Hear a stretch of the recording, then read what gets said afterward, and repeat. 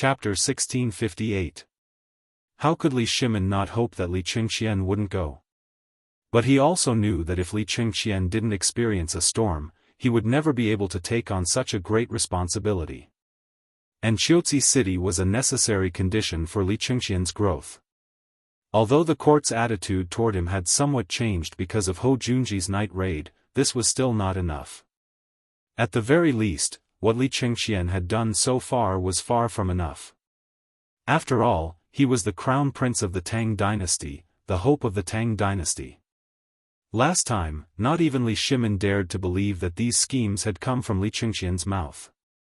In his view, this was nothing more than Zhang Feng exerting a great deal of effort behind the scenes, and he had only come to convey the message.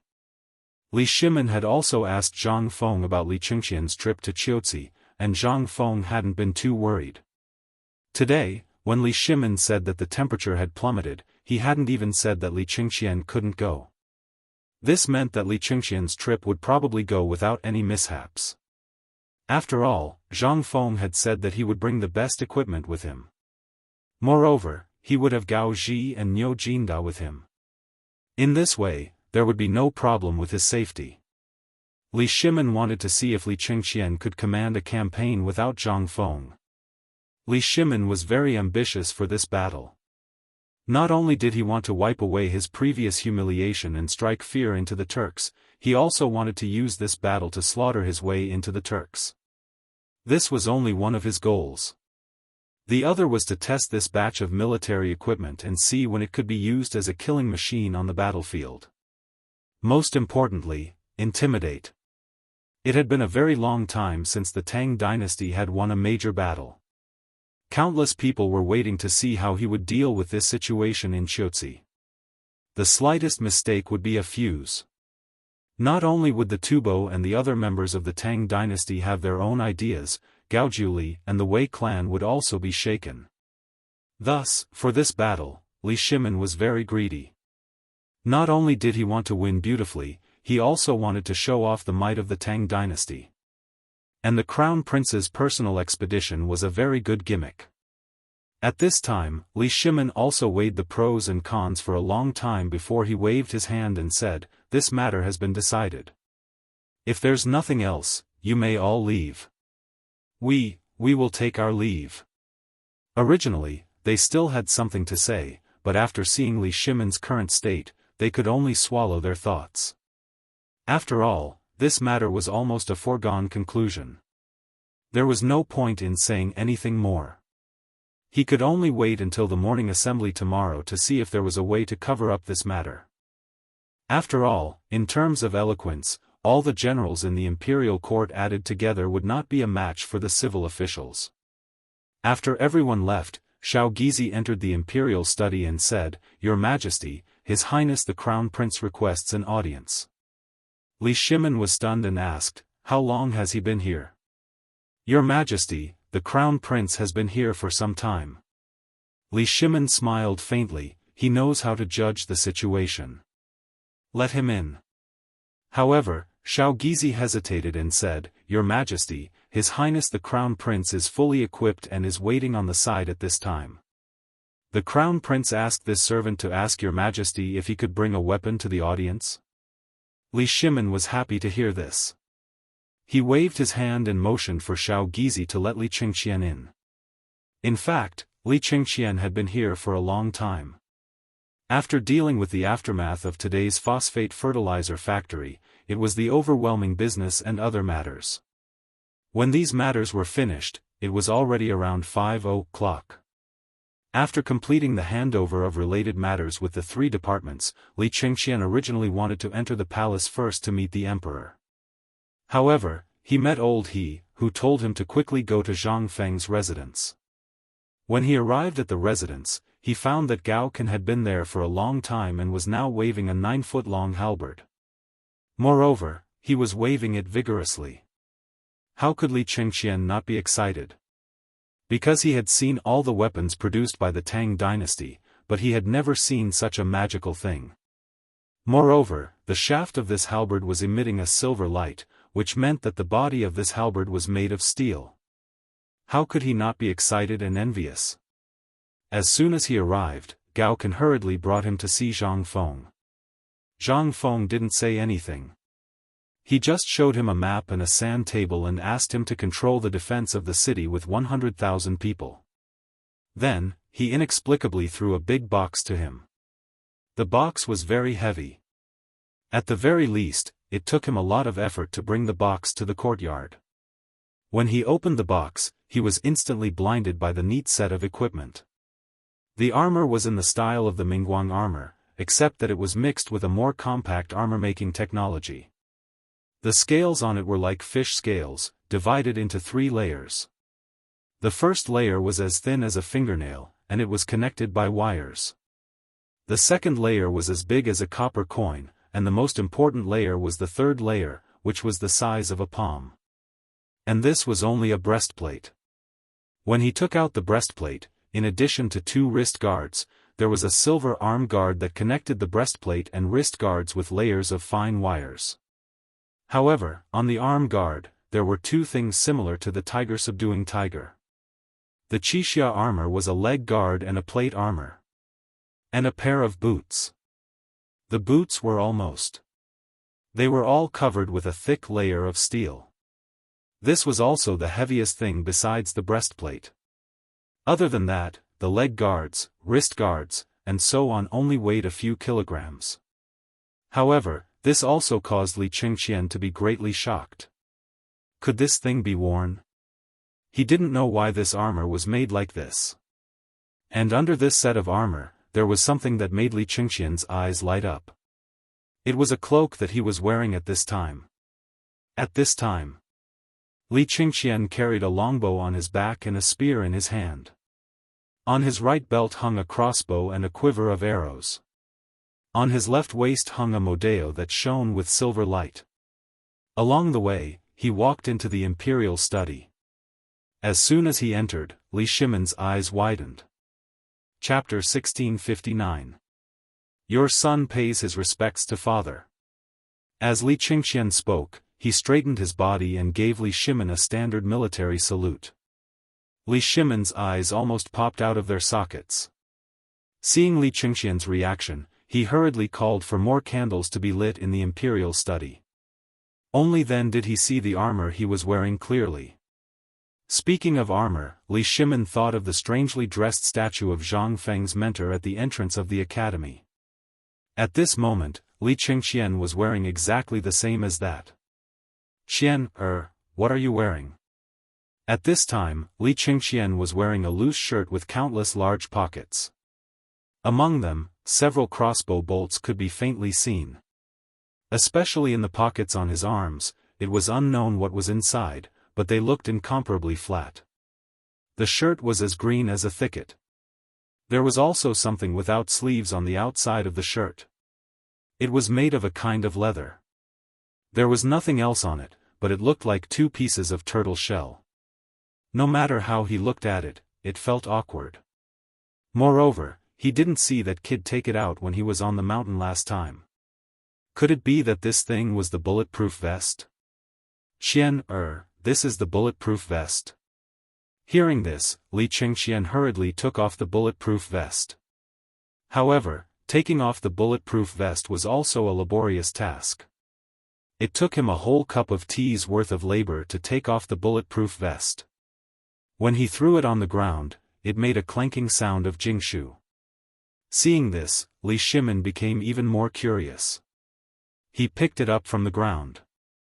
In an instant, the weight shocked Li Shimin. This thing already weighed more than 5 kilograms.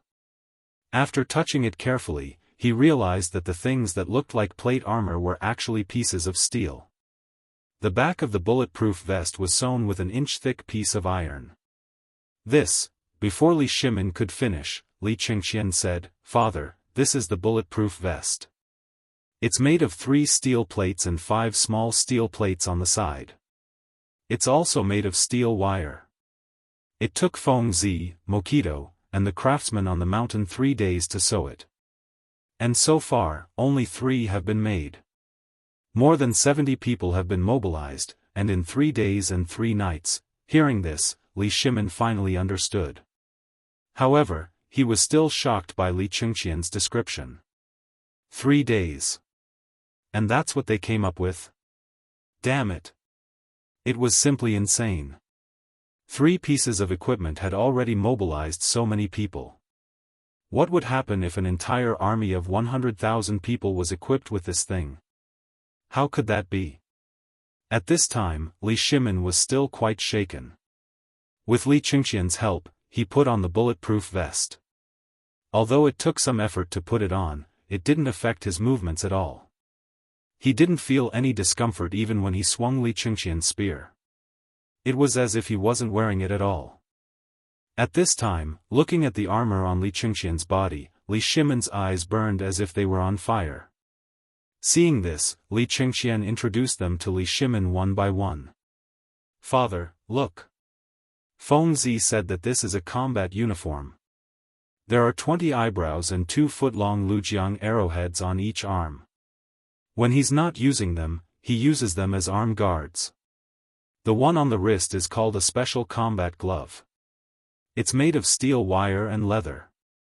The rubber on the back of the hand is actually a steel plate. These bags are filled with steel plates. This is called a combat trouser. The pockets of the trouser have the same effect. The difference is that there are 2 3-pronged military spikes on each of the calves. The boots are the most complicated. According to Feng Zi, the weight of these boots is even heavier than the bulletproof vest. The main reason is the weight. If you wear this, the chassis will be very stable. There's also knowledge on the boots. There's a ejecting dagger that can be controlled by the big toe. More importantly, these boots are a set with the armor I brought. Li Qingqian was wearing a kind of equipment that Zhang Feng created based on the special forces equipment in his memory and the current situation. Zhang Feng created this kind of equipment according to the needs of both offense and defense. After all, this was the era of cold weapons. While reducing the number of steel plates, it increased the number of weapons equipped. This was not only suitable for individual combat, but also for group combat.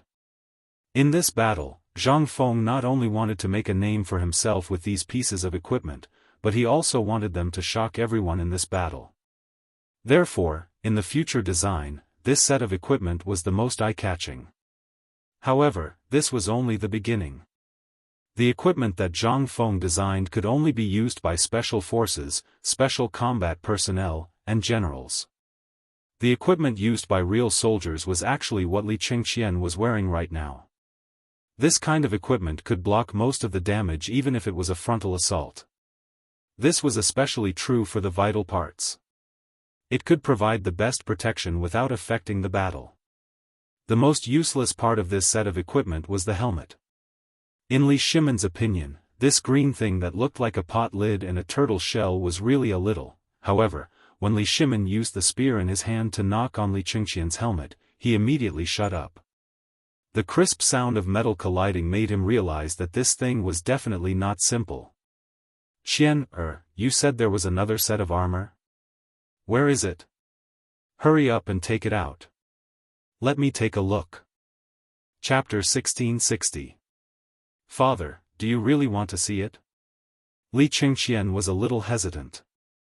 The reason he chose this set of equipment was because it was light and agile. The other reason was because Li Qingqian felt that it was the most eye-catching. The set of equipment in the box was really too heavy. It was so heavy that even a strong man like Gao can despised it, let alone him. However, would Li Shimin allow him to not wear it at this time? He even ran to Lao Tzu to show off. How could he let this brat slip away so easily? Li Qingqian seemed to have noticed that Li Shimin was a little unhappy today. Originally, Zhang Feng had always warned him that he could only wear this thing after leaving the Guanyi Pass and not be seen by others. However, it was late at night, and Li Qingqian was also in the Eastern Palace. He heard that someone from the military wanted to dissuade him from going to Qiuzi. Therefore, after weighing the pros and cons, he put on this thing and came to the imperial study to give Li Shimin some reassurance. In his opinion, with these layers of protection, there was no need to worry about safety. As for the cold and whatnot, these were indeed problems. However, in his opinion, these problems should not affect this expedition. At the very least, they would not affect his trip to the border. However, he was still worried, so he came to take a look. Fortunately, in the end, his father did not exempt him from going to Chiuzi. At this time, under little Gizi's instructions, four imperial guards carried a large wooden box into the imperial study. After seeing Li Shimen's armor, little Gizi was shocked. However, he still ordered everyone to leave for fear of harming the innocent. Who was little Gizi? He was Li Shimen's personal eunuch. How could he not know the preciousness of this thing? After they left, only then did Li Qingshian take out the set of armor and weapons, placing them one by one on the ground. Li Shimen had worn armor before, but when he saw this thing that looked like Mingguang armor, he was a little confused. Wearing armor was very complicated, but this thing seemed a little simple no matter how he looked at it.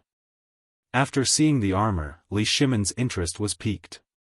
He said, "Qian, come, help me put it on."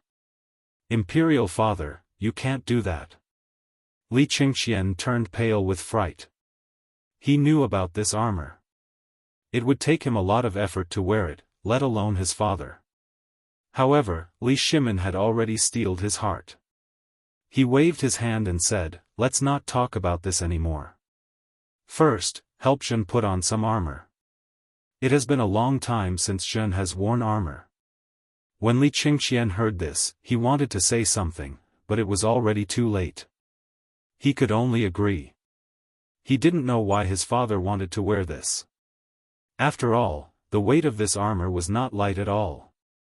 However, he had no choice but to help his imperial father put it on. A moment later, the armor was put on, and even the boots on Li Qingshian's feet were put on by him. The main material of the boots was cowhide and pigskin, while the soles were made of rubber mixed with a layer of steel. This kind of steel plate covered everything from the soles to the insteps. Even the ankles were covered with a thick layer of steel plate. Just this pair of boots alone weighed 3 caddies. A pair of boots that weighed 3 pounds, bang, bang, bang. With Li Shimen's help, he stood up with some difficulty. He even had to support himself with the steel spear. This made Li Shimen sigh with emotion. Looks like Zhen is still old. This set of armor that weighs several tens of jin is already weighing me down to the point that I can't breathe. When Li Qingshian heard this, he hurriedly said, "Imperial father, what are you saying?" This set of armor was originally extremely heavy, and it was difficult for Sun to wear it. However, this set of armor doesn't affect my movements in battle at all. Moreover, its defensive ability is incomparable.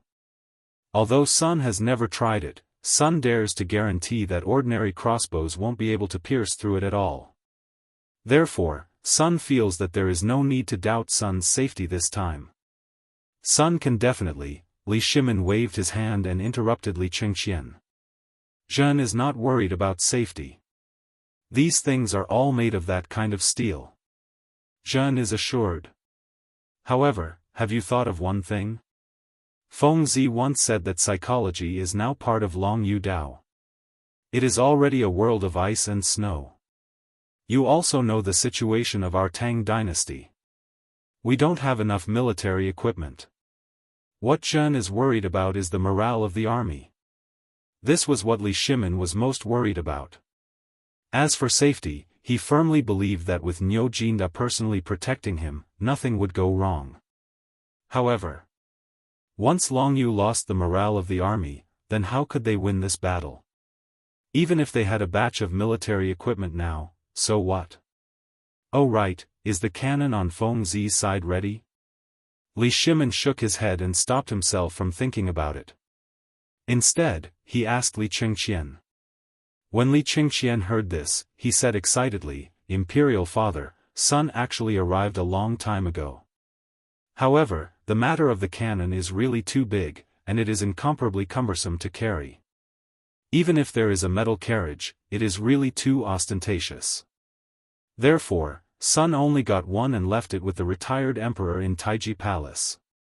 Hope Imperial father can, however, at this moment." Suddenly, a thunderous sound came from the depths of the palace, instantly causing Li Shimin and Li Qingqian's expressions to change abruptly. Boom! Chapter 1661. There was a loud bang. Inside and outside the palace, and even in Chang'an City, people heard it. Zhang Feng, who had finished his work and was about to go to bed, was suddenly awakened. He hurriedly got out of bed and pushed the door open. But he didn't see anything. But the loud bang just now was so real. In the mansion, Zhang Feng thought he was having hysteria. But when he saw all the guards and servants were awakened, he was shocked. Zhang Feng hurriedly asked, "Old Du, what's going on? You heard it too?" Hearing this, Du Zidong hurriedly said, "Master, this is the sound coming from the depths of the palace. It seems that God is angry. At this time, there is such a muffled thunder. Master, you should go back and rest quickly. I'm afraid there will be an accident." They had heard of the thunder of drought. But it was winter now. How could there be such a thing? At this time, almost everyone in Zhang Feng's mansion and Chang'an City were awakened. During this time, the imperial city was not peaceful. First, there was such a thing, and then there was such a loud thunder tonight. The key was that it came from the palace. How could it not make people panic? It was already very late at night. At this time, almost all the officers who were patrolling the streets had gone to take a nap. At this time, this sudden occurrence made everyone completely numb. All the officers who were patrolling the streets walked around Chang'an City in a daze. It couldn't be helped. Although this matter happened deep in the palace, if they didn't take action, damn it, not only would they lose their rice bowls, they might even lose their livelihood. In the dark. There were more people who were awakened by the explosion in the middle of the night. But at this time, no one dared to go out to see what was going on. After all, the previous incident in Chang'an City was still fresh in people's minds. At this moment, Zhang Feng, the instigator of all of this, suddenly came to a realization. Damn it! Isn't it the sound made by the cannon I built? Who is this? How can this thing be in the palace so quickly? And damn it, they were still in Taiji Palace. Motherf *Ker, isn't he trying to take my life? Old Du! Old Du! Zhang Fengzai could no longer sit still and hurriedly shouted. Hearing this, Du Zidong hurried over. Master! Go, prepare a palanquin for me immediately.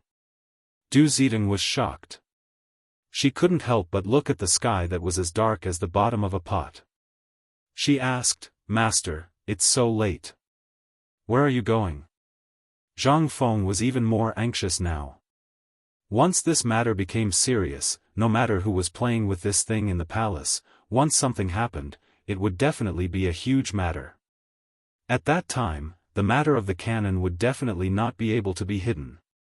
Even if the emperor didn't get involved, what would the civil and military officials of the court, as well as the eccentric retired emperor, do? Just thinking about it made him feel extremely excited. In fact, Zhang Feng was not afraid of Li Shimin. Although he had never seen him, the emperor would definitely know that he had made so many contributions to the Tang dynasty. Moreover, this thing was made by the emperor at his behest. If something happened at this time, it was obviously the emperor's own fault. Damn it, you could have gone to the palace to take the exam. Why did you have to do it in the palace?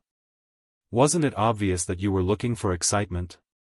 And it was in the middle of the night. Did you want to blow up the palace? Zhang Feng had mixed a lot of iron beads and iron scraps into the gunpowder to increase its damage. The entire cannon was also made of a layer of colored glass and a thin layer of pig iron. The lethality of the cannon was invisibly increased countless times.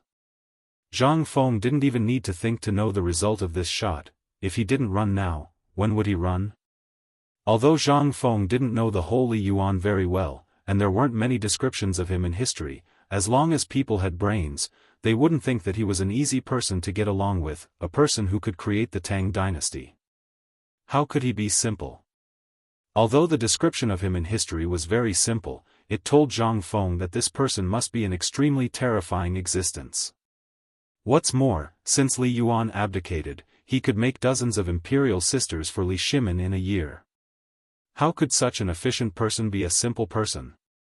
What's more, the harem was the place where Li Shimin's concubines lived, and it was the territory of the Emperor Zhongsun. Most of the descriptions of the Emperor Zhongsun in history were also praises. Many of Li Shimin's decisions were almost all discussed with the Empress Zhongsun. Such a person encountered such a big thing tonight. If the source was traced, the emperor could spare him, but the retired emperor and the empress could play him to death. How could Zhang Feng dare to act rashly? If he ran up the mountain at this time, it would be safest with the protection of the 4 great scholars.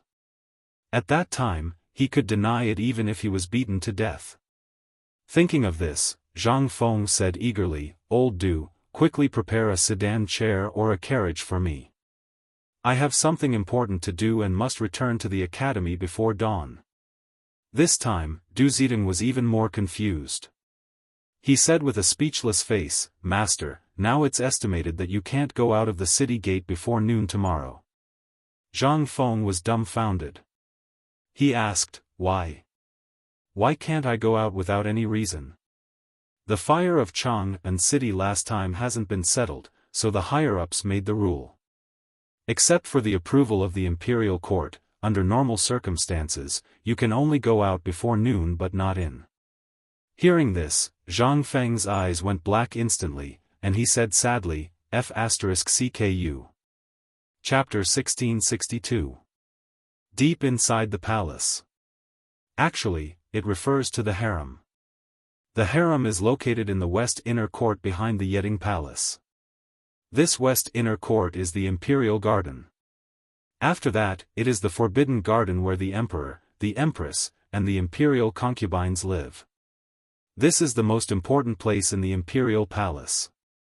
It includes the emperor, as well as some top-secret files in the imperial court, as well as the ancestral hall and other places.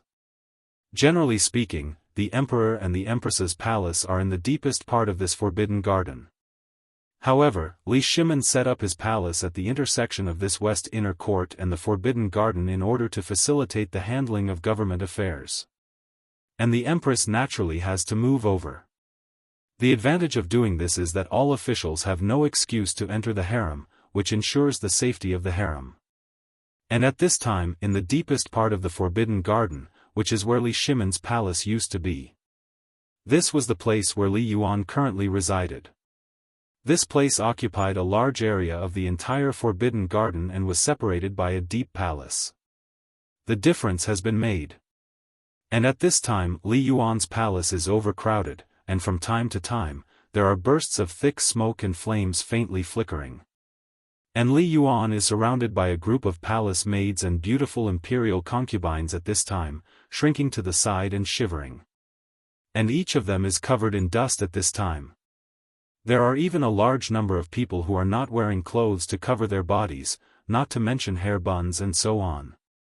Li Yuan's white beard is also gone. More than half of his face was gone. At this moment, the left side of his face was completely black, as if someone had splashed ink on it. Empress Zhongsun came early. After confirming that Li Yuan is fine, she took a look and almost fainted.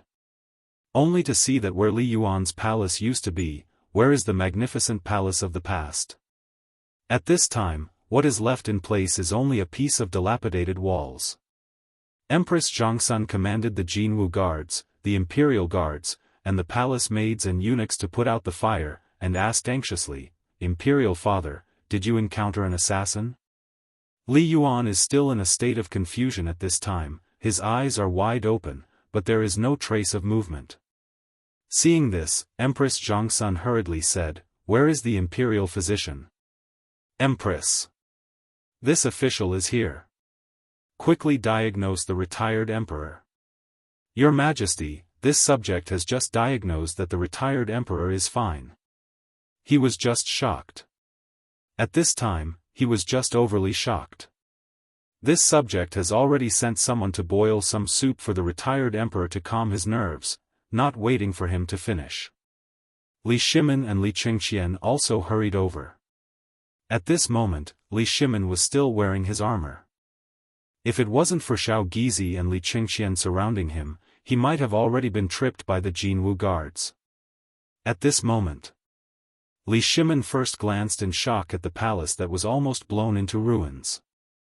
Then, he hurriedly came to the pavilion not far away. After looking up and down at Li Yuan, he asked, "Is there anything wrong with Imperial Father?" Empress Zhongsun anxiously pulled Li Shimin to the side and said, "Imperial Father is fine, he was just frightened." "But what happened? Where did this assassin come from?" Li Shimin glared at Li Qingqian, then hurriedly comforted her, "Don't worry, Guanyin. This wasn't done by an assassin, and..." When Empress Zhongsun heard this, she was momentarily stunned.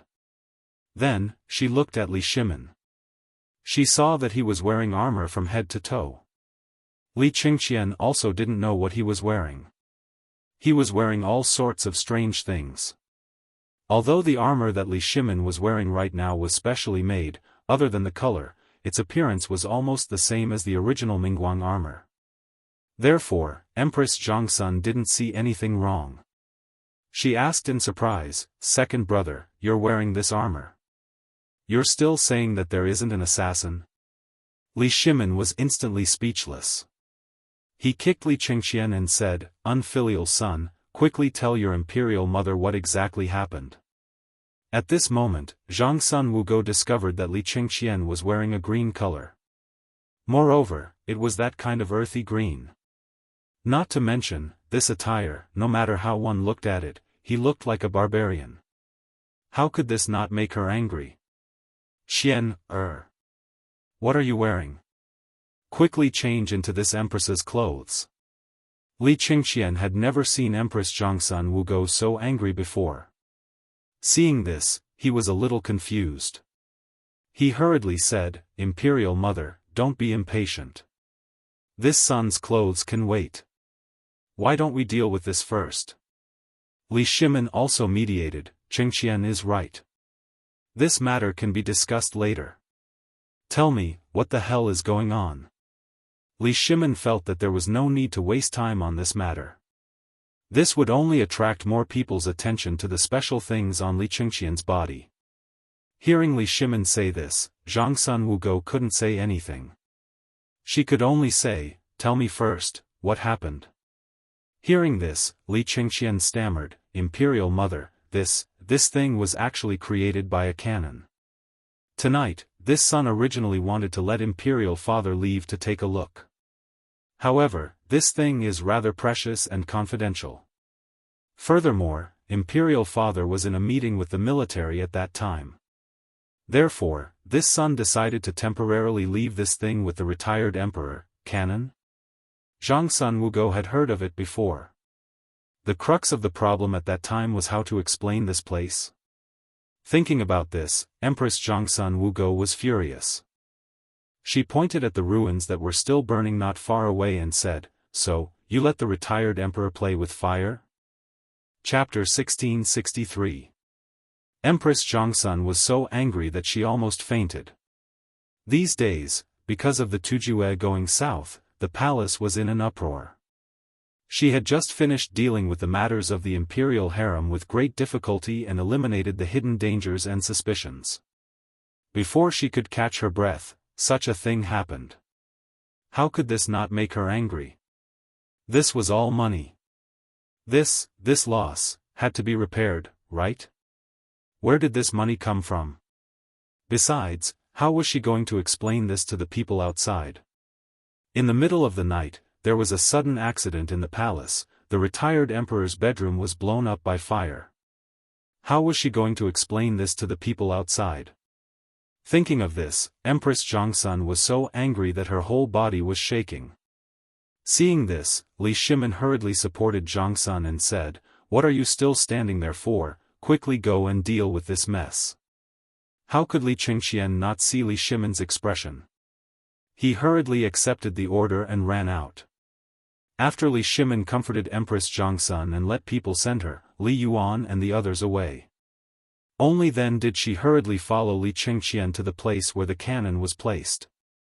The cannon was very big. It was placed on the lawn outside Li Yuan's bedroom, Yangxin Palace Hall. Moreover, there was a large carriage beside the cannon. At this time, Li Shimin and Empress Zhongsun did not dare to raise the torch. They just looked at the cannon in the light of the burning fire. The cannon originally had 2 iron wheels, but at this time, one of the wheels had already sunk deep into the mud, and the other one was also broken. It looked a little strange. The material of the cannon was like a large iron rod. There was not a trace of decoration on it.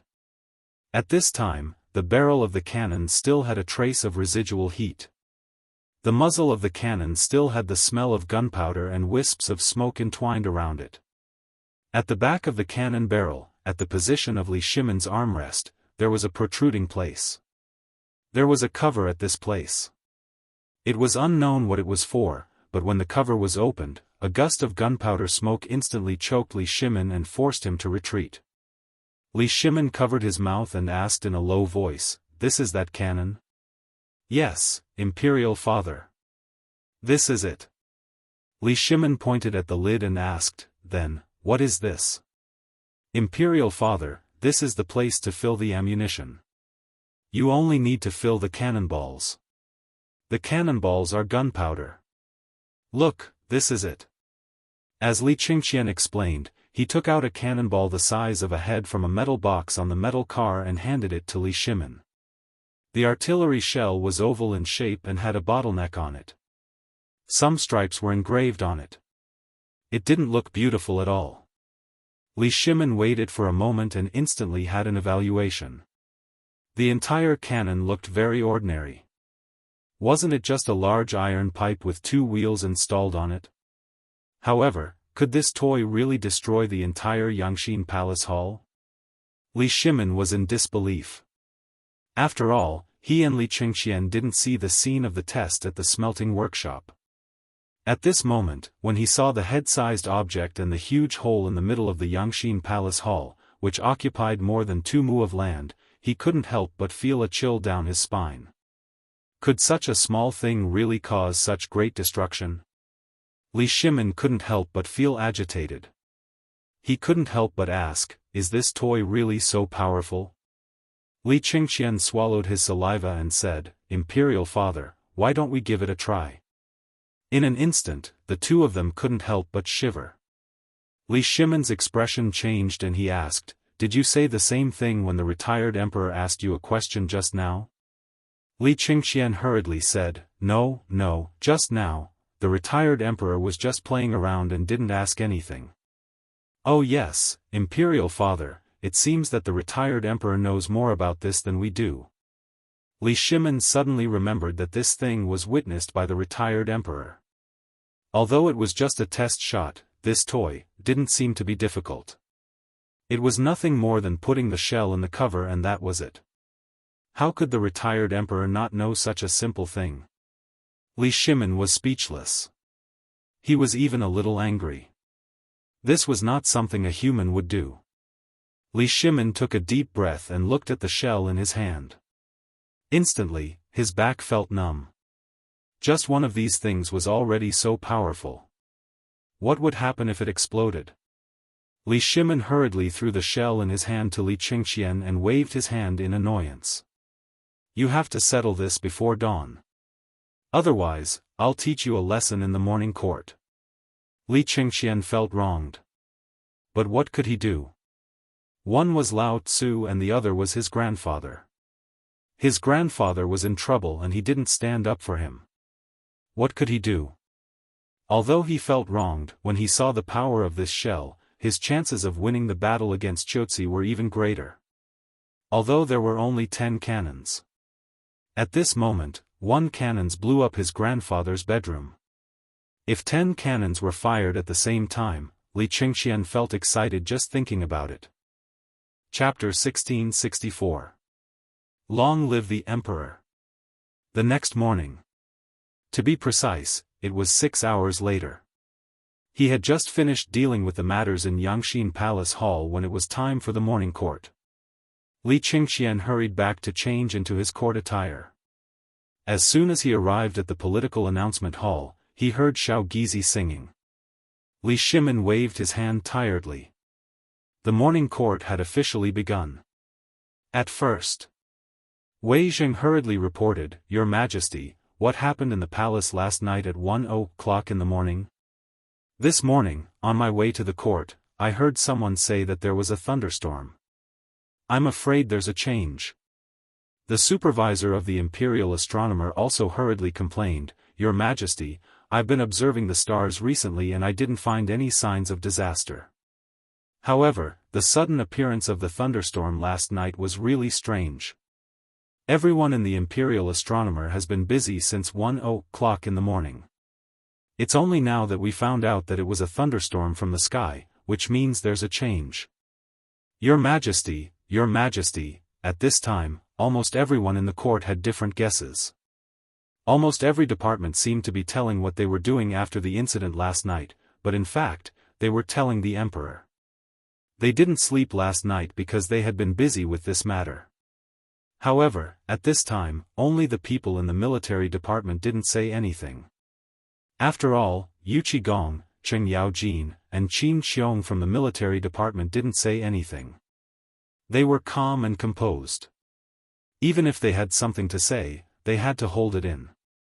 This was the rule of the military department. If the boss didn't say anything, if they dared to say anything, they would be beaten up when they went back. No one could avoid it. This was the rule of the military department. At this time, Li Shimin also saw the problem. He ignored the crowd and looked at the military department. "My dear ministers, do you have anything to say?" Hearing this, Yu Qigong, Cheng Yaojin, and Qin Xiong looked at each other and then said, "Your Majesty, we don't know what happened in the palace last night, so we can't make wild guesses. However, after the incident last night, we sent 5,000 elites to wait for your Majesty's orders. And the defense of the entire Chang'an city has been strengthened several times. We didn't find anything unusual. We think that if we want to investigate this matter, we should go to the palace." "How dare you? Yu Qigong, how dare you? That's the Forbidden Garden. What are you thinking? How dare you barge into the Forbidden Garden? Your Majesty, Yu Qigong has been sentenced to death." At first, Li Shimin nodded repeatedly as he listened. However, the sudden voice of the civil officials made him extremely displeased. He waved his hand indifferently and said, "Then, Lord Zhou, do you have any good ideas?" Hearing Li Shimin's words, the Minister of Rights, who had been making the most noise, was instantly silenced. His expression quickly changed as he said, "Your Majesty, this matter must be investigated from within the palace. However, this matter is of great importance. I feel that your Majesty should personally, shut up." At the end of the day, he just didn't want to care. Li Shimin looked indifferently at the Minister of Appointments and said, "As the Minister of Rights, you don't know what to do when something happens in the palace." Minister Yuqi only spoke his opinion and it was a capital offense. "What do you think your punishment should be?" Instantly, the faces of the ministers who had just jumped up changed slightly. The Minister of Rights' face was as pale as paper. Seeing this, Li Shaogong hurriedly said, "Your Majesty, this matter concerns the dignity of the emperor. Therefore, I feel that this matter should be investigated thoroughly. It should be handed over to the Supreme Court to investigate." Seeing this, Li Shimin nodded. "My dear minister, you are right. However, I saw what happened last night with my own eyes. Nothing happened in the palace. Let's not talk about this matter for the time being." "What? Your Majesty saw it with his own eyes? Then, what the hell is going on?"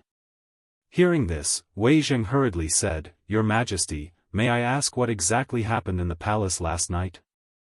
I want to give an explanation to the people of Chang'an. Last night, everyone in Chang'an heard that sound. If your Majesty, Last night, I was doing divination with Minister Yuan Tiangang in the palace. By chance, we talked about repairing the east and west markets. While chatting, my interest was piqued and I made some lime powder, then it caused such a noise. Yuan Tiangang? Lime powder? What did this mean? Everyone was instantly dumbfounded. Only Wei Zheng and a few others remembered what happened on the mountain when they heard the emperor mention lime powder. Zhang Feng used this thing to fry fish. And the noise caused by that, but at this moment, Wei Zheng's expression suddenly became strange. This was definitely not the sound of frying fish with lime powder. That thing was not so loud, unless it was a cannon. Did Feng Ziba make that thing? Apart from Wei Zheng, Fang Xianling, Zhangsun Wuji, Yu Qigong, and others all remembered this idea. They couldn't help showing a touch of excitement in their eyes at this time. After all, what they wanted to discuss today was the matter of the crown prince guarding the border. At this time, Li Shimin waved his hand and said, "This matter ends here. If you have any questions after the court, you can ask Prime Minister Wei. Prime Minister Wei knows what is going on. The war in Xiaozi has been going on for some time. Minister Yuqi, let's talk about the war in Xiaozi." Li Shimin saw the opportunity and pushed the problem to Wei Zheng. After all, Wei Zheng also knew about this matter. At this time, what they needed to deal with was the crown prince guarding the border. Although he had this cannon and had seen the power of the cannon, Li Shimin was still a little worried. Chapter 1665. In this regard, Li Shimin didn't dare to make any assertions. After all, once something happened, it would be a big deal. The crown prince's matter was of great importance. He also knew that if the crown prince wanted to go to the border, someone in the imperial court would definitely stop him. At this time, even he himself was a little hesitant, so he wanted to see what the ministers thought. At this time, Yu Qigong also told him about the matter of Qiuzi and Longyu Road. Almost all of them were about the lack of clothes, food, or armaments. However, he didn't mention a single word about the new weapons. Once this matter was mentioned, not to mention whether these people understood it or not, these people would definitely impeach this and that because of the money, materials, and manpower used to make these weapons. Li Shimin didn't want to hear this voice either. After all, it was the emperor himself who ordered to supervise this matter. Li Shimin actually knew what Yu Qigong was going to say last night. Hearing this, he pretended to be thinking about it and said, "Dear ministers, the matter of Qiuzi city is related to the safety of the west gate of the Tang dynasty. At this time, you also know what's going on in the imperial court. Which minister can solve the problem of armaments?" This, in an instant, the lively discussion that had just been going on disappeared in an instant. At this time, because of the appearance of reward the good and punish the evil, almost all the affairs in the imperial court were clear. They even knew what was in the treasury of Chang'an city. Therefore, at this moment, the emperor's words made this group of people, who only knew how to talk, shut up in an instant. Li Shimin ignored them and asked, "Beloved official Yuqi, have you distributed the cotton-padded clothes required for military use this year?"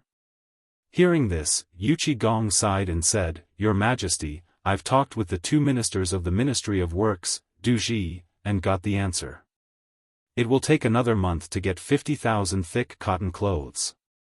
However, winter has just arrived, so things will be slightly better in Qiuzi. However, Liangzhou, Ganzhou, Shazhou, and other places are located at the foot of Mount Qilian. Right now, snow is already swirling in these places, and the temperature is plummeting.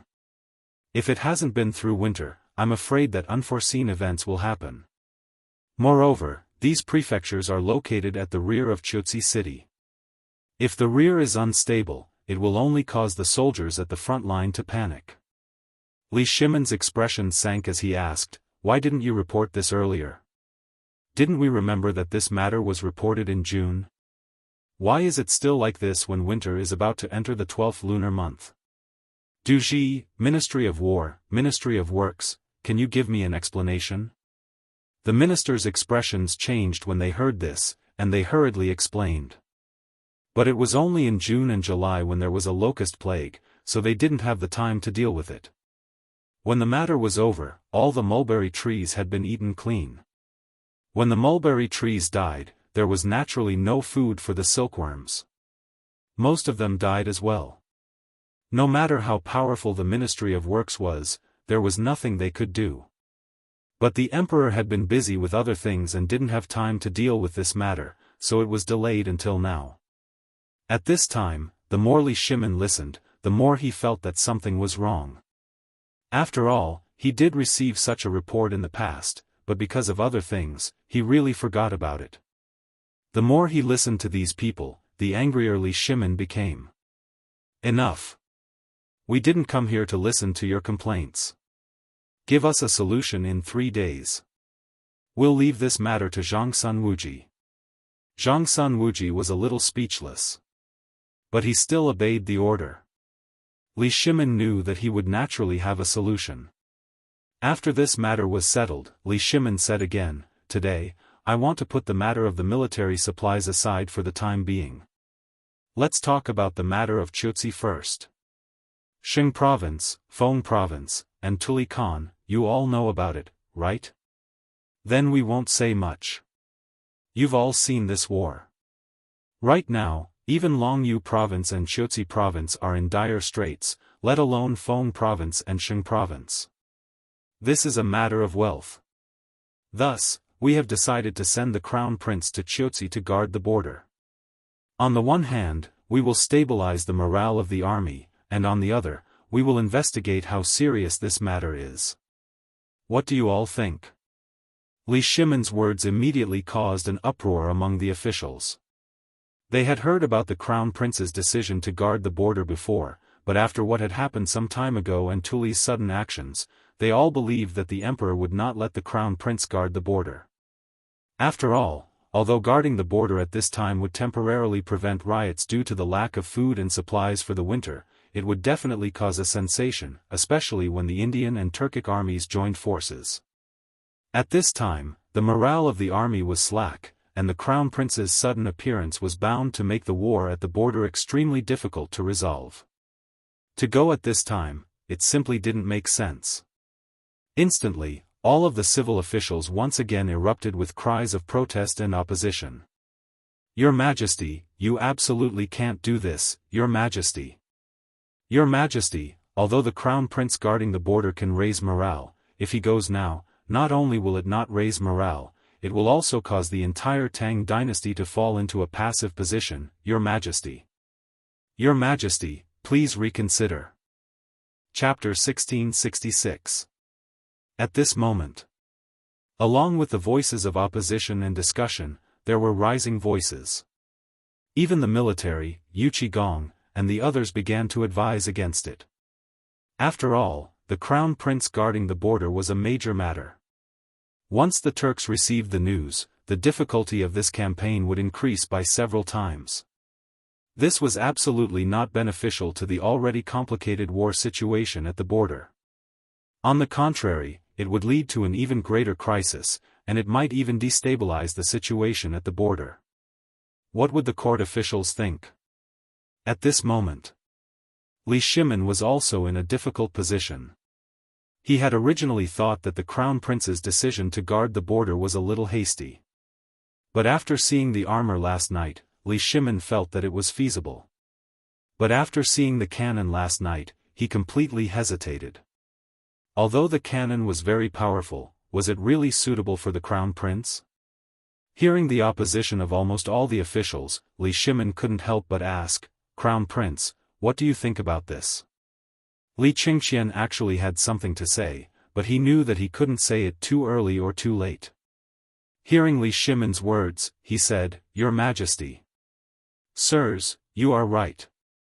This matter is indeed lacking in consideration. However, this son believes that if we go to the border, putting aside the war, even if this son is unable to resolve the crisis in the north, it is enough to stabilize the current situation in Longyu Dao." Hearing this, Li Shimin's eyes flashed with a hint of admiration.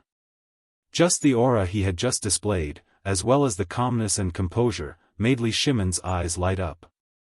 Even many of the officials in the hall were somewhat surprised.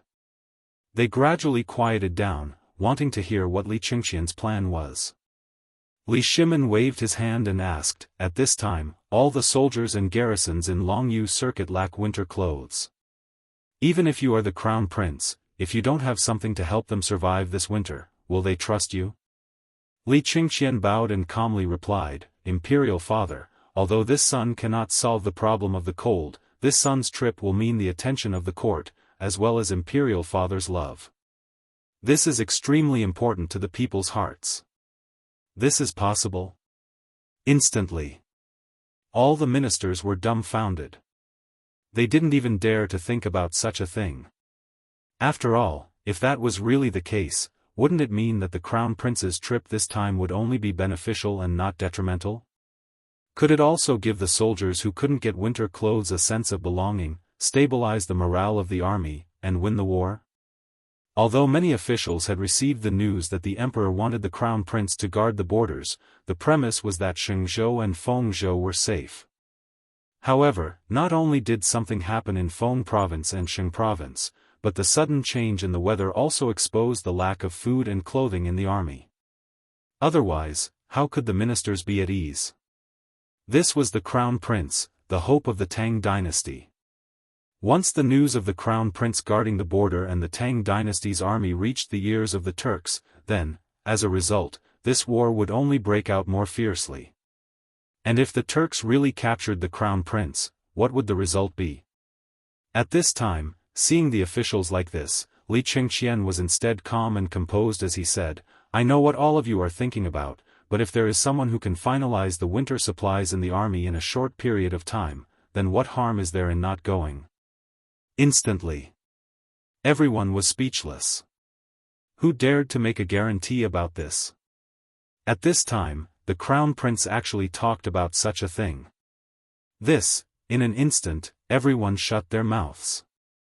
Seeing this, Li Shimen couldn't help but sigh and say, "The crown prince is right. The biggest crisis at this time is the winter supplies. Dear ministers, who has a solution?" Silence. Silence. There was a deathly silence. Everyone consciously shut their mouths. They didn't dare to say a word. Li Shimen instantly felt a little suffocated in his heart. All the ministers and generals in the court, so many people, didn't even have a solution. This, alas.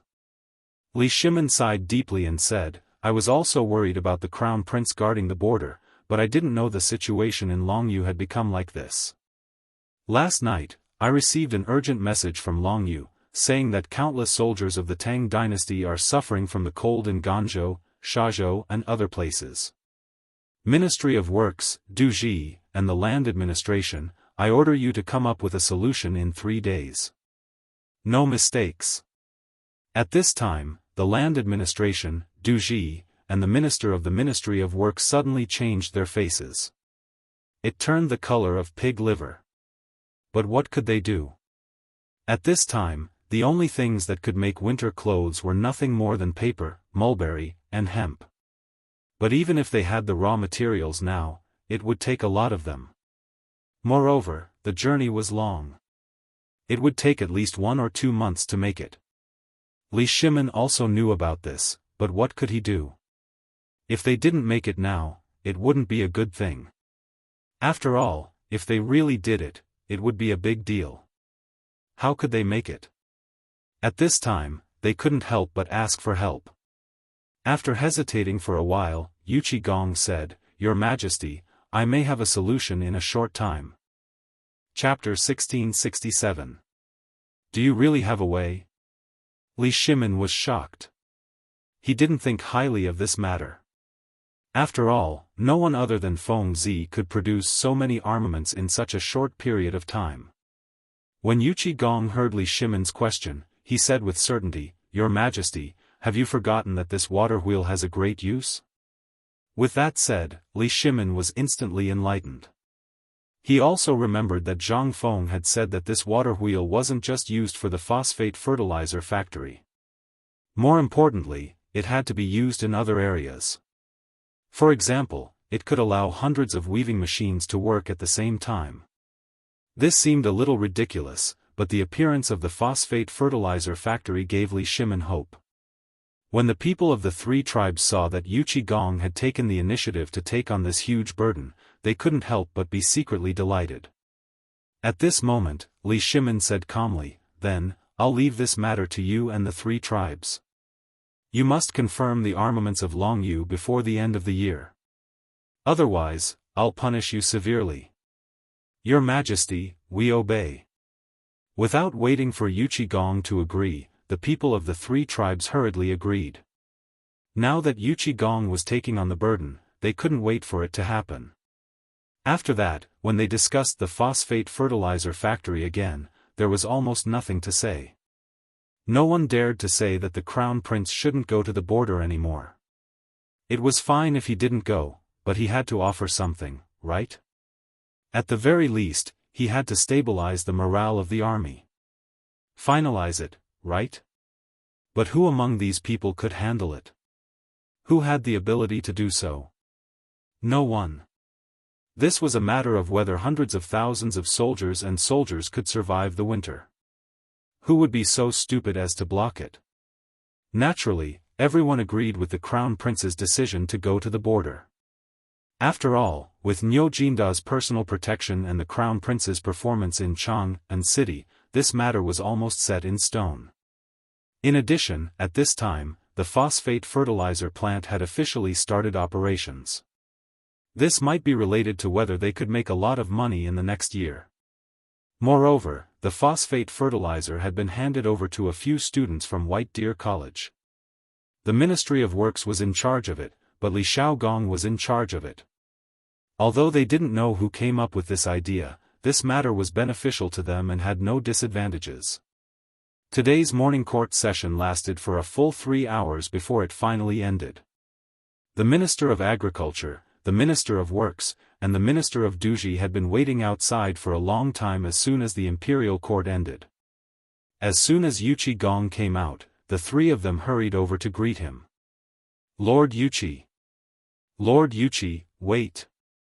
Originally, Yu Qigong, Cheng Yaojin, Wei Zheng, and the others had been a bit puzzled by the muffled thunder in the palace last night and the emperor's vague attitude today.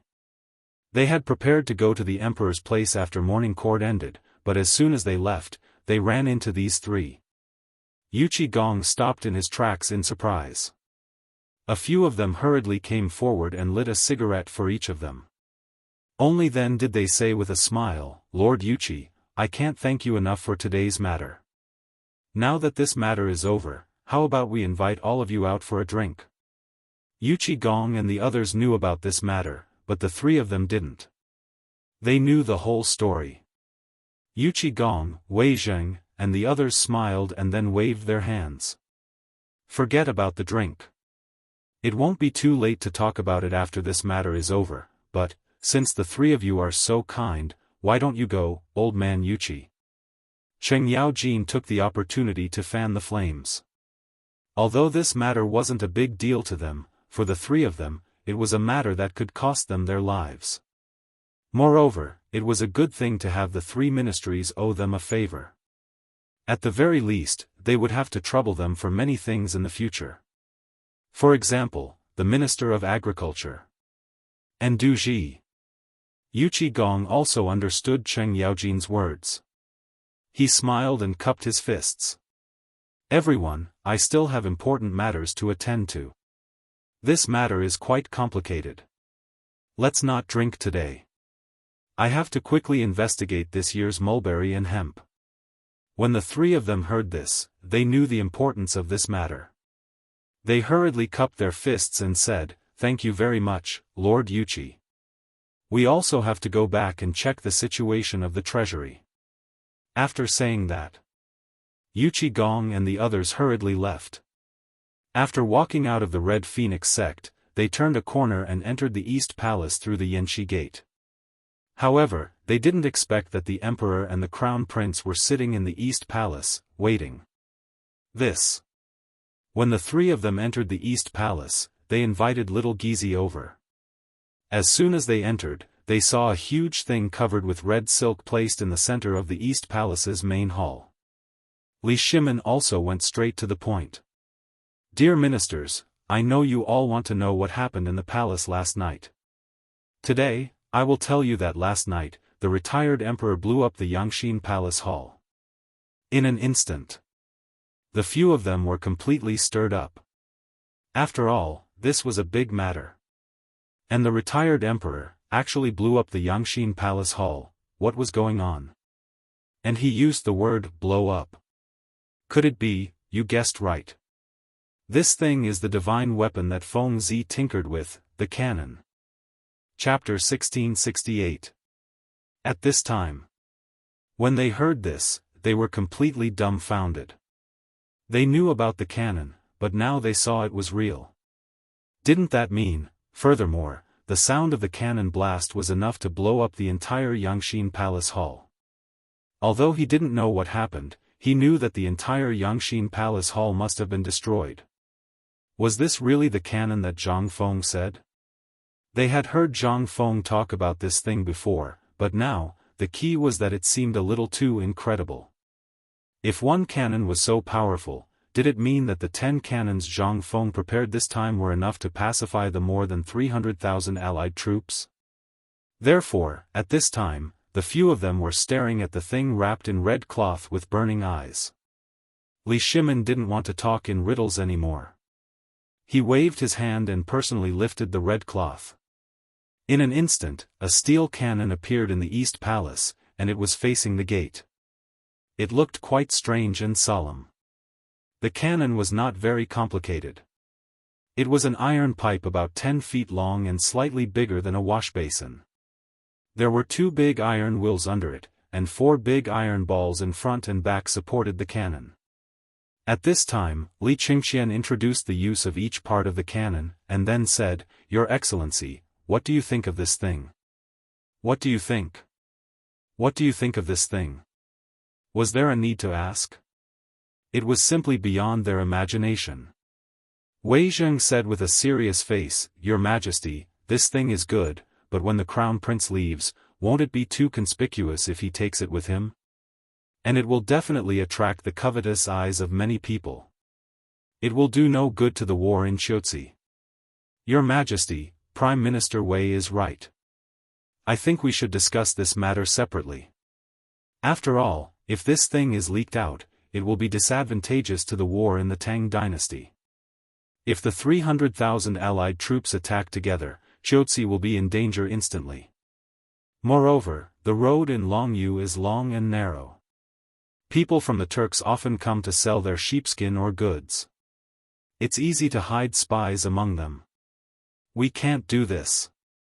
If something happens, we can't guard against it.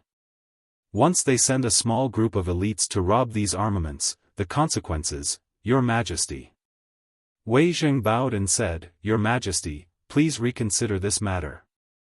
Li Shimin waved his hand and said, I've already thought about this. Those armaments are probably about to reach Liangzhou. Liangzhou? What's going on?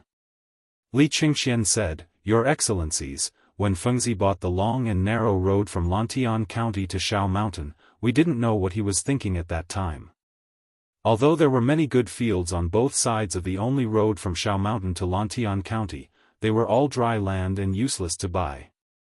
However, a few days ago, Fengzi used this place and the foreign merchants at the foot of Shao Mountain to secretly transport something out. These people didn't even know what it was. Hiss. Not only Wei Zheng, but also Yu Qigong and Cheng Yaojin were shocked. Your Highness, do you mean that the cannon has been transported out of Chang'an? Li Qingshan nodded and said, Yes. Moreover, it was Arkanan who persuaded a few merchants who had been in close contact with Shao Shan and the Chang and tobacco factory to give me these things. Therefore, even if some people were suspicious about this matter, at this time, because I was going to guard the border, they would give in. Everyone's attention won't be focused on this small caravan. Now that he put it that way, it made sense. But there was a problem. That was, what about the cannon? Although those cannons had been transported out, these people were foreigners after all. Therefore, they were the most likely people to betray them most of the time. After all, one could know a person for a long time without knowing his true intentions. If such a thing really happened, who could be sure? Li Qingqian didn't explain much. He just roughly explained the situation of the Yangxin Palace being bombed. Then Li Shimin said, I've decided to leave this cannon in the palace in case of accidents. My dear ministers, do you have any questions? No. How could they dare to have any objections? However, if they were to blow up the palace again, then it would be really fun. After all, this matter concerned the safety of the palace. Although he did not know whether that brat could be recreated or not, it was necessary to secretly prepare one at this time. After all, Feng Province and Sheng Province were right above his head. He did not even know what the old mixed-hair Tuli was thinking. If by any chance he made a ruthless move, then, this cannon could also produce unexpected results. Your Majesty is wise. Li Shimin stood up with a smile and said, this time, Fengzi can be considered to have created a great merit for our Tang Empire. Once we have this thing, Yuqi, do you have the confidence to fight your way to the grasslands? Chapter 1669. Li Shimin did not dare to forget about attacking the Turks for even a moment. Therefore, after Zhang Feng made these divine weapons this time, Li Shimin's ambition grew. This was actually not much of an ambition. After all, with the Wei River Alliance and the Turks' plundering of the Tang dynasty for a long time, not to mention Li Shimin, every Tang wanted to slaughter these damn barbarians with their own hands. However, these barbarians came and went without a trace. The terrain of the grassland was extremely complicated. Anyone who went there would be trapped in the grassland to death. This was what Li Shimin had always wanted to do but did not dare to do. After that, he encountered Zhang Feng's obstruction. The appearance of food gave him hope, but he could not wait any longer. After all, Tuli and Xili were attacking from the north and south at the same time. At this time, he still did not know their purpose. If he did not act, how could he let the people and soldiers of the Tang dynasty be at ease? How could he let Li Shimin be at ease? However, the problem was that although there were divine weapons now, could they really break into the Turks? They did not doubt the ability of these weapons, but because of the number of people and the problems in the army at this time. However, Li Shimin did not give them a chance to explain. He waved his hand and suppressed the words that they wanted to say. Then, he said, I know what you are thinking. You just want to persuade me to wait until after the spring harvest to talk about this. I'm just talking about this. When the time comes, it will be best if we can defeat or destroy them and break into the Turks at the same time. But, if we can't, then forget it. Hearing this, Yuqi Gong and others breathed a deep sigh of relief and said, Your Majesty is wise. Li Qingqian hurriedly said, Father, there is one thing that I don't understand about Qiuzi this time. Go ahead. Seeing Li Shimin agree, Li Qingqian said, Father, at this time, there are military issues in Liangzhou, Ganzhou, Shazhou, and other places, but there is no news about Qiuzi. Is this because it is not cold for the time being? Or is it because the news there is blocked at this time and there is no report? Speaking of which, Li Shimin couldn't help but look at Cheng Yaojin. Regarding this matter, Cheng Yaojin, who was in charge of the Longyu garrison, should have the most right to speak. However, Cheng Yaojin acted as if he didn't know about this matter. He evaded the topic and said, Your Majesty, this subject doesn't know about this matter for the time being. Qiuzi is located in an important trade area between the Tang dynasty and the western regions. This subject believes that there should be a large number of merchants' winter reserves there. Therefore, there shouldn't be a problem for the time being. As he spoke, Cheng Yaojin hurriedly gave Yuqi Gong a look. Yuqi Gong was a little speechless, but he still said, Your Majesty, I think so too. At this moment, Li Qingqian said, Since that's the case, I have no more questions. Then, go and prepare. Li Shimin said and left the East Palace in a hurry. After Li Shimin left, several old generals, Wei Zheng, and the others also left in a hurry. Although the matter of the crown prince guarding the border had been settled, they still needed to arrange how many soldiers to send, how many guards to send, and so on. Li Qingqian also had a lot of heavy work to do. For example, he needed to go to the ancestral temple to pay respects and bid farewell to the retired emperor and the empress. This delay took a total of 6 hours. After Li Qingqian arrived with a dozen large chests and a group of palace maids and guards, Li Qingqian had finished his preparations. Li Shimin personally read the declaration of war, and only then did Li Qingqian leave in a hurry. That scene seemed to want the entire Chang'an city to know. At this time, Chang'an city was already full of people. At this time, the people had already recovered from the joy of the phosphate fertilizer, and only then did they know about the war in Qiuzi. Although taxes and other things would increase once a war broke out, because of the previous example of the Wei River Alliance, not only did the people not object, but almost all of them came to see the crown prince off when they heard that he was guarding the border. However, there was only one person who was basking in the sun and drinking wine on the small balcony of White Deer College. Wasn't he carefree and unfettered? Who else could it be other than Zhang Feng? Last night, Zhang Feng had not slept since the explosion of the cannon. He had been waiting for news of the mansion's soldiers coming to his doorstep. At daybreak, the government soldiers still didn't come. Zhang Feng couldn't sit still anymore. He directly hired a sedan chair and wandered around Chang'an city. He even went to Niu Pai Huang's rubber factory for 2 hours. Although the rubber factory had moved to the mountains, the rubber workshop in Tonghuifang still existed. Now, not only were they making rugby balls and basketballs, but they were also making compact rubber products, such as rubber pipes, which ranged from the size of chopsticks to the size of a washbasin. To put it bluntly, this was his ancestral skill of making cowhide, and he couldn't bear to pass it on to outsiders. In addition, Zhang Feng had taught him some skills of making rubber, so he didn't dare to easily pass it on to outsiders.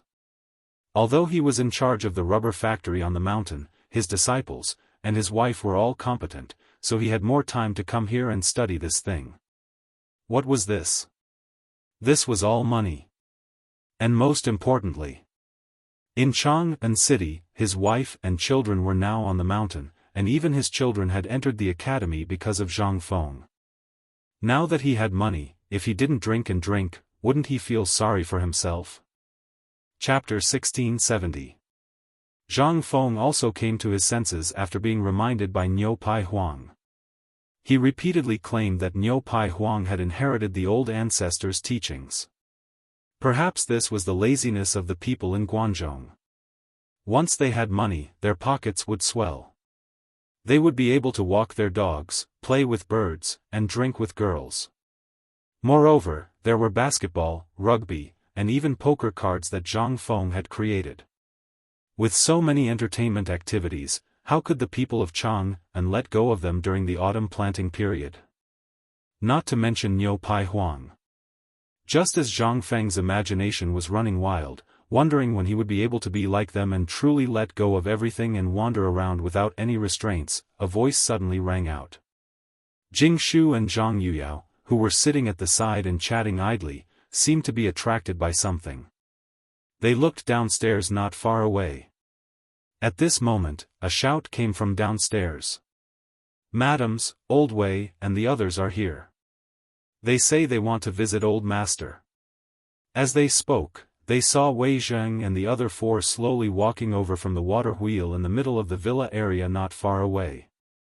The 2 women looked at Zhang Feng with a strange expression. Didn't he just come back? Why did he come back as soon as he stepped foot in? What was going on? But at this time, it was useless to think about it.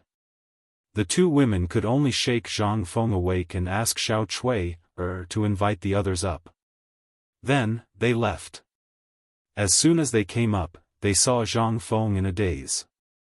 They were instantly angry and amused. "I say, you ran really fast. Last night, you were still in the courtyard. Why did you come back to the mountain in the blink of an eye? Zhang Feng rolled his eyes and said, how can I not run? You all know what happened last night, right? If I don't run, am I going to wait for Li Gan to trap me and send me to jail? They looked at Zhang Feng speechlessly. Fang Xianling stroked his beard and interrupted Zhang Feng with a smile, you worry too much about this matter. If it was really a big mess, the emperor would have already issued an edict. But after all, this concerns the reputation of the imperial family. Under normal circumstances, the emperor would not intervene. But I heard that the retired emperor blew up his own Yangxin Palace Hall last night. When Zhang Feng heard this, his eyes almost popped out of their sockets. You said that the retired emperor blew up his own house last night? Fang Xianling nodded gloomily and said, isn't that so? Today, I heard that during the court session, some ministers asked about this matter, but His Majesty covered it up and buried it. I also heard that His Majesty is preparing to leave a cannon in the palace. At first, Zhang Feng was very happy to hear that. It was good that he could block it. But the more he listened, the more he felt that something was wrong. Why would he leave such a thing in the palace? Although the emperor did this for the sake of the safety of the palace, it was not safe for him to leave such a thing. What if some idiot decided to fire such a cannon at some time? Thinking of this, Zhang Feng hurriedly asked, nothing happened in the palace last night, right? To be precise, no one died, right? As long as no one died, then it was not a big problem. But once someone died, it would be a big problem. Although the emperor had suppressed this matter, it still had to be solved. At this moment, Zhang Feng felt that there was a secret behind this matter. Especially after seeing Fang Xuanling's expression, Zhang Feng sat up from the recliner and asked, Old Fang, what's the matter? Tell me. Fang Xuanling's expression was not good, which made Zhang Feng's heart tighten. If something happened to the retired emperor, it would not be so bad. After all, this fool played with the cannon himself. But Zhang Feng was not sure. If this iron fool lit the cannon and stood at the muzzle, then, this was what Zhang Feng was most worried about. Fang Xianling stammered for a long time before he said, the retired emperor's 3 concubines are gone, but the rest are fine. Hearing this, Zhang Feng breathed a sigh of relief. As long as the retired emperor was fine, it was not a big problem. Is the retired emperor okay? He's fine. Seeing this, Zhang Feng lay down, lit a cigarette, and stretched lazily, as if he was ready to go back to sleep. They looked at him and said, Fengzi, now, what do you think about the matter in the north? Zhang Feng knew that these people must have come for something, and it must be something big. Sure enough, this thing came. Zhang Feng did not know about the war in the north. However, it was known from history that it was precisely because of this fuse that Li Shimin had the intention to kill, thus starting a war that lasted for several years. As for Qiuzi, as the most marginalized place in the Tang dynasty, it also suffered from war all year round. But most importantly, Zhang Feng dared to guarantee that this war in Qiuzi had never happened in history. But history did record that in the winter of the 2nd year of Zhengguan, the Turks robbed Longyu, and the Tang army went out to fight, but they were defeated. There were only 25 words. So Zhang Feng did not know whether this was true or not. Therefore, Zhang Feng was more concerned about Qiuzi than Fengzhou and Shengzhou. At this time, he saw that these people were still asking about this matter. Zhang Feng was also interested and said, it's time to educate you people about the meaning of the national war. Chapter 1671. War of Nations. This was a new term. However, for Yu Qigong and Cheng Yaojin, this was equivalent to opening a new door for them. Cheng Chumo and the others originally wanted to come, but because of this matter, Wei Zheng and the others instructed them to send Li Qingqian off. After all, the lack of winter clothes in the army was only known to the officials and a few people in the imperial court. Once this matter was spread out, how could they not know how big of an uproar it would cause? Moreover, these people were famous for their big mouths. Who would dare to tell them such an important matter? The reason why Zhang Xian had come to look for Zhang Feng today was to ask Zhang Feng if there was a way to resolve the matter. After all, previously, Zhang Feng said that he had a way to make more than 100 textile machines automatically weave cloth. At this moment, seeing that Zhang Feng seemed to be interested, they hurriedly sat up straight and asked, "Fengzi, what is this war of nations?" Zhang Feng waved his hand and said, "Before asking this, I have to ask if you still remember the National Tussa?" National Tussa. How could they not know about this? They couldn't help but nod and say, "We remember." Zhang Feng heard and said, "Since you know about the National Tussa is the rivers and mountains of the country, which is also the fate of the country. And this war of nations, as the name suggests, is a war between two countries. At this time, Xieli and Tuli launched an invasion at the same time. In fact, one of them is real and the other is just a test. At the beginning, when we were at the foot of the mountain, I told Laoli that Tuli was going to the south. At this time, he chose this place to test us and ask for some money, food, and war horses from the Tang dynasty. After all, we made him anxious with a knife last time. At this time, the internal war of the Turks broke out. Plus, at this time, the Turks and the Indian army. Didn't you think of anything else?" Zhang Feng thought that they would be able to respond, but when he finished speaking, he saw that they were all smoking and staring at him. He couldn't help but sigh. He said, "The Turks have the most frequent contact with our Han people. But if you check the history, when did the Turks ever fight together with others? Never." When Zhang Feng said that, Yu Qigong and Cheng Yaojin couldn't help but gasp. "Fengzi, it really is as you said. The Turks have never worked with anyone, but that doesn't mean anything." Wei Zheng could not help but frown, but he had a different explanation. "Old Yu, Old Chen, the two of you should calm down. Fengzi is right. These 2 years, I've been paying more attention to the affairs of the Turks. The Turks are arrogant and eccentric, and they disdain fighting with others. They believe in the heavenly wolf. As for wolves, they are extremely unruly. Have you ever seen a pack of wolves hunting with a tiger?" After asking this question, Yu Qigong and Cheng Yaojin were even more confused. "You mean to say that the Turkic Khaganate and Indian alliance at this time means that he has a bigger plan?" But in the next moment, Wei Zheng refuted Cheng Yaojin and Yu Qigong's words. He said, "I think that they have reached a point where they can't do anything without external help. After all, as Fengzi said last time, we got a lot of cattle, sheep, and horses from the Turks. I even heard that most of the Turks don't have any cattle or sheep. They even exchanged their war horses for food. So, Fengzi is saying that the Turks and the Indians are working together to divert the crisis on their side?" Zhang Feng pointed at Wei Zheng and praised, Look at old Wei. It's good to read a lot. Look at him, he can understand this point easily." Yu Qigong and Cheng Yaojin's faces darkened when they heard that. They felt that he was laughing at them for being illiterate. Seeing this, Zhang Feng's eyelids twitched. He hurriedly said, "Well, what I mean is, the Turks are doing this because they haven't completely solved their food shortage, and they don't have enough war horses. However, they are jealous of the things that the Tang dynasty has now. Seeing that winter is coming, they have no choice but to start this war. And, their purpose this time is not just to plunder. They want to go straight to the root of the problem. That is, their purpose is the vast Tang dynasty." What? In an instant, everyone was in an uproar. If that's the case, doesn't it mean that Tuli from the north is playing for real this time?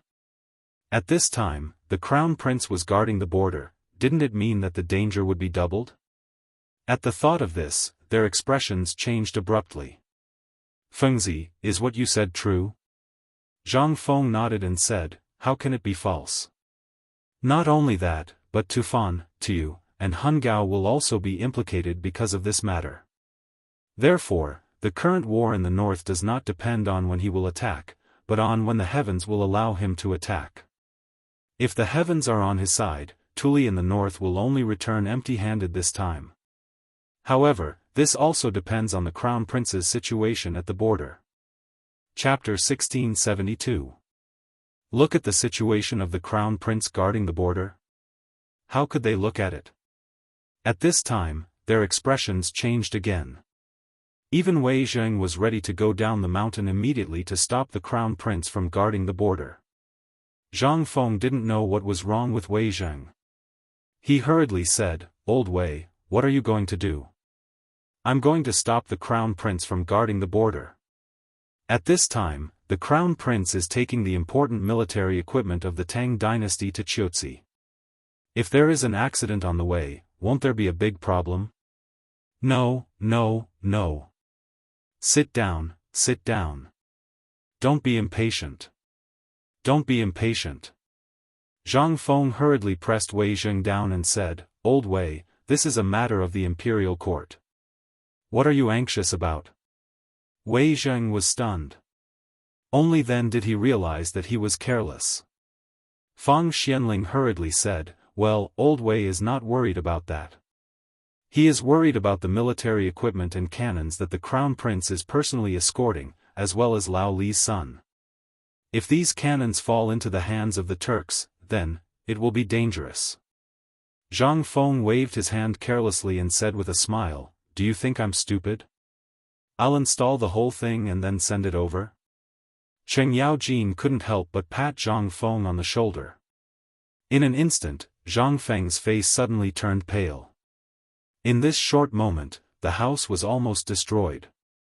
Cheng Yaojin was so scared that he hurriedly put Zhang Feng on the rocking chair, patted his chest, and slit his neck. He couldn't wait to give him mouth-to-mouth resuscitation.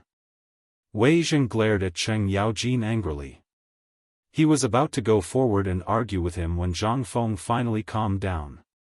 After a violent cough, many people finally woke up.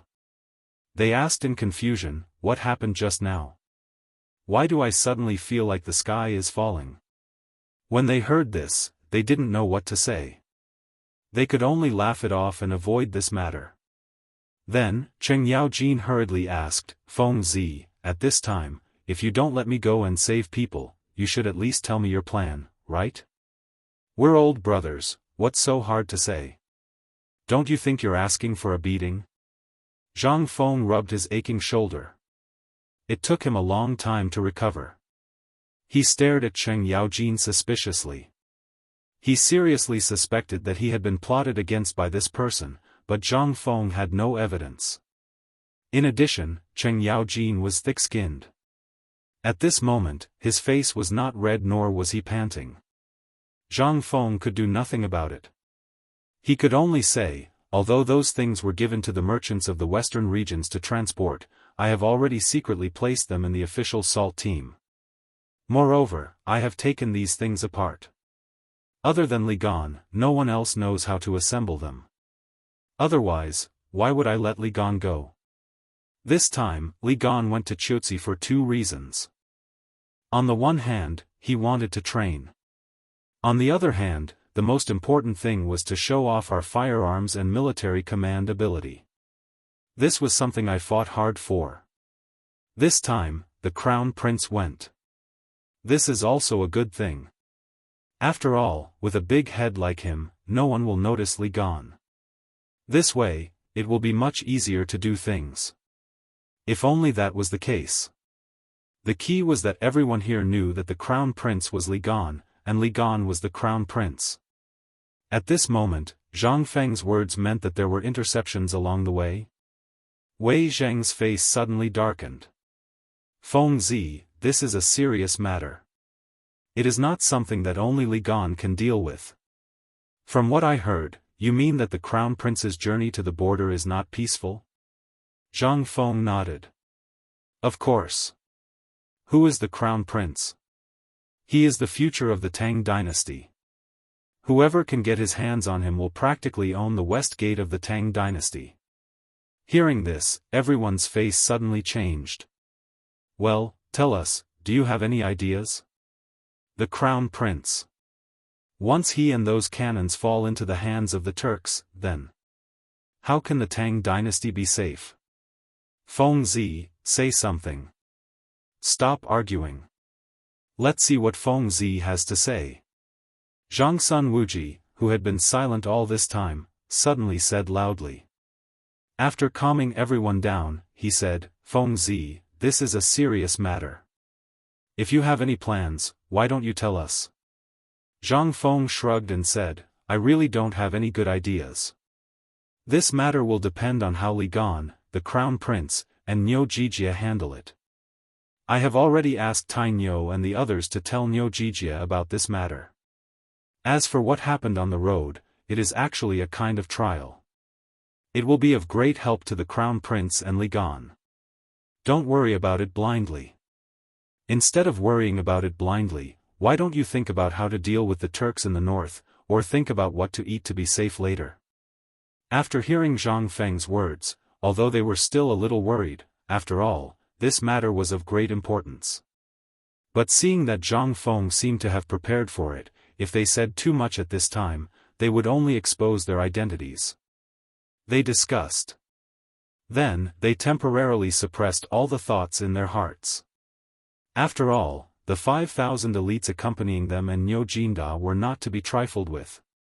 With so many people, unless the Turks came with several times more people, it was really impossible for them to stop the crown prince and the others. It was more reasonable. Among the things they brought, there was the indestructible long hair and the powerful crossbow that could be fired instantly. Once these things were used, although there was a risk of being exposed, the crown prince's safety was assured. Chapter 1673. And at this time, the armaments and other important things had been sent out in batches. It was too late to recall them now. And Xiaozi City couldn't wait that long. At this time, although everyone was still worried, they could only observe quietly. After all, they knew Niu Jinda's ability. And these 5,000 elites were all wearing special bulletproof vests. As long as these people were there, the crown prince's comfort would not be a problem. Moreover, this was the Long Yu Dao of the Tang dynasty. Once the Turks entered the Tang dynasty, he would immediately send the message to all provinces and prefectures. In this case, what's wrong with the crown prince's comfort? Although they didn't know Zhang Feng had dismantled those armaments, if Zhang Feng said it was fine, then, it should be fine. By the way, Old Wei, you just said Feng province.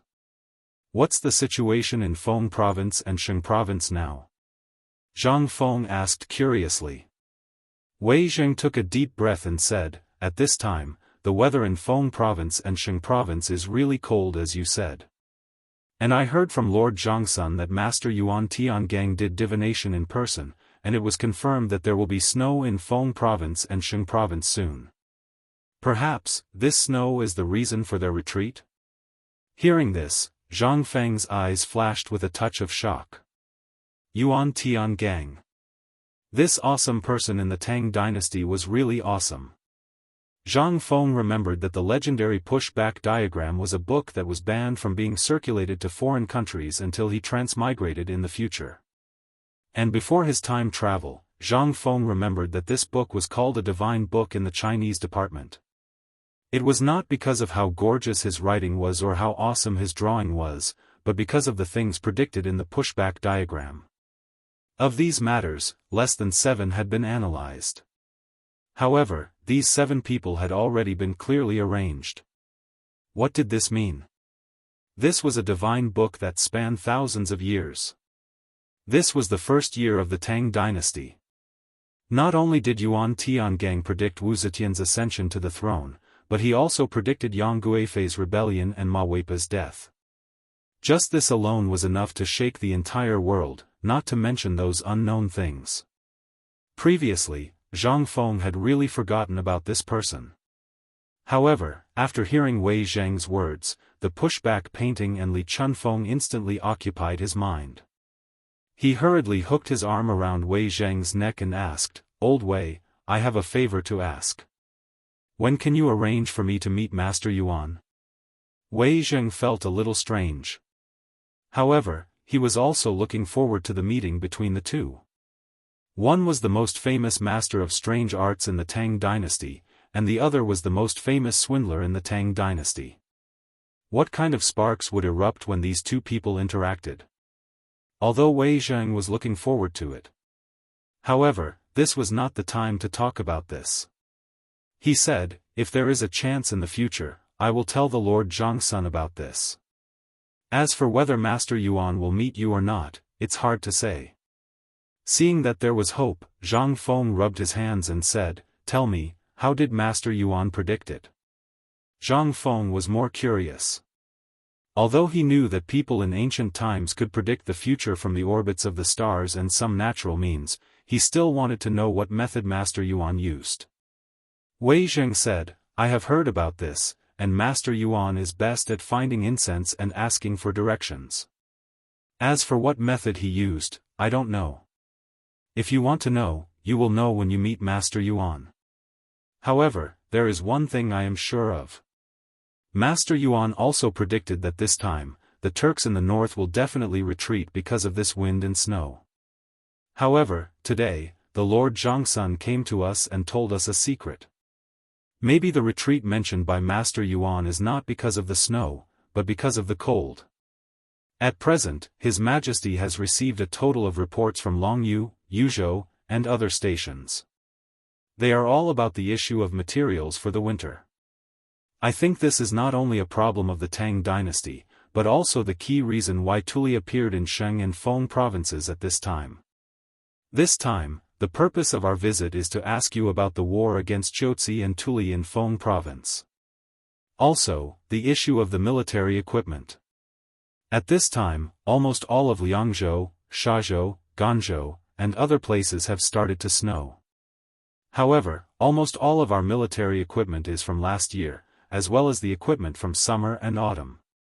What do you think? Zhang Feng could not help but feel a little confused. Isn't this the matter of the Ministry of Works? Didn't they prepare for it? What does this have to do with me? Zhang Feng was instantly alert. It was definitely not a good thing to talk about this at this time. As expected, Wei Zheng sighed and said, didn't we suffer from the plague of locusts this year? The leaves of the trees were all ruined. With this, all the mulberry trees are gone. Those who raise silkworms and plant hemp have almost no harvest this year. Say, even immortals can't do anything about this.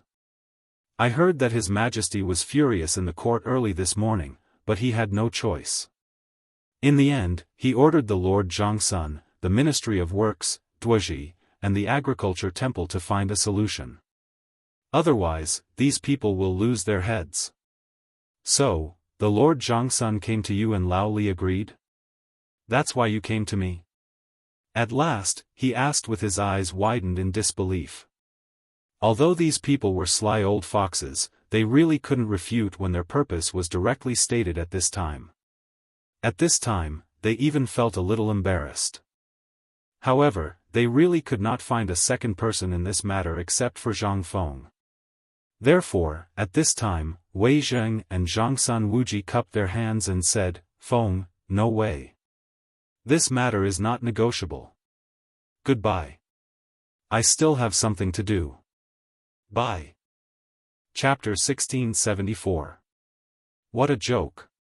If you were to say that there was cotton or something like that, then it would be fine.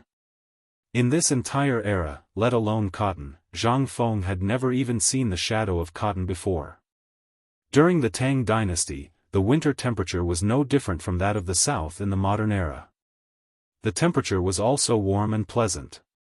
Longjiudo, Tubo, Shazhou, Ganzhou, and other places were also vast oases. Only after leaving Yumen Pass would one see the boundless desert. However, this did not mean that he did not feel cold during the winter. Chang'an was not cold. However, the places where there were garrisons were almost always the most difficult places. The environment and temperature in these places were the worst. However, in this magical era, the thing to pass the winter was actually strange paper clothes. If someone told Zhang Feng in the modern era that people wore paper clothes during the winter in the Tang dynasty, Zhang Feng would not even think about it and hit that person in the face with his shoe. However, when he saw those things for real, he fell silent. In this stupid era, there were actually people who wore paper clothes. This paper was a special kind of paper. It was made from the bark of a spring tree. It was ground into cotton and then made into paper. This kind of paper was thick and could absorb heat and sweat. Most importantly, after processing, this kind of armor was made into clothing. It was really comfortable. At the very least, this thing was enough to keep one warm for a winter. However, the problem in making this thing was that his paper-making technique was not developed. Even if he asked Zhang Feng to make this thing with his paper-making technique, he would not be able to make 100 caddies in a day. Most importantly, this thing had to be steamed at high temperature and paste to make clothes. This paper was not thin to begin with, so it had to be pasted with 30 layers of paste. If there were too few layers, it would break after a few times. If there were too many layers, it would be cumbersome. In this way, it would take almost 3 days to make a piece of clothing. Zhang Feng did not know how many garrisons there were in Longjiudo, but he knew that there were 100,000 soldiers in Qiuzi City. 100,000 soldiers. Who knew how long it would take for him to make it? Wouldn't that be asking for his life? It would be strange if he could accept this job. He wasn't stupid. But once Zhang Feng left, they couldn't help but be dumbfounded. Seeing Zhang Feng slip away just like that, he did not know what to say. When Zhang Feng really went downstairs and disappeared in front of everyone's eyes, the few of them woke up. Zhang Sun Wuji couldn't help but look at Zhang Feng, who had disappeared from his sight, and asked, "Old Wei, what do you think we should do now?" "Old Wei, this matter depends on you and Old Sun. Otherwise, I'm really dead," Yuqi Gong said with a sobbing tone. He really didn't know what to do about this. If she had known earlier, she wouldn't have made a promise in front of the emperor today. Otherwise, she wouldn't have caused so much trouble. But now, it was too late to say anything. Seeing this, Wei Zheng couldn't help but sigh. "I think we still have to consider this matter at length. Think about it, no one would dare to accept this mission. At least 100,000 armaments in a month. How is that possible? And you made a promise in front of the emperor. The emperor also made a decision in front of everyone. This matter is too hasty." Yuqi Gong was about to cry. He hurriedly stopped Wei Zheng and said, "I know. Don't be sarcastic, okay? Let's talk about this first. What should we do? Don't ask who's to blame now."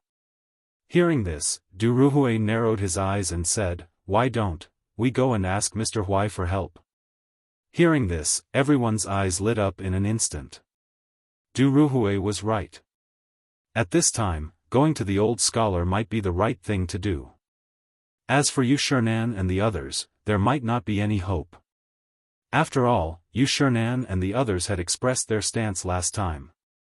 From now on, Zhang Feng was not allowed to stir up trouble again. He had told them that at this time, if they went to Yu Shernan, wouldn't they be asking for trouble? At the thought of this, how could they sit still? They all went to look for the old scholar. On the other side, after Zhang Feng left the villa, his mind was filled with the matter of clothes.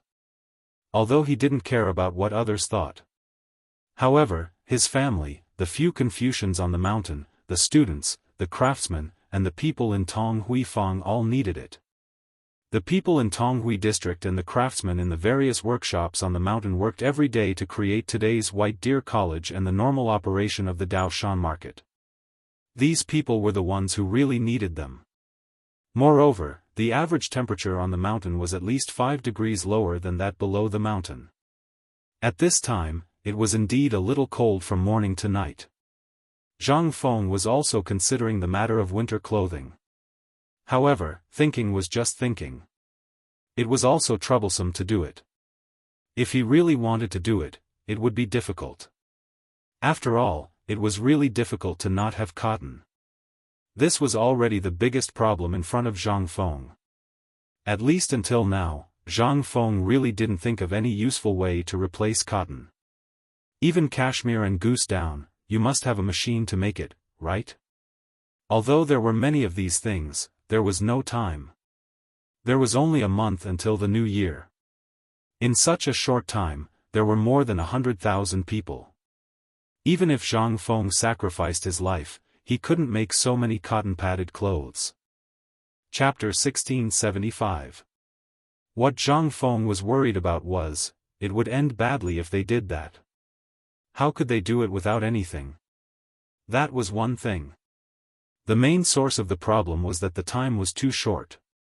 Even if they used water wheels to make unmanned textiles, they could not make so much in such a short time.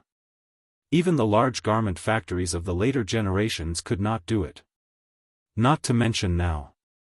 It could be said that although there were many people in the Tang dynasty now, it was useless. This thing was not something that could be done with a large number of people. Most importantly, there was no cotton or other substitutes in this era. Even the best ones that Zhang Feng knew were sheepskin jackets, rubber thermal jackets, and paper jackets. Although Zhang Feng knew all of these, he knew that the best ones were sheepskin jackets, rubber thermal jackets, and paper jackets.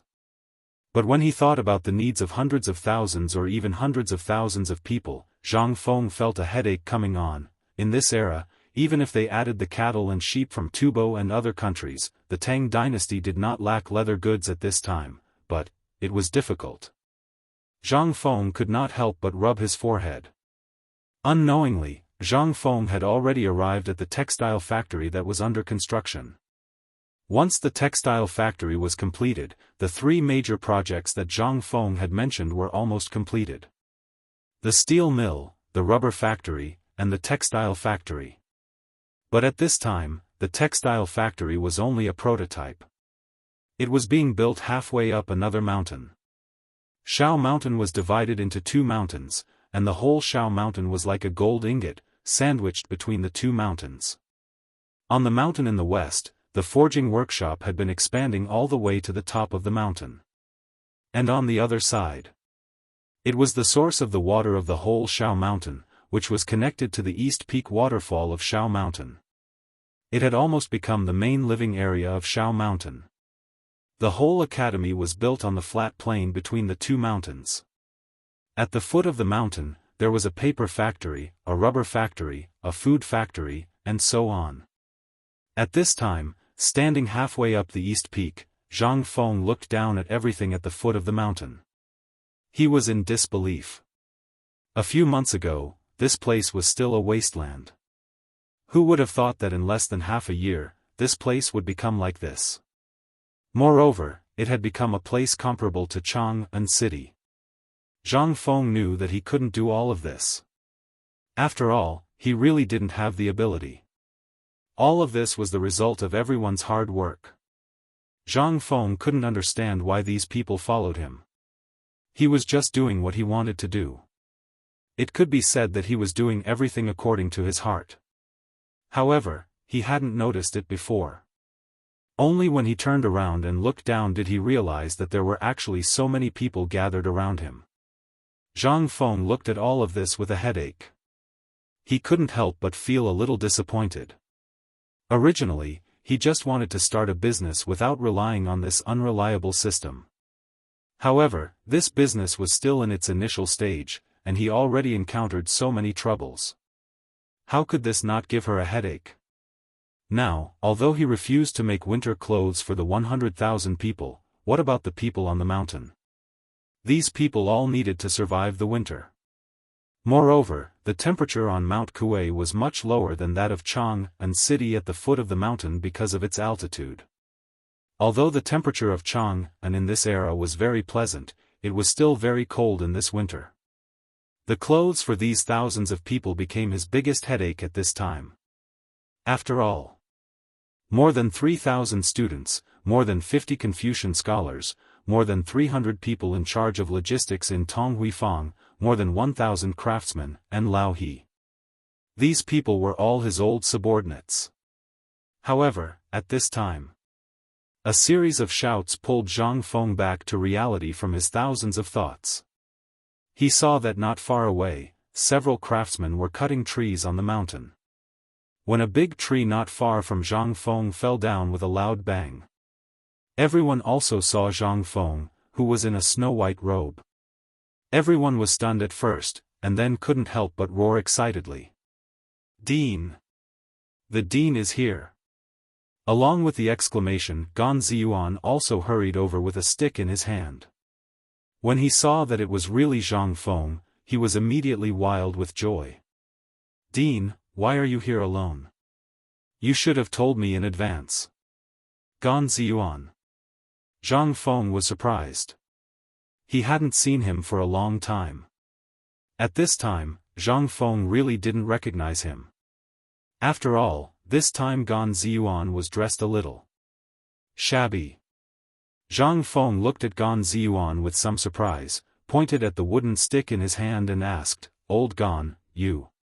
What's wrong with you?" Gan Ziyuan heard, waved his hand and said with a smile, "Hey, you're talking about this. Isn't this for work? The weather is cold, so I came up the mountain to work and warm up. Let's go, I'll take you to the textile factory. Now the textile factory is amazing." While speaking, Gan Ziyuan pulled Zhang Feng in the direction of the textile factory. After Zhang Feng left, the people who went up the mountain were peeling the bark and arranging the wood. Zhang Feng looked at the red tree deeply, then looked at the thin clothes on Gan Ziyuan's body, and couldn't help but ask, "Old Gan, do the people who go up the mountain now wear such clothes?" Chapter 1676. Clothes again. This was the topic that Zhang Feng heard the most today. At this time, Zhang Feng was silent. Gan Ziyuan seemed to have noticed Zhang Feng's silence at this time and could not help but ask in surprise, "Dean, what's wrong with you?" Zhang Feng did not leave. Looking at the construction site that was bustling with activity not far away, he said, "Old Gan, tell me the truth. Are you all wearing unlined clothes?" Gan Ziyuan was stunned. He said indifferently, "We're the ones who put in the effort, so we can't wear thick clothes. Once we wear them, we won't be able to see anyone in less than 3 days." "Then, you were peeling the bark just now to make clothes?" Zhang Feng interrupted Gan Ziyuan and said, "Old Gan, what are these people peeling the bark for?" In an instant, Gan Ziyuan was silent. Looking at Zhang Feng's strange expression, he began to falter. "Well, it's going to be Chinese New Year soon, and the construction site needs wood. We're thinking of getting some bark while we're cutting down trees and hiring people to make some clothes. After all, thanks to the Dean, we've made a lot of money this year, so, my brothers wanted to buy some new clothes. I was worried, so I followed them. I didn't expect to run into the Dean. But we definitely didn't delay the construction. I can guarantee this with my head." Zhang Feng's breathing could not help but become a little rapid. Looking at the craftsmen who were peeling the bark and the craftsmen who were curled up in the corner, Zhang Feng suddenly felt that he seemed to have failed. No wonder the old scholar and Yushernan advised him not to go out again and to stay in the academy and deal with the academy's affairs. Zhang Feng did not understand before. But now, Zhang Feng finally understood. Things outside were a mess, and things at home were still a mess. What was there to do? There was simply no way to do it. Zhang Feng took a deep breath and pointed at the textile factory. "Old Gan, let me ask you. Do you know what this place is used for?" Gan Ziyuan saw Zhang Feng's dignified look and didn't dare to be careless. He hurriedly said, "I don't know, but I heard that it is a textile factory. It should be a weaving workshop. We have no right to ask the Dean's decision. We only know how to do what we should do." Over the course of a few months, Zhang Ruochen had been in a daze. Gan Ziyuan could clearly feel the changes on the mountain. Among the people he brought here, as well as the people he called here before, almost every craftsman was paid 10 copper coins a day. No matter where they were, they would receive such a high salary. The most important thing was that every 3 to 5 days, they could go to the cafeteria and have a free meal when the students were teaching. There was plenty of wine and meat. Furthermore, he would pay his salary on time every month, and he would never be late. These were enough for a stone golem to fuse, right? They were the lowest of the low, but in this place, they received the same treatment as the students. Sometimes, the students even had to come here to work, and work together with them. It was just like that. In this world, perhaps only White Deer College was like this. Zhang Feng's heart was slowly changing without him knowing. After a moment of silence, Zhang Feng said, "This is indeed a textile factory. In the future, it will be one of the largest textile factories in the Tang dynasty. Every day, there will be white cloth produced here, and thousands of clothes will be distributed from here. This is my purpose for setting up this textile factory." Gan Ziyuan didn't know whether Zhang Feng could do it or not. He also didn't know whether Zhang Feng's words, which they didn't even dare to dream of, would come true. However, they believed in Zhang Feng. They believed that Zhang Feng would definitely do it. However, what was the meaning of Zhang Feng's words? He didn't understand, so he could only nod. Zhang Feng didn't explain anything. He took a deep breath and said, "Old Gan, count the workers here. How many are there? Isn't it just winter clothes? If I can't even do this, my position as the dean will be over. Quickly count the number of people and send them to my courtyard." As he spoke, Zhang Feng left in a hurry. After Zhang Feng left, the craftsman who had already noticed Zhang Feng quickly surrounded him and asked what the dean was doing here. Gan Ziyuan's mind was only filled with Zhang Feng's words. He took a deep breath and scolded, "What the hell are you all doing here? Can't you see that the dean is unhappy? The dean just told me that he's making clothes for you frozen ghosts. If you don't work hard, don't even think about it." Hearing this, all the craftsmen were in an uproar. The dean is making winter clothes for us? Is this true? I told you that this is a textile factory. There's a shortage of winter clothes everywhere in the world. But where are we? This is White Deer College. It definitely won't happen here. Amidst the uproar, the craftsmen on the mountain were boiling. Winter clothes, even the cheapest paper clothes, cost 100 copper coins. Even they couldn't bear to buy it, let alone so many people at home. Now, the dean actually said that he was going to give them. What was this? This was truly a joyous occasion. Chapter 1677. Lantian County had been the western gate of Chang, and since ancient times. It was also where the Guanyi Road and Shannon Road intersected. At this moment, a group of youths were waiting in boredom at the foot of an ancient tree that was at least 100 years old. On the side, the horses were leisurely gnawing on the small amount of sheep-beard grass on the ground. At this moment, all of a sudden, the horses seemed to be startled. They snorted in a panic, pricked up their ears, and spun around in circles. When the youths saw this, they were shocked and sat up straight. These youths were wearing the uniform of White Deer College. They were Cheng Chumo and the others. They had originally wanted to send Li Qingqian off on the way to the college. However, after thinking about it, it was better to come here. After all, there were many eyes in the college. If their identities were exposed, then the losses would outweigh the gains. The only thing they were worried about now was Gao Can, the iron lump. It all depended on whether Li Qingqian had a way to deal with him. "They're here." At this moment, Zhang Sun Chong stood on the branch of a tall tree and looked into the distance as he spoke. Instantly, the youths were energized. There were only 5,000 people on this expedition, including Li Qingqian's bodyguards and personal guards. He didn't even bring a single servant girl. This was Li Qingqian's decision. The official road was not far from the foot of the mountain where Cheng Chumo and the others were. After they watched the carriages and the soldiers leave, Zhang Sun Chong hurriedly rode his horse down the mountain. Amidst the chaos, Zhang Sun Chong hurriedly brought Li Qingqian to the foot of the old tree. The troops at the foot of the mountain returned to normal after the commotion. Li Qingqian dismounted and the youths gave him a bear hug. Then, they looked at the strange dark green equipment on Li Qingqian's body and clicked their tongues in wonder. Qingqian, is this the new military uniform that Feng Zi came up with? Li Qingqian showed off a few strokes and said, how is it? The youth's eyes were red with envy. They peeled it off Li Qingqian's body, and each of them put it on. Only then did they reluctantly hand it over to Li Qingqian.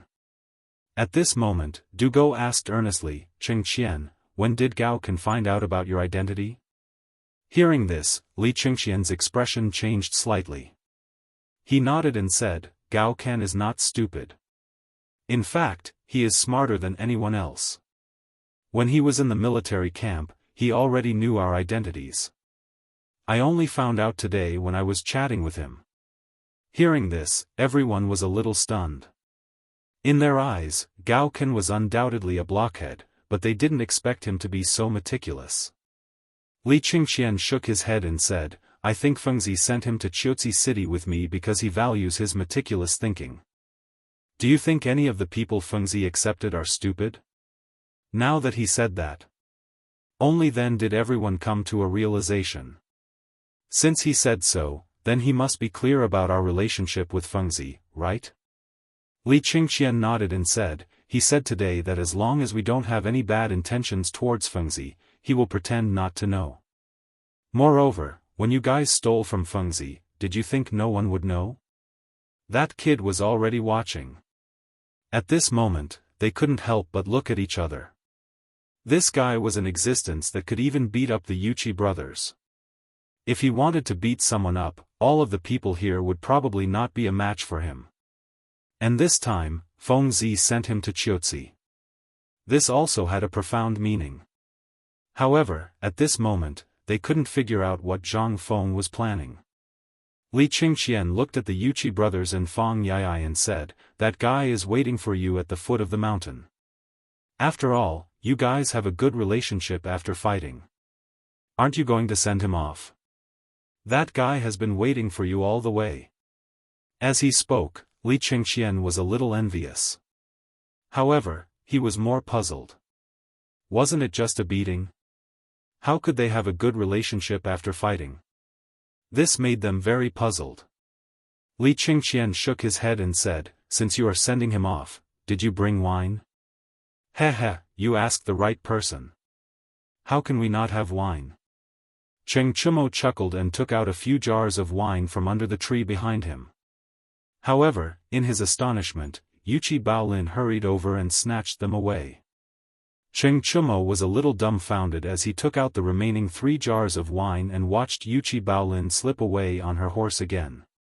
He could only speechlessly say, fine, I was just saying that we could drink to our heart's content today.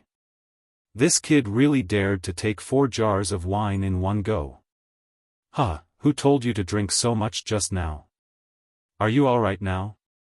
Zhang Sun cursed speechlessly as he handed the wine to Li Qingqian. The few of them leaned against the tree and looked at the marching group not far away. They said with some envy, I really envy you. You can go to Qiuzi City. We don't know when Feng Zi will let us out. AI. Isn't that right? My heavy cavalry, not to mention equipment, they don't even have a weapon now. AI. The few of them couldn't help but sigh. They didn't envy Li Qingqian and Gao Kansas. Li Qingqian shook his head and said, you guys are thinking too simply. Feng Zi's move is to stabilize Qiuzi City in a short time. The reason he sent me over is to show His Majesty our strength. I was the one who solved the siege of Chang'an. That's why Feng Zi decided to send me to the army for training. This is under the premise that he doesn't know our identities. He's paving the way for our future. Chapter 1678. The old elementary scholar was very comfortable. At this time, after class, he was leisurely warming his wine and reading with relish. He was also holding a cigarette in his hand and occasionally took a puff. The old elementary scholar hadn't experienced such a life for a long time. In his memory, he hadn't experienced such a feeling for at least 10 years. Only after attending White Deer College and thanks to Zhang Feng, did he have everything he had today. Although there were some shortcomings, it didn't affect the overall situation. Especially at this time, with such a magical book to study every day and teach with so many students every day. Such a life was a real paradise for the old elementary scholar. However, the only thing that worried him was Zhang Feng, the silly boy. He knew about what happened today and knew about the identity of Li Shimin and the others. But after seeing that they posed no threat to Zhang Feng, he didn't say anything. But from the beginning of the incident in Chang, and until now, everything had changed silently. The old elementary scholar couldn't recognize it anymore. Especially after the phosphate fertilizer factory and the rubber factory were set up.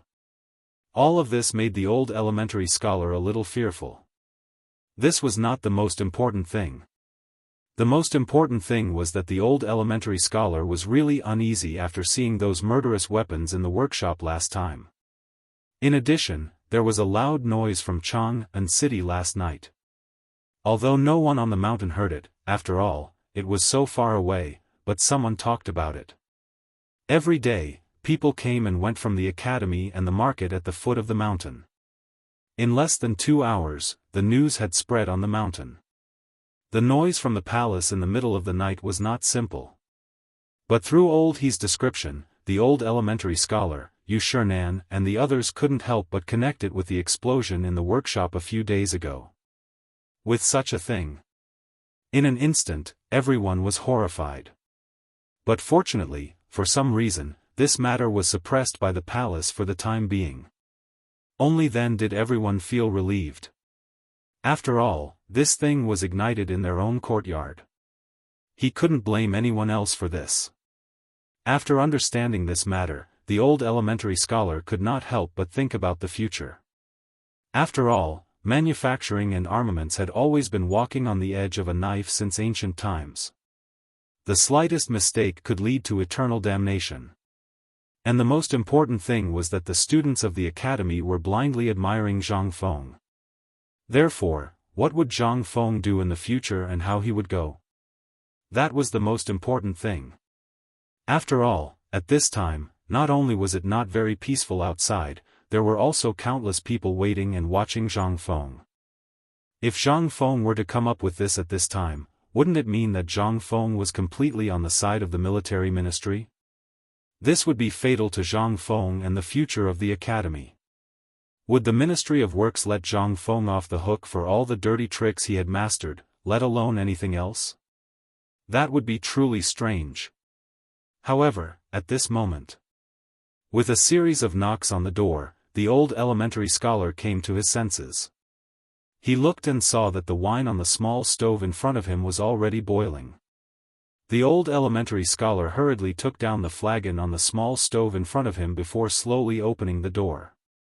As soon as he opened the door, he saw Yu Qigong and the others outside. The old elementary scholar was stunned.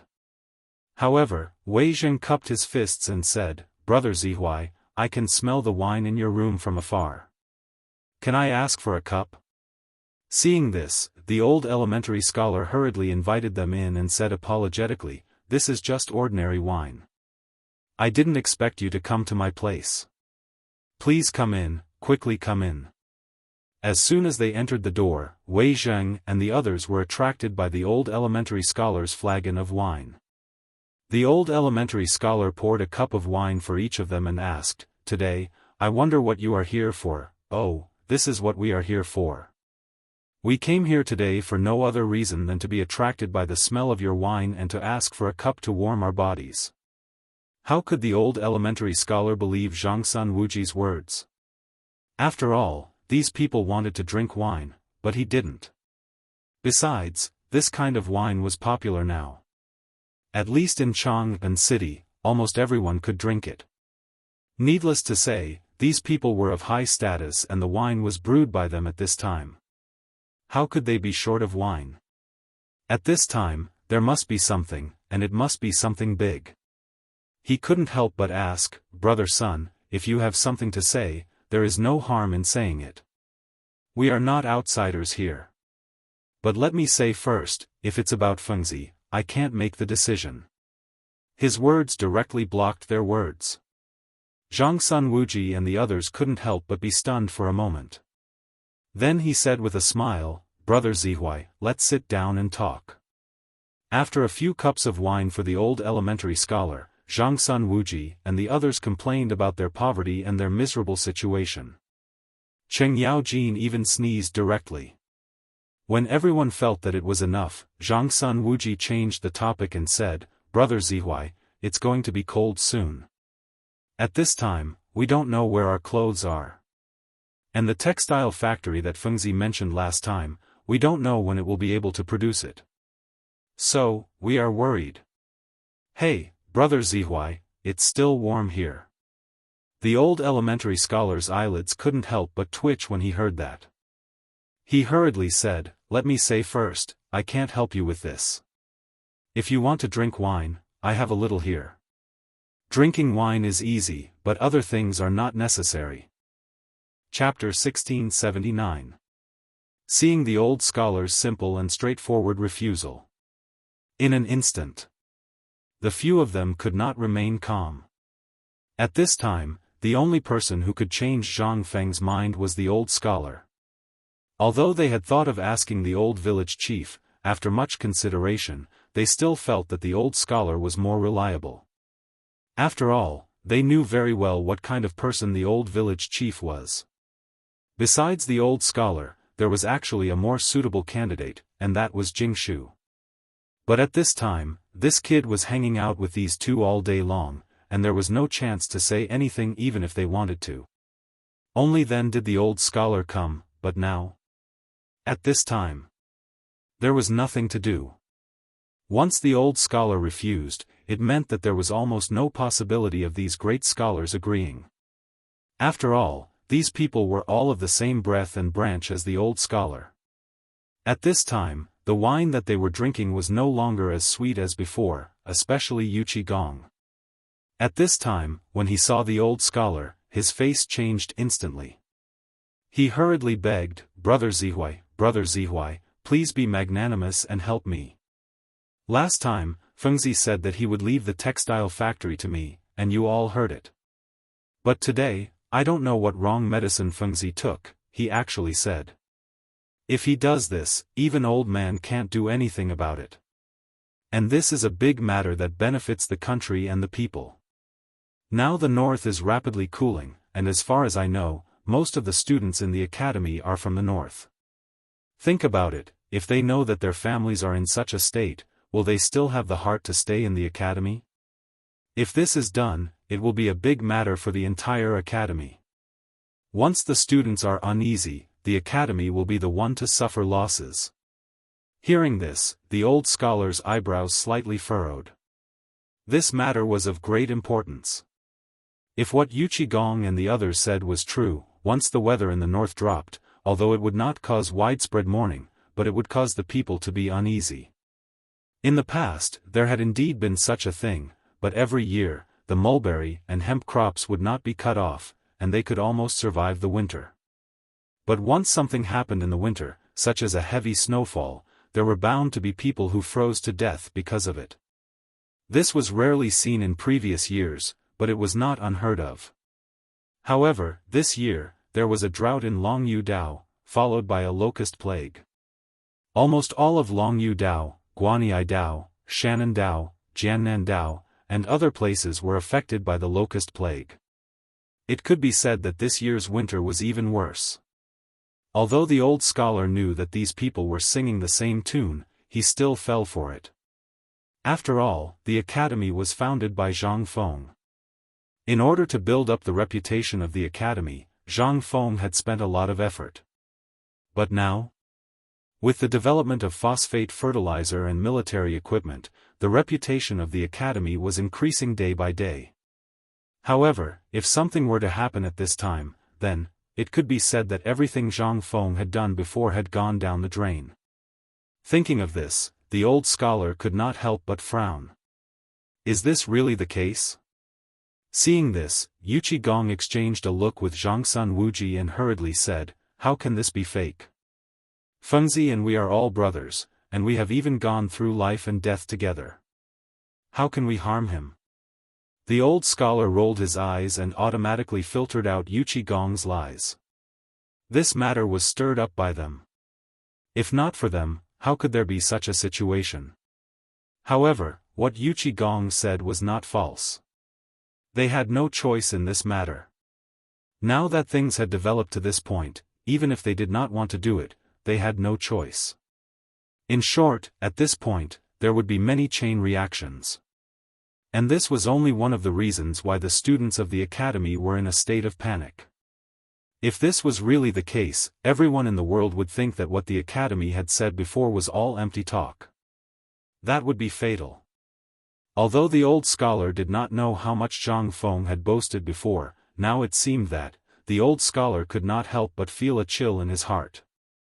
Once Fengzi stopped and did not care about this matter, everything that the academy had done before would instantly fall apart.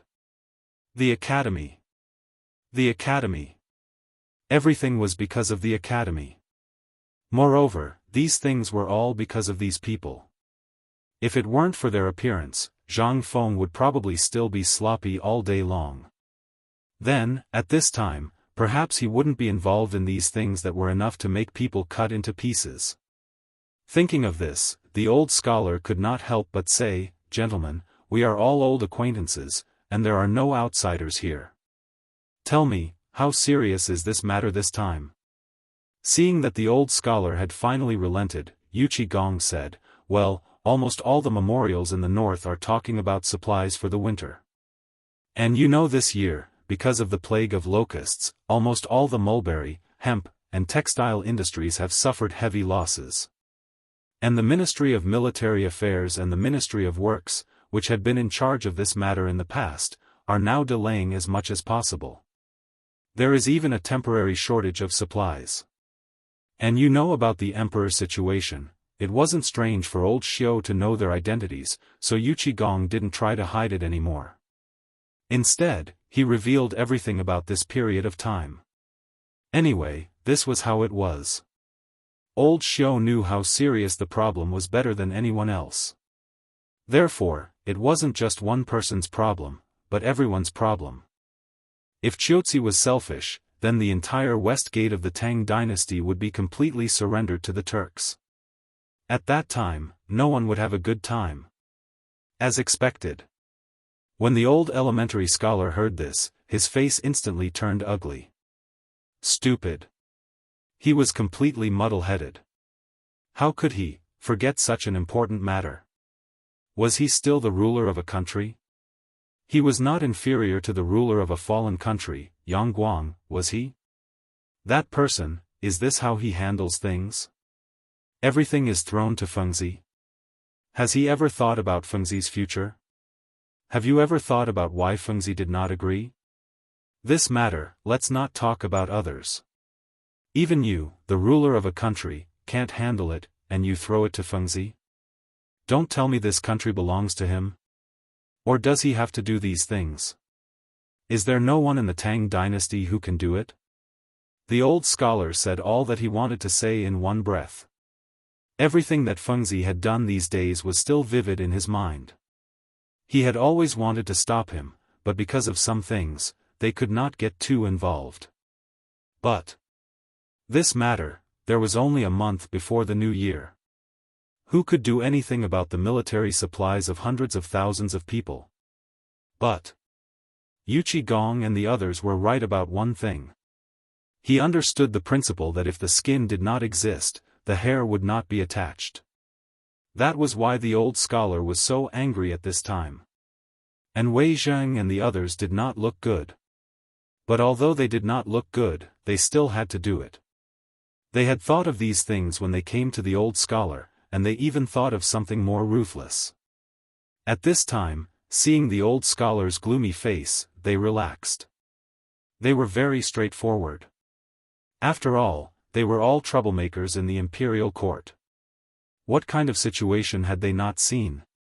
Wei Zheng sighed, but he leisurely lit a cigarette for old Xiaocai and said, "Brother Zihuai, this is a serious matter. Now that you have scolded and said, we still have to deal with it. You see, Can we trouble you? What could old Xiaotsai do? At this time, other than glaring at them, what else could he do? He had a little way to deal with it. Would Wei Zheng let him scold him like this? He would have jumped up and punished him. After thinking, the old scholar took the cigarette from Wei Zheng's hand and said, I'll go and ask, but it's hard to say whether it will work or not. You have to wait. Chapter 1680. At the foot of the mountain. The old village chief was very happy today. Due to Niu Weili's ruthless methods, the order in the market was maintained. Almost everyone was well behaved. Furthermore, those bailiffs no longer wore their bright and dazzling official uniforms. Instead, they obediently wore the ragged clothes that they usually only wore at home. Instead, their efficiency increased. This was all thanks to President Zhang Feng, who was on a stroll, who requested the broadcast. In an instant, the security on the mountain improved by several times. This was all because of Zhang Feng. At this time, at the fork in the road between the paper mill and the market, there was an additional pavilion that looked like a sentry post at the mountain gate. This pavilion had no other purpose except for the old village chief's daily surveillance and patrol. But at this time, inside the pavilion, it was somewhat unsightly. The pavilion was not big. It was only a little bigger than a toilet. In the middle of it was a pile of red-hot coals. Around it, the old village chief was drinking wine with Cheng Chumo and the others. At the same time, he was leaning on a wild rabbit. The old village chief laughed heartily as he talked, almost wanting to become sworn brothers with them. A few jars of wine had already gone down his stomach. The old village chief's face was gradually turning red, and he was even slurring his words. Seeing this, Dugo and the others looked at each other and bumped Cheng Chumo.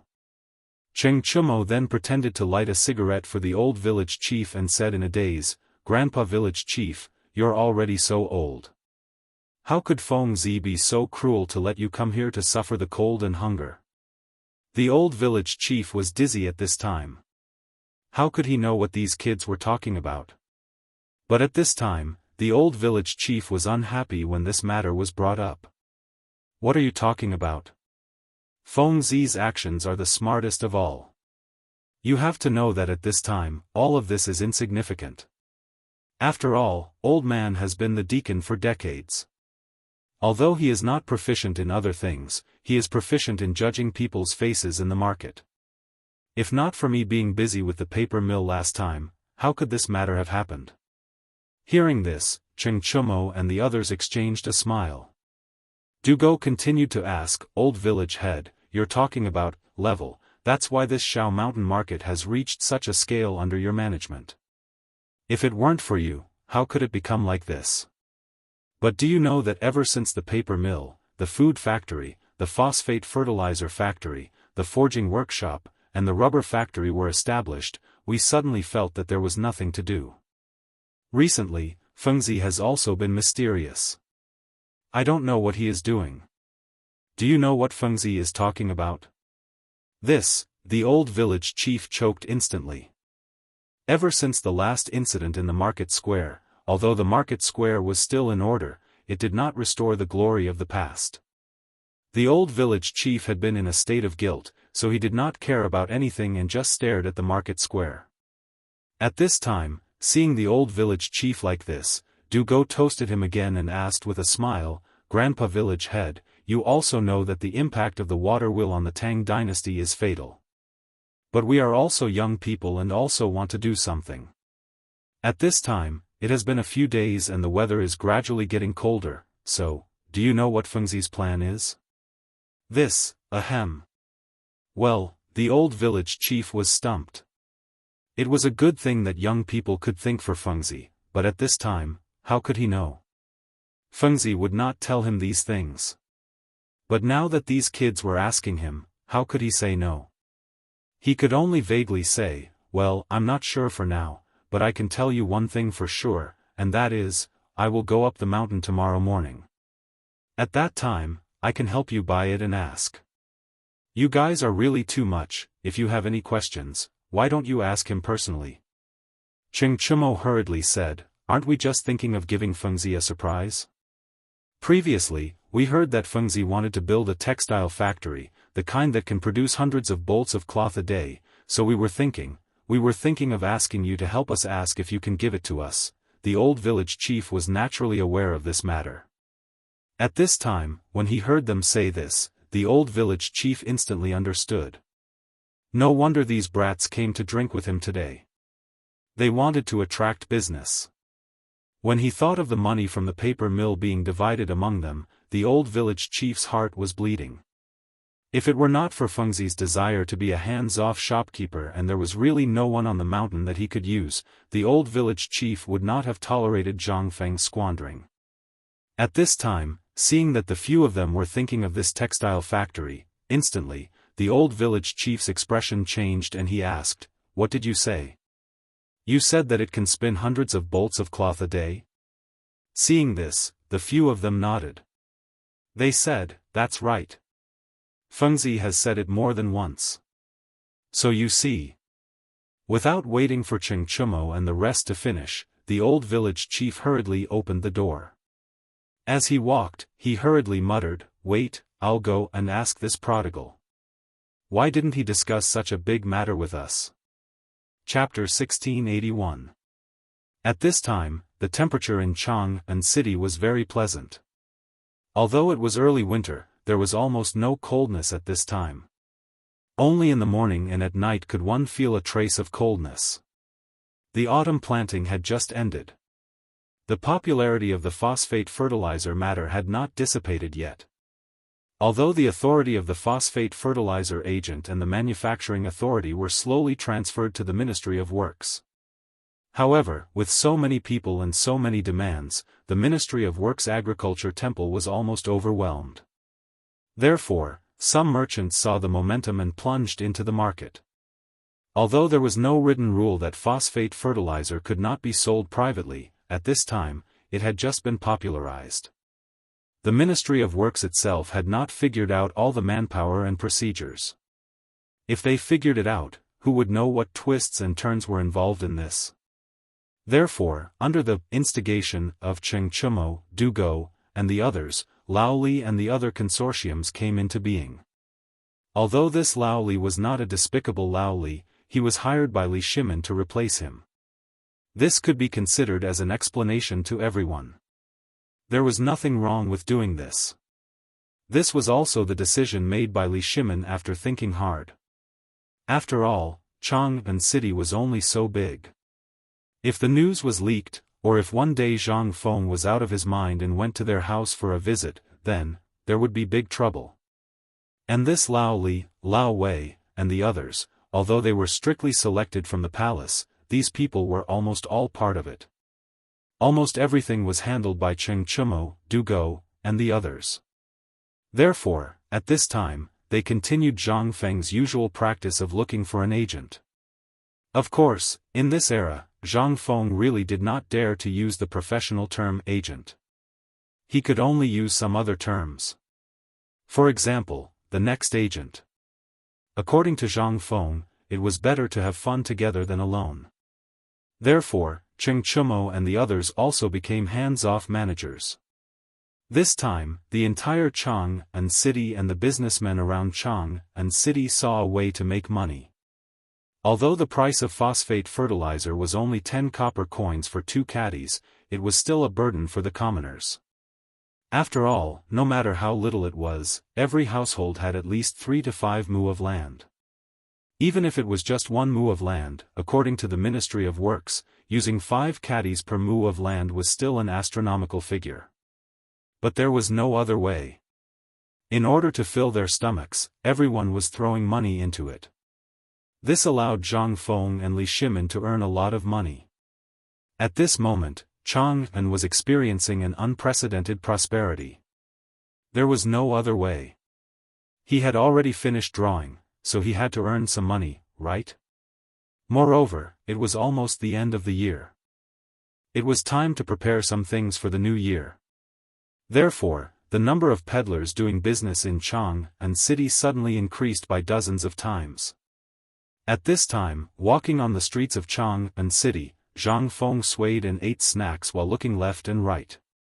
He really took a fancy to a few good things. Today, after saying goodbye to Wei Zheng and the others, Zhang Feng ran away with Zhang Yuyao and Jingshu's children. It was rare to have peace and quiet. Zhang Feng was not a god. Naturally, he also wanted to enjoy his free and unfettered life. Moreover, it was wishful thinking to make 100,000 sets of winter clothes in a month's time. Besides, there was no cotton, not to mention eiderdown or goose down. In this era, Zhang Feng was puzzled. Why was there not even cotton? However, when Zhang Feng was hit by the warm wind, he instantly understood. This might be because the temperature in this era was really as warm as spring. Although Zhang Feng had not been to Sanya in Chang'an at this time, in comparison, the temperature here was not inferior to Sanya in the future. Only then did he realize what had happened. However, at this time, Zhang Feng stopped at the stall of a woman in a pink dress that had been starched until it was white. It was mainly the things in the woman's stall that attracted the last bit. The stall was very small. It was almost a piece of linen on the ground. On the linen, there were stacks and bundles of delicate dried flowers neatly arranged. Zhang Feng squatted down and looked at the various types of dried flowers. He smiled and asked, "Madam, are these dried flowers for sale?" Zhang Yuyao and Jingshu were also attracted by the dried flowers in front of them. After all, it was not easy to preserve fresh flowers, and it was even more difficult to make them into dried flowers. As for this woman, although she was dressed very plainly, not a single hair was out of place. Especially her hair, it was even neatly combed. Seeing that Zhang Feng and the other two's actions were not ordinary, she smiled and bowed. She said, "Mister, may I ask why you're buying these flowers?" Zhang Feng was a little confused. He asked, "Don't you buy flowers because you like them?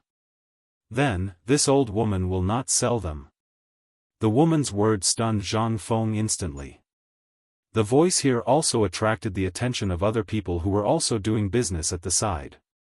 When they saw the situation, they said, "Young master, you look unfamiliar. You're probably not a local, right? This person has been selling flowers here for a few days, but she hasn't sold a single one. Do you know why?" Zhang Feng was also interested and asked, "Why?" "Because this woman has a rule. She said that only those who cherish flowers are qualified to buy them. Other than that, no one can buy from her." Oh my God! He is Zhang Feng. He is President Zhang. In an instant. Among the onlookers, someone suddenly recognized Zhang Feng. He exclaimed. As for the woman, although she was also a little surprised, she just looked at Zhang Feng a few more times. That was all. Zhang Feng gestured to the crowd and then asked, "May I ask, what is this flower? What is cherishing flowers? What is loving flowers?" Hiss. Hearing that. In an instant, all the onlookers could not help but gasp. A moment later, someone in the crowd shouted, "Young Master Zhang, you're awesome." Chapter 1682. In fact, Zhang Feng was also a little angry, but he understood a little bit of this person's idea. After all, for a person who was obsessed with a certain Tao, this thing was his lifeblood. For example, the thing that a scholar couldn't bear the most was others destroying some words, no matter whether these things were good or bad. Another example was a person who left a deep impression on Zhang Feng. Kong Yiji. This person also represented the hearts of countless people. And what he said just now was also a question to this person. The woman was also silent for a while. She squatted down and caressed the dried flowers on the ground. She said, "Young Master Zhang, I don't understand the principles you speak of, but I do know that these flowers are alive. If you really feel sorry for them, then just like how you feel sorry for the books in your academy, I feel the same way for these flowers." Jingshu's and Zhang Yuyao's eyes couldn't help but twinkle. They couldn't help but pull Zhang Feng's lapel behind his back. After giving his children a reassuring look, Zhang Feng said, "Madam, I understand what you said, but these things will only show their value in the hands of those who really need them. If you blindly appreciate their beauty, then why do you care about them? The meaning of life lies in the moment when it blooms. This is a matter of time. Just like a person, he is indeed alive, but a person's beauty doesn't lie in his moment, but in his journey of life. And this is the same for these flowers. Life should be like a summer flower. If its splendor can stun the world, they will naturally have expectations for its arrival in the coming year, and not leave it here to be turned into corpses. The corpses of flowers are publicly acknowledged and pitted. Buzz. In an instant, the whole Chang'an city fell into a dead silence. Everyone was shocked by what Zhang Feng had just said. Even in the crowd, the students and literati who asked about Zhang Feng's arrival were even more shocked. Everyone was shocked by what Zhang Feng had said at this moment. What was this? This was what they were looking for. The first thing that came out of his mouth was a famous phrase from ancient times. It was simply shocking. As for the woman who met Zhang Feng's gaze, her entire body was trembling. After a while, she said, "Young Master Zhang, you're right. I was too obsessed. These flowers, I will deal with them properly." As she spoke, Zhang Feng saw the hint of understanding and disappointment in her eyes. Jingshu couldn't help but hold the woman's hand and say, "Madam, please don't mind what he said just now. It's not wrong to love flowers. If you really want to sell these flowers, why don't you sell them to me? I'm also someone who loves this path, but—" The woman shook her head bitterly and said, "Madam Zhang, you're too serious. Prince Zhang's words just now really made me feel ashamed. Please don't mention this matter again." When Zhang Yuyao saw this, she anxiously glared at Zhang Feng, but she could only stop him. Zhang Feng was also helpless under the glare. He could only stop the woman and say, "Madam, don't be anxious. My words just now were indeed a little harsh. It's my fault. However, I really do like these flowers. If Madam doesn't mind, why don't we go to the tea house over there for a drink and I'll explain it to you. I think Madam won't be able to find another person who cherishes flowers as much as you do." At this moment, the passers-by were already mesmerized by what they heard. When they saw Zhang Feng and the two women say this, they all tried to persuade them.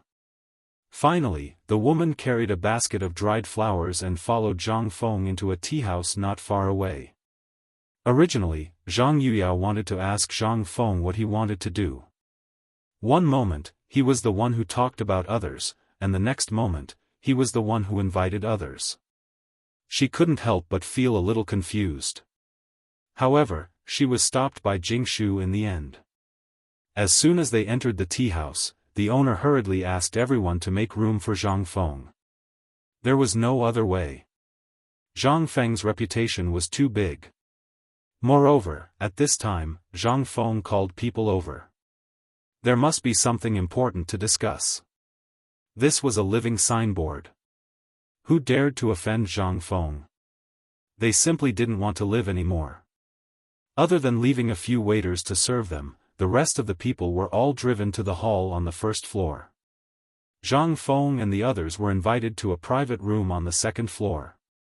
Even those high-ranking officials, as well as those second-generation rich people, didn't dare to let out a fart.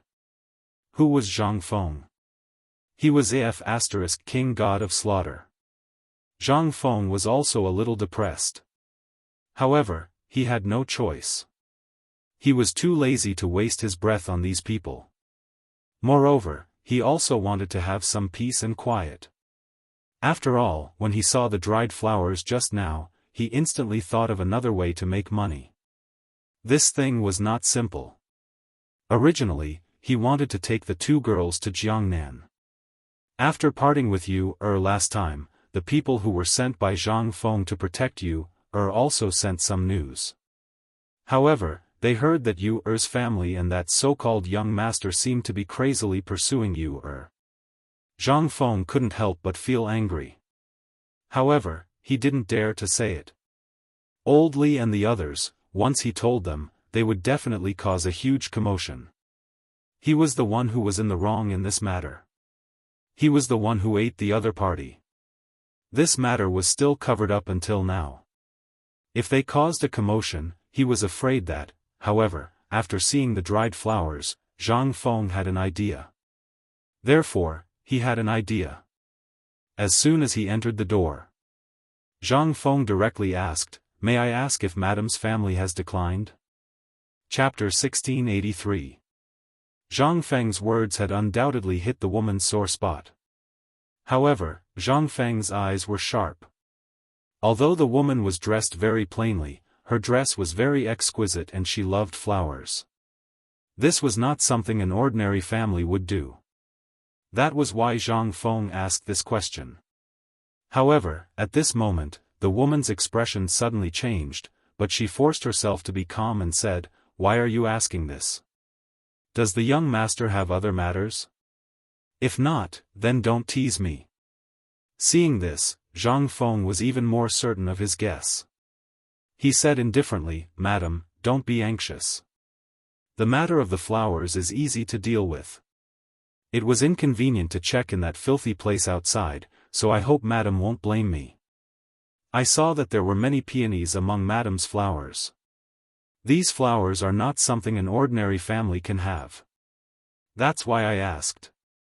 If I have offended you, I hope Madam won't take offense." Zhang Feng stared indifferently at the woman. After a moment, he added, "This one is willing to buy these flowers at a high price." As expected, after Zhang Feng said that he would buy them at a high price, a trace of excitement flashed through the woman's eyes. However, after a moment, it was hidden again. Seeing this, Zhang Feng continued, "Madam, this one only has about 1,000 strings of silver notes on me when I left the mountain this time. If Madam thinks it's okay, you can sell it to this one. If it's not enough, I'll ask the shopkeeper for a pen and ink and write an IOU. When the time comes, you can use this IOU to go to any branch of White Deer College in Chang and to exchange for the money you need. What kind of person does Prince Zhang think I am?" The madam couldn't help but feel a little angry at this moment. In an instant, an aura that only belonged to a superior suddenly bloomed from her body. However, who were Zhang Feng and the others? This moment was enough. Zhang Yuya widened her eyes and stared curiously at the woman. Even Jingshu couldn't help but look at the woman and secretly size her up. The woman also felt a little regretful, but it was too late for regrets. She could only sigh helplessly and say, "Prince Zhang is indeed a genius. I admire your sharp eyes. What you said is correct. My family was once a noble family.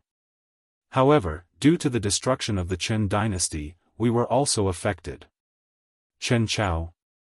Zhang Feng's interest was immediately piqued.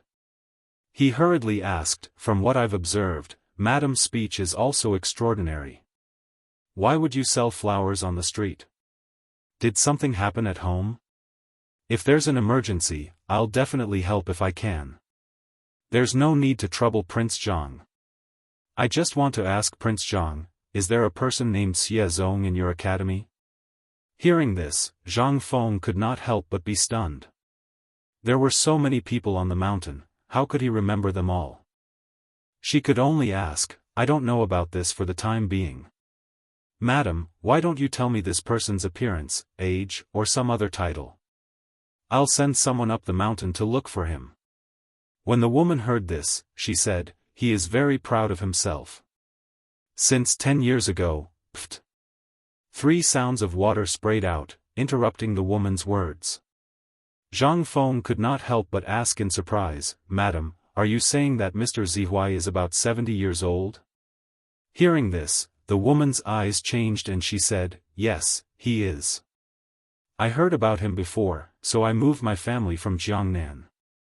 However, after coming to Chang'an, I couldn't find him anywhere. So I just asked by chance. I wonder if Prince Zhang can introduce me to him." At this moment. After that, he began to seriously observe the woman.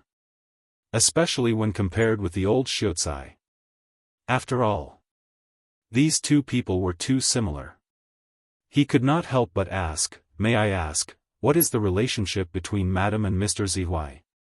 If you ask Xie Zong in Chang'an, no one will know. However, if you ask the old Xiuzai, you'll probably find him long ago. The old Xiuzai? The woman frowned slightly. But seeing the meaning in Zhang Feng's words, it seemed that there was news about him. She hurriedly said, "He used to be the most talented person in the Xie family of Chen County. After the fall of the Chen dynasty, his talent was recognized by Emperor Wen of Sui and he was appointed as the crown prince's servant. However, because of the fall of the Sui dynasty, he disappeared in order not to bring disaster to the family. However, in the end, our Xie clan was still affected. Even though we were not exterminated, we still fell apart. Xie Zong, the old elementary scholar that you spoke of, was from our bloodline.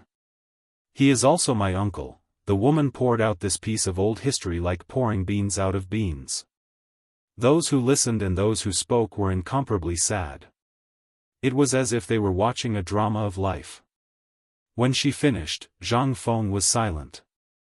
Although he was very curious about the old Xiuzai's background, Zhang Feng could not help but feel pity for the old Xiuzai when he heard this at this time. This stubborn old man. If Li Yuan and the emperor really wanted to deal with you, do you think you can be safe hiding in Chang'an City? After so many years, it was really, Zhang Feng sighed deeply and said, "The old Xiuzai is my teacher. Leave it to me. I'll send someone to invite him down the mountain. If he doesn't come, I'll tie him up and bring him here. How about it?" Chapter 1684. The Xie family. Although the woman did not say much, Zhang Feng could vaguely guess which family it was. It was the poem mentioned in Lu Yuxi's Wui Lane. Flowers bloom by the Vermilion Bird Bridge, the setting sun at the entrance of Wui Lane. In the old days, Wang Xiatang's swallow flew into the common people's house. Wasn't this a description of them? Who would have thought that Zhang Feng would be able to experience the sacrifice of a dynasty in this era, as well as the process of a clan going from glory to decline? After Zhang Feng sent the waiter to deliver the letter to the old scholar on the mountain, he returned to the private room. As soon as he entered, he asked, "I heard you say that the Xie family has been living in Jiangnan for a long time. Why did they suddenly move to Chang'an? But what kind of great change had happened? And they need..." After the woman learned about the old scholar's whereabouts and that Zhang Feng was a disciple of the Xie sect, she felt slightly better than before. After all, a person's shadow was like the bark of a tree. Zhang Feng's reputation was well known, so when she heard Zhang Feng's question, the woman said, "Our success is because of the Xie family, and our failure is also because of the Xie family. When uncle left, the family was robbed by the Sui dynasty soldiers and the local people. 80% of the family property was lost and we could barely get by. But this year, because of the drought and the suppression of several merchants and aristocratic families in Jiangnan, the family was really, therefore, some time ago, the phosphate fertilizer business caused the entire family to fall apart in an instant. I advocated using all of our family's assets to purchase the Jiangnan phosphate fertilizer, but it was because of this that the patriarch expelled our bloodline from the Xie family. We had no choice but to come and try our luck after learning about Prince Zhang and uncle's names from the students who returned from Chang'an. But our family had just bought a property outside Chang'an City, and we were really short on food. Plus, our son was seriously ill, so we had no choice but to do everything we could to treat him." Seriously ill? Hearing this, Zhang Feng could not help but frown slightly. But before he could say anything, Zhang Yuyao couldn't help but sit beside the woman and say, "Madam, you may not know this, but the divine Dr. Sun Simiao, or Mr. Sun, is teaching in the academy right now. And our Prince Zhang is also quite..." Cough cough. Zhang Feng coughed and interrupted Zhang Yuyao. He did not dare to let her continue. This little girl was simply too much. Nothing had happened, and he had already said everything? How could this be? What if this person had some incurable disease? If he couldn't be cured, wouldn't he be smashing his own reputation? And what kind of miracle doctor was he? It was just a blind cat running into a dead mouse. Last time, if Niu Xiaohu's leg was really broken and split into two halves, he would be helpless. This time, he dared not promise others anything casually. It would really cost him his life. "Madam, may I know what illness the young master has?" The woman was also frightened by Zhang Yuyao's words. After all, as a former big clan, although they were driven out, they were still a big clan. She must have some information about some things. Naturally, she also knew Zhang Feng's ability. At this time, seeing this, she hurriedly explained the illness. Zhang Feng couldn't help but frown and said, "According to the illness you said, it should be lung disease, but has this lung disease been diagnosed before?" "I found out, but the doctors told my son to avoid meat and fish, and not to be exposed to the wind. However, it has been several years and there hasn't been any improvement. There is only one male in the family, and my son is known in the family as a talent who has the potential to surpass uncle. However, his fate is full of misfortune, and I have no other choice. Moreover, my son's monthly medical expenses are simply astronomical, so the woman said it with tears in her eyes. Jingshu and Zhang Yuyao were also in tears. Seeing this, Zhang Feng felt a headache. Fu*k, if Zhang Feng saw that quack doctor, he would definitely cut him into pieces. Fu*k, is there anyone who treats patients like you? Fu*k, you can't just care about money and ignore people's lives, right? Lung disease was mainly to clear the lungs and stop coughing. What was needed was fresh air. Moreover, this disease did not have any other requirements regarding diet. As long as one avoided spicy and stimulating food, there was no need to F*king abstain from eating meat. Wasn't this killing people? Zhang Feng felt a sense of cynicism and sighed, "This illness isn't a big problem. I'll get Divine Doctor Sun to take a look at it later. Furthermore, I'll write something for you to change your living environment." Hearing this, the woman said with some doubts, "Prince Zhang, what you said is true?" Zhang Feng couldn't help but spread out his hands. The woman smiled apologetically, and then hurriedly pushed the dried flowers in her hand to Zhang Feng respectfully and said, "To be honest, there are some at home. But as for the consultation fee, I will send the full amount later. Since Prince Zhang likes this flower, I have nothing else. Just take it as a gift for Prince Zhang to play with." Chapter 1685.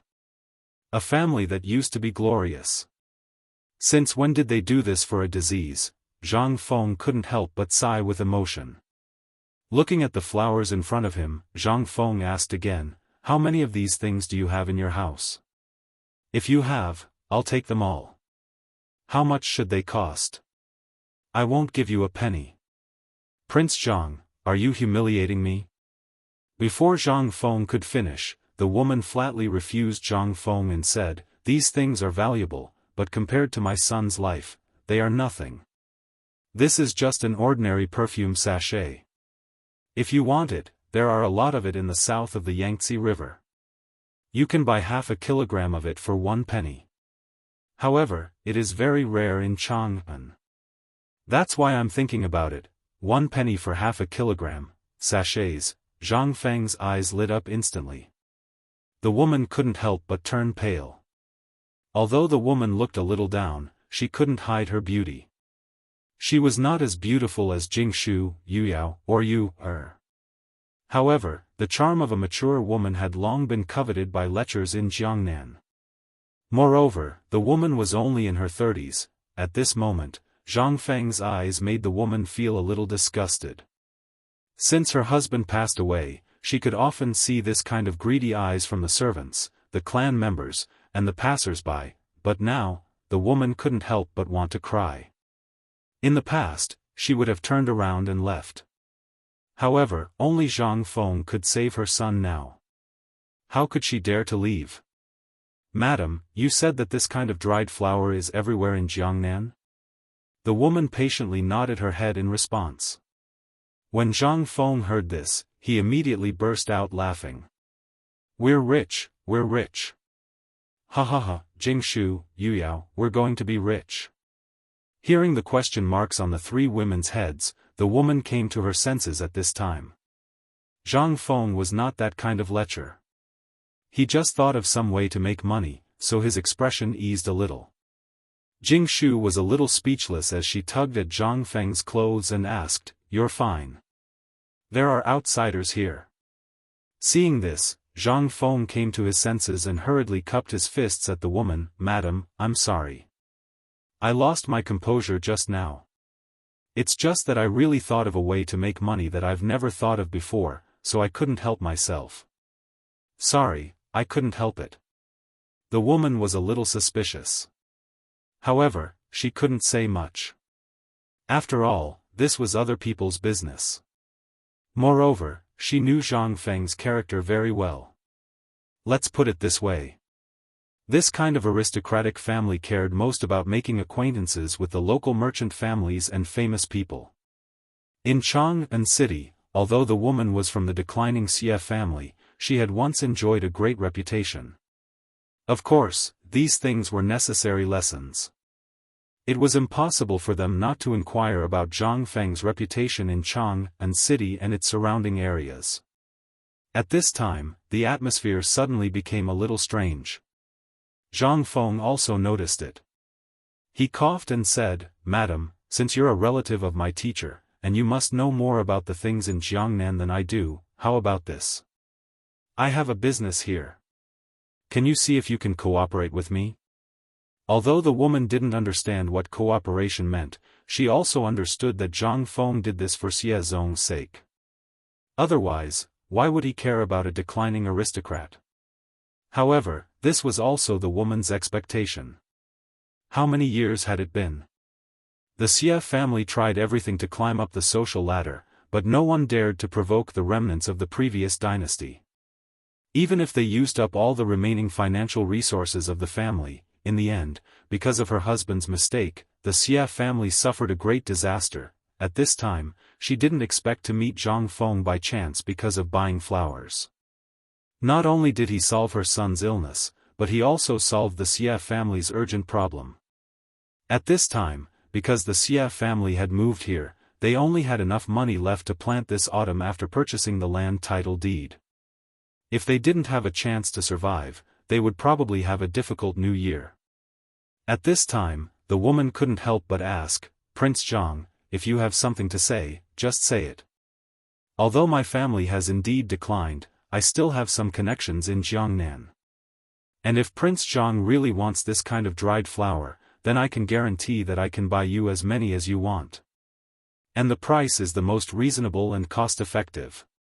It's just that the road from Jiangnan to Chang'an is a little long." Zhang Feng waved his hand and said, "In that case, thank you very much, madam.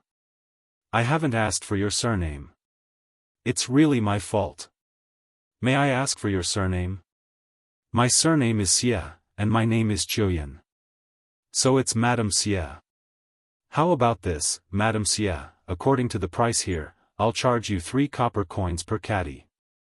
You can take the money just now, and if it's not enough, you can get more from the account. This will be the deposit for the first batch of goods. What do you think?" Zhang Feng's wealth made Xie Chuyan's eyelids twitch uncontrollably. But she still couldn't help but ask, "Prince Zhang, to be honest, this thing is really useless. I really don't know what Prince Zhang wants this for. And why waste this money?" Zhang Feng smiled mysteriously, but just as he was about to speak, there was a cough outside the private room.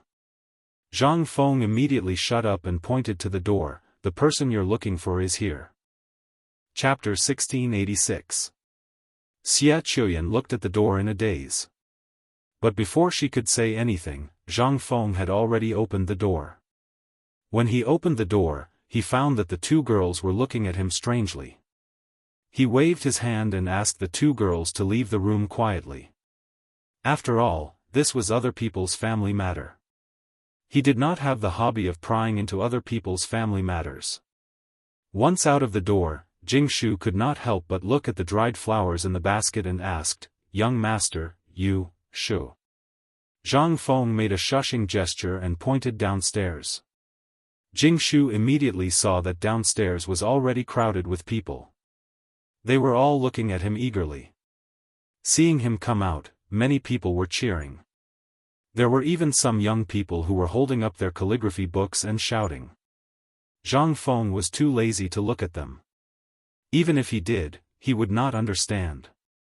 He simply pointed to the crowd downstairs and said to the two girls, "Do you see this? This is the current me. If I were to be as lonely as her one day, I reckon." Sigh. Zhang Feng sighed. He looked at the commotion downstairs and then looked at the sunlight shining in through the window. He could not help but say, "There are wild flowers by the Vermilion Bird Bridge, and the sun is setting at the entrance of Black Clothes Alley."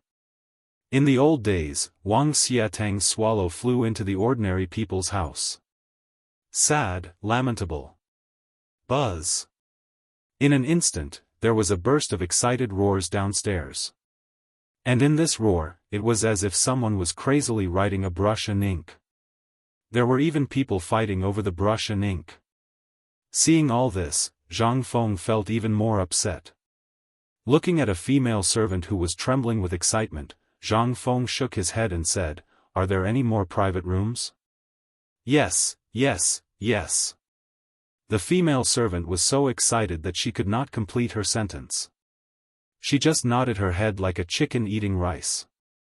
Under Zhang Feng's signal, she finally reacted and hurriedly led Zhang Feng into another private room, some distance away from the old scholar and the old scholar's private room. As soon as they entered the door, Jingshu lit a cigarette for Zhang Feng and then looked at the dried flowers in a daze. After a while, Zhang Feng said cautiously, "Don't feel bad about this little bit of money. I can only say that this money is really worth it." "What do you mean?" the two girls asked in confusion. Zhang Feng smiled mysteriously and said, "Don't ask about this. In short, you will understand everything when you go to Jiangnan with me. I want to make something that only women can use and give it to you." Jingshu couldn't help asking, "What is it?" "Perfume. This thing is good stuff. It extracts the fragrance from the flowers and then smears it on the body. The fragrance will stay on the body for a few hours. So, do you like this thing? Also, the perfume made from different flowers will have different scents, and the effects will naturally be different as well. In short, we are destined to be rich." Almost all the women in this era didn't wear any makeup. And in this era, the thing that Zhang Feng couldn't stand the most was not taking a bath. They rarely took a bath. This was the thing that drove Zhang Feng crazy the most. Zhang Feng wanted to open a sauna or something in Chang'an City. This was simply too much for him, especially every time he sat in the house with Chen Tiniu and his father. It was simply too much. But this perfume was different. This thing could not only block the smell on the body, but also make people feel relaxed and happy. Once this thing was made, it would definitely be popular in the entire Tang dynasty. And, the most important thing was, Zhang Feng was too embarrassed to say it. After all, the two girls were strong women. How could he say it out loud? Besides, Zhang Feng also wanted to go to Jiangnan to see you, and experience the Jiangnan of this era. The most important thing was that he wanted to hide 100,000 military uniforms a month. Damn it. Even if he was a god, it would be difficult, right? And Jingshu and Zhang Yuyao were not stupid. At this time, at Zhang Feng's words, the two girls instantly realized that all this was prepared for you, You said that all this was prepared for you, We still want to go to Jiangnan? Zhang Feng was instantly speechless and said vaguely, "Well, Jiangnan has the most of this thing and you heard it just now. So I was thinking that if I leave this matter to you, it will be twice the result with half the effort. Of course, we have to go too. After all, I haven't been to Jiangnan and I want to see the scenery there. This year, we will spend the new year in Jiangnan. I'm afraid you won't be able to escape." At this time, The old scholar's words almost made Zhang Feng choke to death. Zhang Feng hurriedly turned to look. At this time, the old scholar walked in slowly. Madame Xie greeted Zhang Feng at the door and hurried away with a red face. It seemed that something big had happened. When Zhang Feng heard this, he could not help but sigh and said, "Old scholar, what are you talking about? Don't you want to go to Jiangnan to have a look?" Chapter 1687. The old scholar shook his head and said, "I'm not going. It's a sad place. Going there will only add to the sadness. Fengzi, I want to talk to you about something serious." When Jing Shu and Yu Yao heard this, they hurriedly got up and left quietly. Zhang Feng asked, "You finished talking so quickly?" The old scholar sighed and said, "It's all in the past. What's there to talk about? When I have time, I'll go back and have a look." Seeing that the old scholar didn't want to talk about it, Zhang Feng quickly shut up. After all, this was his family's business. If he didn't want to talk about it, who could do anything about it? "Old scholar, what did you say just now? Don't talk about the military equipment. 100,000 pieces a month. Even a god can't do that." The old scholar smiled bitterly and said, "It's true. When I was on the mountain, Old Wei and the others came to me. Tai Nyo and the others also went to the village chief. Do you think that if Lao Li and the others could think of a way, they would do that? And I'm worried that this is the emperor's idea. Whether we do it or not, it's your business. I have no right to interfere, but you should know that if you don't do anything about it, everything we've done will go down the drain. What's more, once the news of the lack of winter supplies gets out, it will shake the morale of the army. And if the enemy finds out, then, you know the consequences." Zhang Feng naturally knew the consequences if he didn't handle it well. But 100,000 pieces a month? Zhang Feng wanted to go crazy just thinking about it. There was nothing. He didn't even know where Mian was. What could he do? With what? With his mouth? Therefore, Zhang Feng decisively slipped away. But he didn't expect these people to be so persistent. They directly went to find the old scholar. This was going to be troublesome. Zhang Feng coughed and said, "Old scholar, although I know about this, what should I do? What should I do? Although I know how to make this textile machine produce 500 bolts of cloth in a day, this thing is not the same as weaving. If you were to do something else, I would be able to pay you 100,000 yuan a month. But at this time, I can't do anything about this. I can't possibly make some paper clothes to fool others, right? Speaking of which." The old scholar didn't say anything. He just undid his belt and waved his hand. "Come and see what I'm passing on." Zhang Feng had been wondering if the old elementary scholar had gone senile, but now he understood. He hurriedly went forward to take a look. He saw the old elementary scholar pull at the inner shirt and then pull at the seam, revealing something underneath. Zhang Feng took a look. Good lord, this guy is really wearing paper clothes. This kind of paper was a bit like Xian paper, but the material was different. It was very soft, as if it was made from the bark of a tree and then pasted together with the technique of papermaking. It also had a kind of elasticity to the touch, but the traces of sweat and grease had to be removed. Zhang Feng was a little surprised and asked, "Old scholar, your clothes are really made of paper. Can this thing be worn?" The old scholar rolled his eyes. "Then what do you think people of this era wear? What do you wear in winter?" Zhang Feng immediately shut his mouth.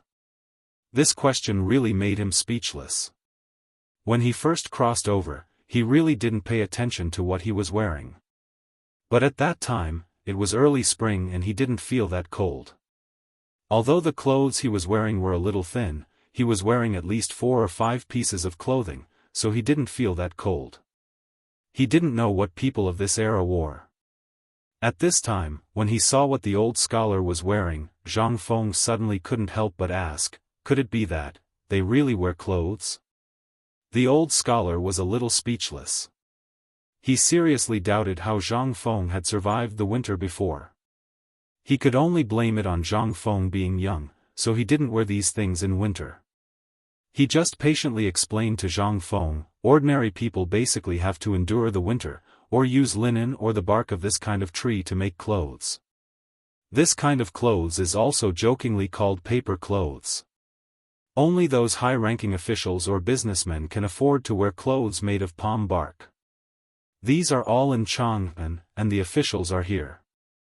If you go to the north, you need sheepskin or cowhide to keep out the cold.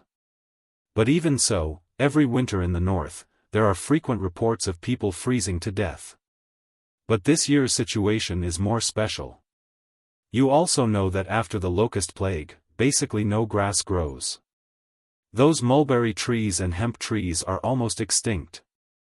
So this year's winter is really a bit difficult. Otherwise, they wouldn't have come to you so painstakingly for help. The old scholar took a deep breath and stared deeply at Zhang Feng. Actually, I also want to know if you can solve this matter. Although I used to be very tired of you doing these military things, but this time, I think it is very necessary for you to solve this matter. After all, when the nest is overturned, there are no eggs intact. This is also something you said before, so I still think you should seriously consider this matter. Zhang Feng was silent. If it was someone else who said this, he would definitely refuse without thinking. But it was the old scholar who said this, so he had to carefully consider it. After thinking for a while, Zhang Feng took a deep breath and said with a bitter smile, "If it was someone else, I would definitely ignore them. But since it is you who came to plead, it means that this matter is really serious to the point where I have to deal with it. Okay, then I will give it a try." Chapter 1688. Seeing that Zhang Feng had agreed, the old scholar heaved a deep sigh of relief. Just as he had said, he really did not want Zhang Feng to be involved in this matter. However, this matter had really reached the point where it had to be solved. Zhang Feng could not help but say, "Although I have agreed to this matter, there is one thing that I have to make clear to you." The old scholar smiled and said, "Don't tell me about this matter. If you want to say something, you should say it to your brothers. After all, they have also told me that no matter what request you make, as long as it can solve this matter, they will fulfill it. Don't you think that I should confirm it with you first? I still have something to do, so I will leave first. As for the rest, you can worry about it." After saying that, the old scholar decisively left the room. Zhang Feng was stunned. This was the first time he had seen the old scholar so unconcerned about this matter. Because he still remembered that the old scholar had really taught him a lesson when he was experimenting with gunpowder last time. "I gave him a good lecture, and at that time, he kept telling me not to do it. But now?" Previously, the old scholar had told him not to get involved in this matter. But now? However, Zhang Feng could also understand this matter. If it was the first step that could be solved, the old scholar would not have been so anxious to persuade him. Zhang Feng was sure that if he still did not agree to today's matter, there would be countless people who would be persuaded to persuade him. Zhang Feng did not dare to try being brainwashed again. Furthermore, it was the horrifying scene of the four great Confucian scholars surrounding and brainwashing him. At this time, Zhang Feng fell into his own thoughts again. These things were for him to do. The first thing that came to Zhang Feng's mind was cotton. As soon as he thought of cotton, Zhang Feng could not sit still. He hurriedly followed the crowd downstairs. Although the downstairs was already blocked, at this time, seeing that Zhang Feng was coming down, no one dared to stop him. They all opened up a path for Zhang Feng to escape from the scene. As soon as he got out of the door, Zhang Feng hurriedly hired a carriage and rushed towards his courtyard. Moments later, Zhang Feng appeared in the mansion. As soon as he entered, he saw Du Zidong and the others strolling around in the courtyard with nothing to do.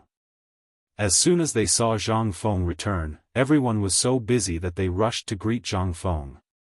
Seeing this, Zhang Feng had an idea and said, "Old Du, hurry up and gather everyone. I have something to ask everyone. Everyone couldn't help but feel a little confused when they heard this. This was especially so when she saw Zhang Feng rushing back anxiously and gathering everyone as soon as he returned. She thought that something big had happened. Zhang Feng hurriedly asked, I have something to ask you today. What kind of clothes do you wear during winter? Everyone was stunned at first. Then, everyone's expression became a little strange. Seeing this, Zhang Feng was speechless. He had to beckon Du Zidong to his side and asked, Old Du, let me ask you. This is not a joke. Tell me, how do you spend the winter? Du Zidong was completely confused. Master, why do you ask this? But seeing Zhang Feng's serious face, Du Zidong did not dare to be careless. She hurriedly said, in winter, we basically wear paper clothes. Paper clothes again. These were the words he heard the most today. After taking a deep breath, Zhang Feng said, hurry up and get me a piece of paper clothing. Let me take a look. Du Zidong was a little confused. However, he didn't dare to say anything. He still followed Zhang Feng's instructions and hurriedly went to get a clean paper shirt and handed it to Zhang Feng. Zhang Feng held the clothes and looked at it carefully for a moment. The clothes were basically made of crushed bark of the red holly tree and mixed with wood and grass ash. Although it was quite soft, Zhang Feng could feel that it was definitely not sturdy. Zhang Feng didn't know if it could keep warm, but once it rained or snowed, it would definitely not be able to be worn. This was definitely not possible. If this item was in the pass where there was less rain and snow, then it would still be okay.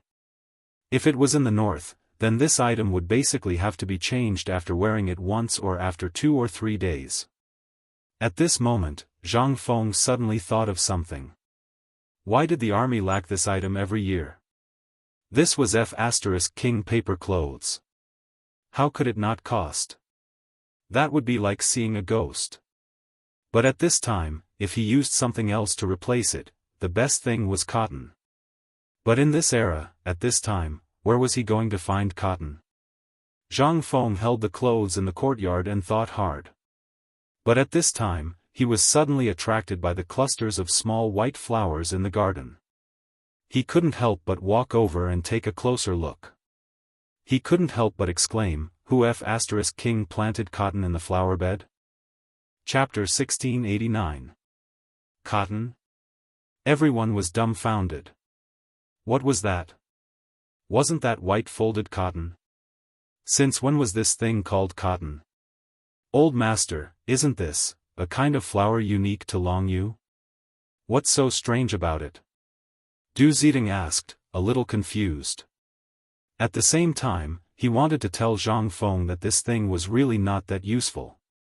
It was just a kind of flower that bloomed like snow in winter. Moreover, this kind of flower wasn't beautiful.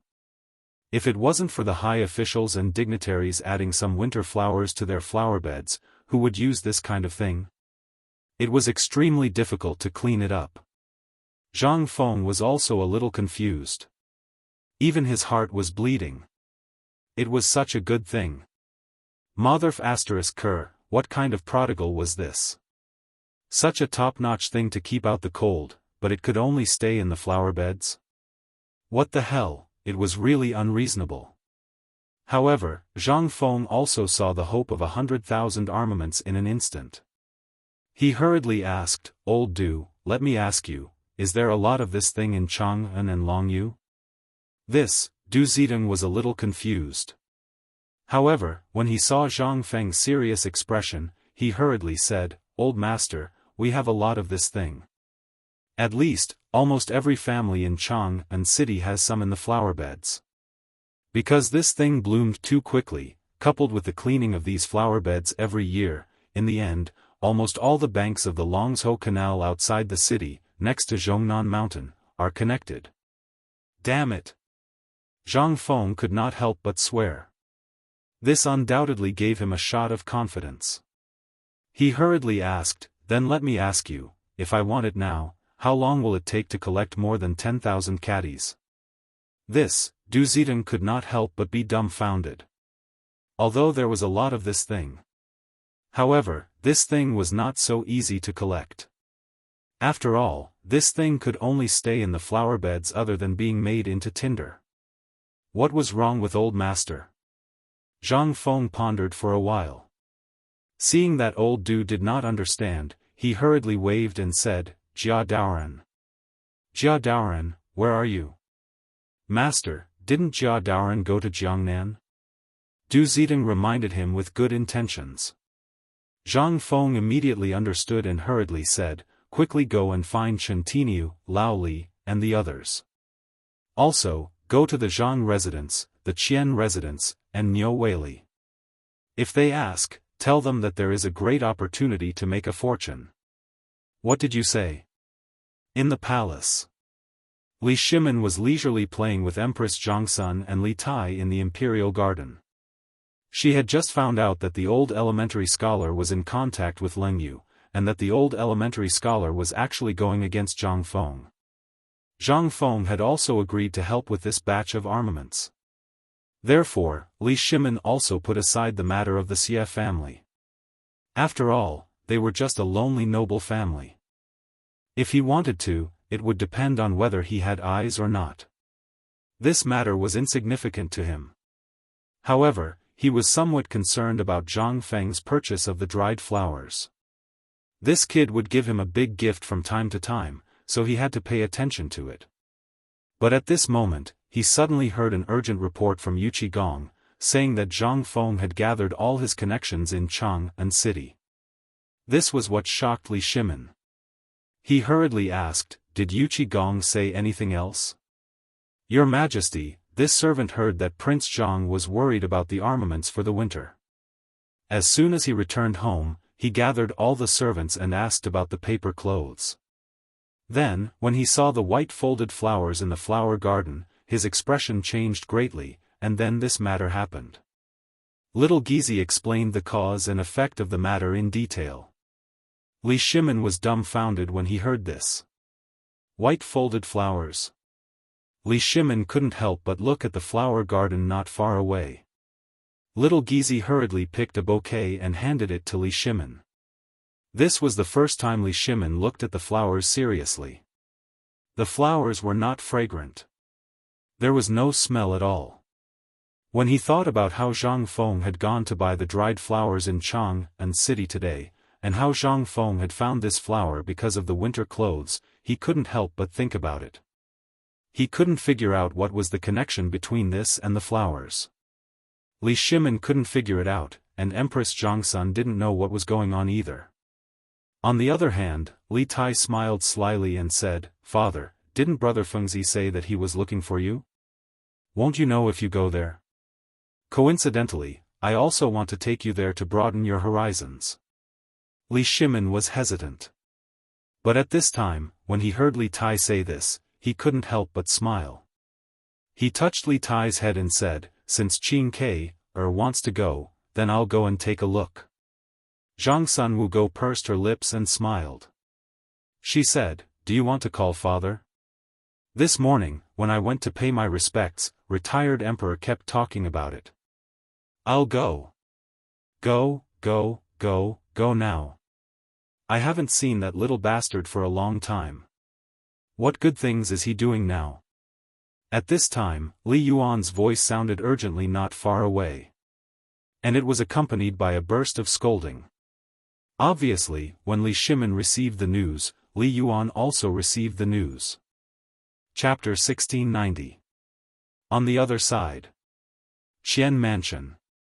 Although the loss of Qian Wanli had a great impact on Qian Tong, after seeing Qian Xian's terrifying achievements on the mountain and his talent in business arithmetic, Qian Tong was amazed. Qian Tong could only sigh that God was kind to him. And that was not all. Because of Qian Wanli's matter, Zhang Feng's paper mill business was still operating according to the share when Qian Wanli was still there. Now, Qian Tong was earning more. Even now, because of the business connection with White Deer College, the Qian family was almost soaring in the business world. Not to mention in Chang'an City. It could be said that because of Qian Wanli, they even had a connection with Niu Weili. Since ancient times, merchants had been the lowest profession. But once they had a relationship with the government, it was different. This was the so-called collusion between officials and merchants. But this was just a little unpleasant to hear. In this era, all merchants who wanted to do business had the shadow of a merchant behind them. Before, Qian Tong was just a small bank manager. How could he be qualified to come into contact with this? But now, it was different.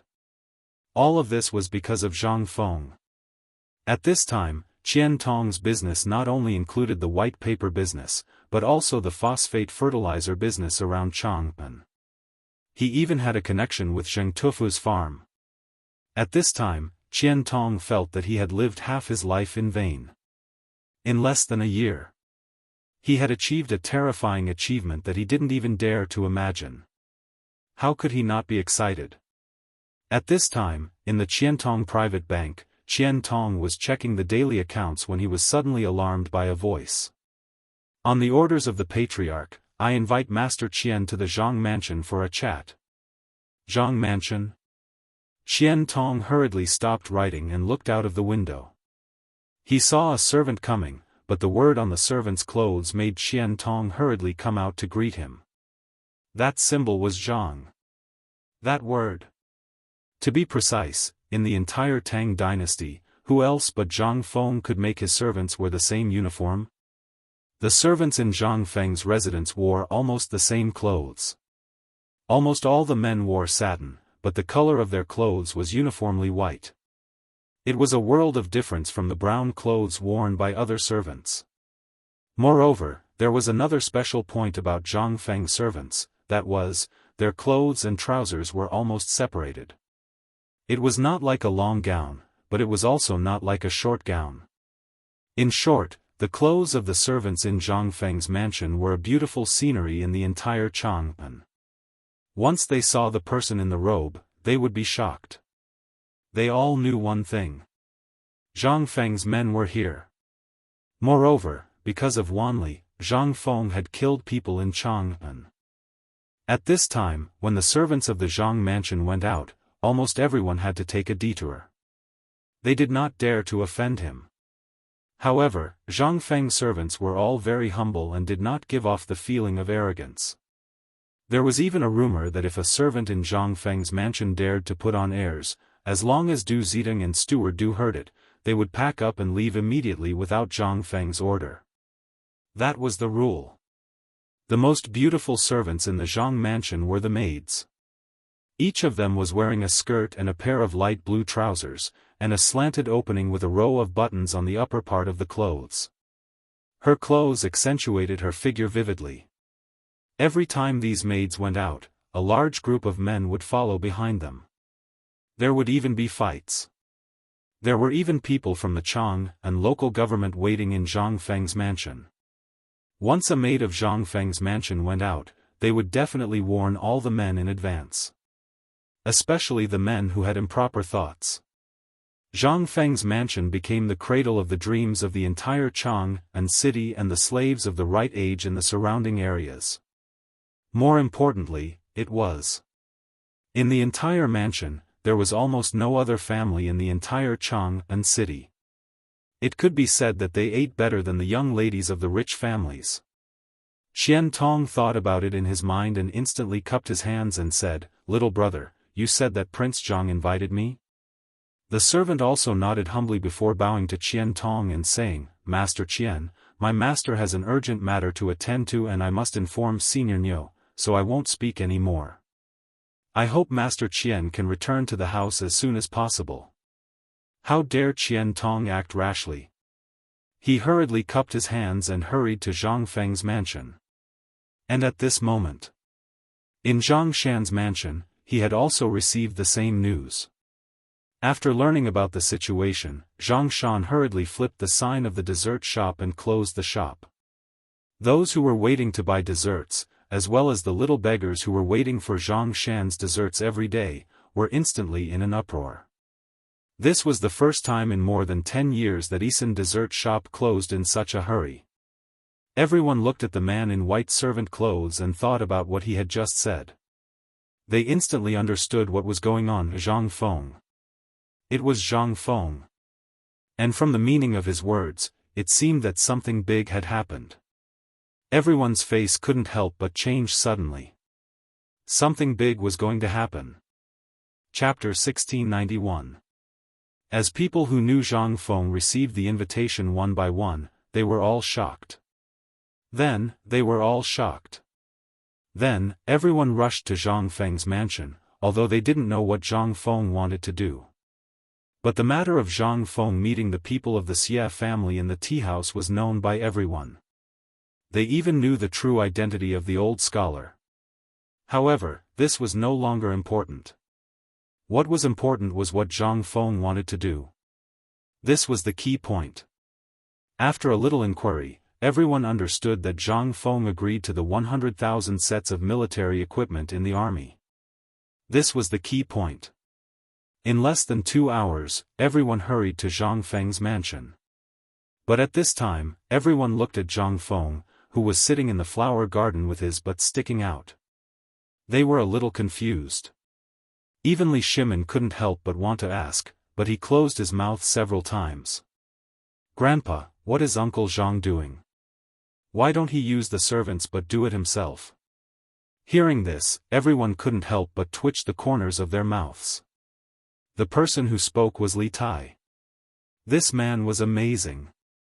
Not only was he deeply liked by the emperor and empress, but he was also deeply liked by the retired emperor. So, only he dared to say so at this time. Wei Zheng and others had already arrived. But, with the retired emperor and empress here, they didn't dare to say anything. They could only keep their heads down and stare at Zhang Feng. "Grandson, you have to watch carefully. This kid is a crafty person. Anything he can get must be a treasure. Just wait and see. Today will definitely be fun again." Li Yuan smiled and hugged Li Tai. He wanted to carry him up, but after a few hugs, he didn't lift him up. He was so tired that he was panting. Seeing this, Li Tai rolled his eyes and said, "Grandpa, you said it would be fun? But this uncle, why does he look like the flower thief that the maids in the house said?" Puff. Hearing this, there were already people who couldn't hold themselves back anymore. Zhang Feng also staggered. He stared at Li Tai and said, "Little guy, who taught you this?" "Tai, don't talk nonsense." Zhang Sun Wugo's expression also changed slightly as he scolded.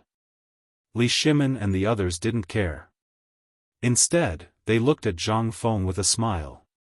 This brat had called them over.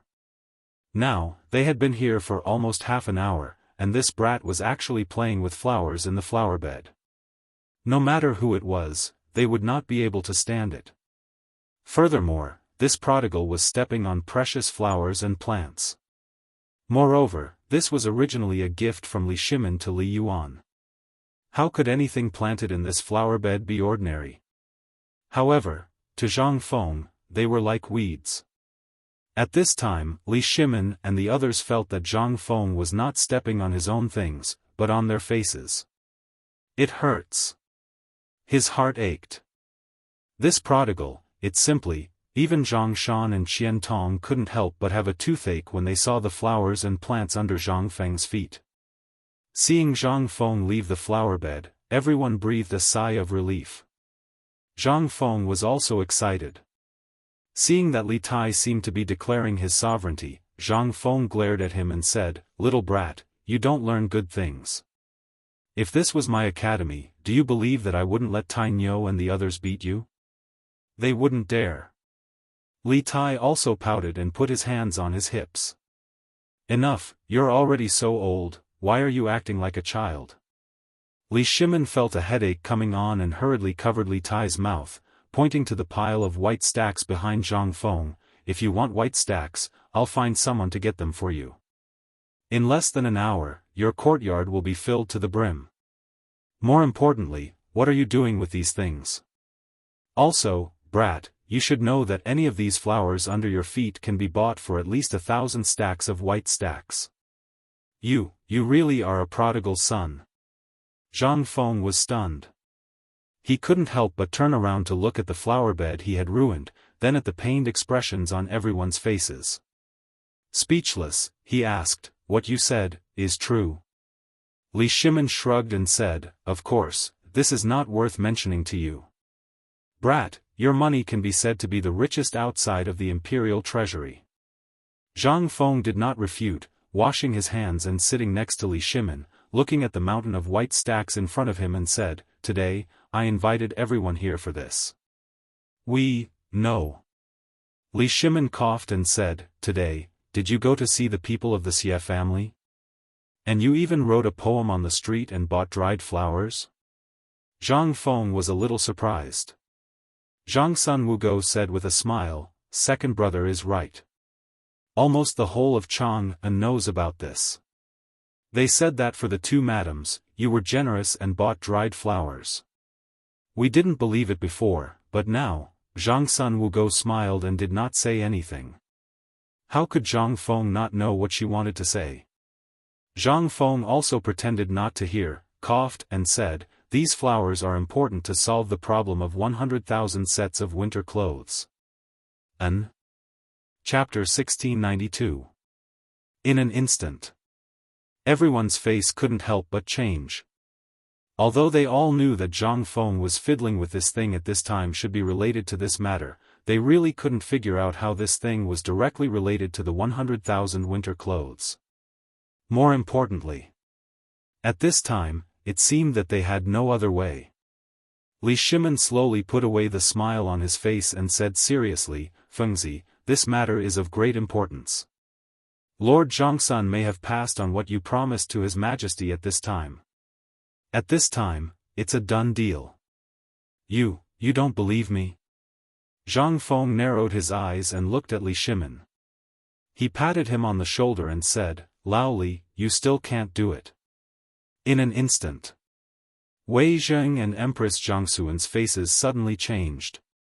Daring to say that His Majesty couldn't do it, and in front of His Majesty, really, only Zhang Feng alone. Who dared to say this? Ahem. Ahem. Little Gizi and Du Zidong stood aside and coughed anxiously. Wei Zheng also hurriedly winked at Zhang Feng. Seeing this, Zhang Feng was stunned. Looking at everyone's face one by one, Zhang Feng asked, "Lao Li, okay, boy, let's not talk about this first. Tell me, how are you going to play? Or, how are you going to turn these flowers into clothes? As far as old man knows, the Crown Prince is guarding the border at this time. If this causes unrest at the border because of this, do you know what kind of crime you will bear?" Li Yuan was no longer in the mood to play. After all, he also knew that this matter was of great importance, and he had to face it seriously. Moreover, this matter is of great importance. Once the temperature in the north plummets, Tuli Khan will go south, and this matter will be serious.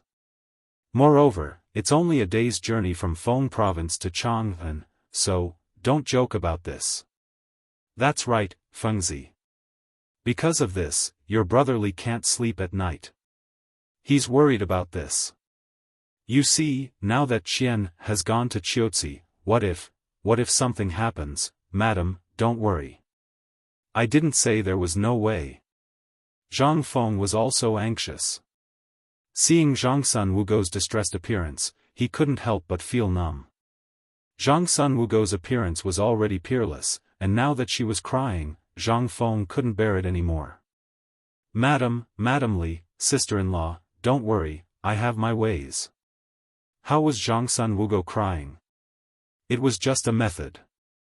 She knew that this kid was amenable to coaxing but not coercion. But at this time, when he called her sister-in-law, she couldn't help but look at Zhang Feng with some interest. "You called me sister-in-law?" Zhang Feng was a little confused, but he still said, "Well, let's talk about serious matters. This thing is actually called cotton. I didn't know about it before, but I saw this thing in a book called Record of the World by my respected teacher. It said that this thing is unique to the Longyu Dao. But now, the Western Turks also have it, but that's not the main point. The main point is that this thing, after some simple processing, can be made into clothes. No matter how cold the winter weather is, it can make people feel as warm as spring. Moreover, you can see that this thing is very soft and elastic. Zhang Feng fiercely boasted about the cotton. For a moment, everyone was a little confused. However, what Zhang Feng said was true. This white cotton, which Zhang Feng called cotton, was really very soft. It was even softer than the ferret's fur. Coupled with the fact that Zhang Feng was excitedly introducing this thing, everyone subconsciously became excited as well. Fengzi, this thing is so miraculous, and it can be made into a mess. It's as comfortable as being stuck in wool. If this is really so miraculous, why didn't it exist before? Really, Fengzi, if you really have a way, why did you refuse to do it at the start? Faced with this series of questions, Zhang Feng felt a headache coming on. Is it because I didn't notice this thing before? At that time, if I had known that such a good treasure would be wasted like this, I would have taken it out long ago. However, it's not too late now. Right now, I have an important task for you guys to do, and that is, buy this thing in bulk for me. Zhang Feng's words were for Zhang Shan, Qian Tong, and Niu Weili. As for Lao Li, he knew that he was more anxious than anyone else, so Zhang Feng wasn't worried about them. On the contrary, the few people who had just been called over were a little confused at this time. And after hearing so many big things in the military that they had never heard of, their jaws had already dropped to the ground. At this time, when they heard Zhang Feng say this, they were a little confused. Especially Niu Weili, he had a good eye, especially because of his identity. Before, he had some doubts about the identity of Wei Zheng and the others. At this time, seeing so many people, and the momentum that these people occasionally exuded during their conversation, he could faintly guess that they were not simple. At this time, when he heard Zhang Feng say this, Niu Weili hurriedly said, I'll order people to buy it, but this thing, no one has ever bought it before, and there are as many of them as there are hairs on an ox at the foot of Zhongnan Mountain. When Zhang Feng heard this, he raised a finger and said, I'll buy it for 5 copper coins per catty. As for how much you want to buy it, that's your business, I'll only pay 5 copper coins. Chapter 1693. After seeing them off. At this time, only Zhang Feng, Li Shimin, and a few others were left in the courtyard. Wei Zheng's courage gradually grew. Just as he was about to speak, he heard Li Yuan slowly say, Boy, this thing can obviously be sold at a lower price, why did you ask for such a high price from the beginning? Zhang Feng smiled faintly. Looking at the warm sunset that was about to set, they followed Zhang Feng into the room. Zhang Feng then said, This is why I called them here. Businessmen, if there are no benefits, why would they help you? Besides, this Niu Weili is the county magistrate of Chang'an. Although he has an official Weibo, he is the local snake of Chang'an. If he participates, many things will be very easy to handle. Besides, this Qian Tong has been cooperating with us for a long time, and he can run a bank in Chang'an for so long. Naturally, he has his reasons. Most importantly, he is in this business. If I don't look for him, who will I look for? If I look for you, you just wave your hand and the whole world will know. In less than 10 days, this thing will be known by the whole world.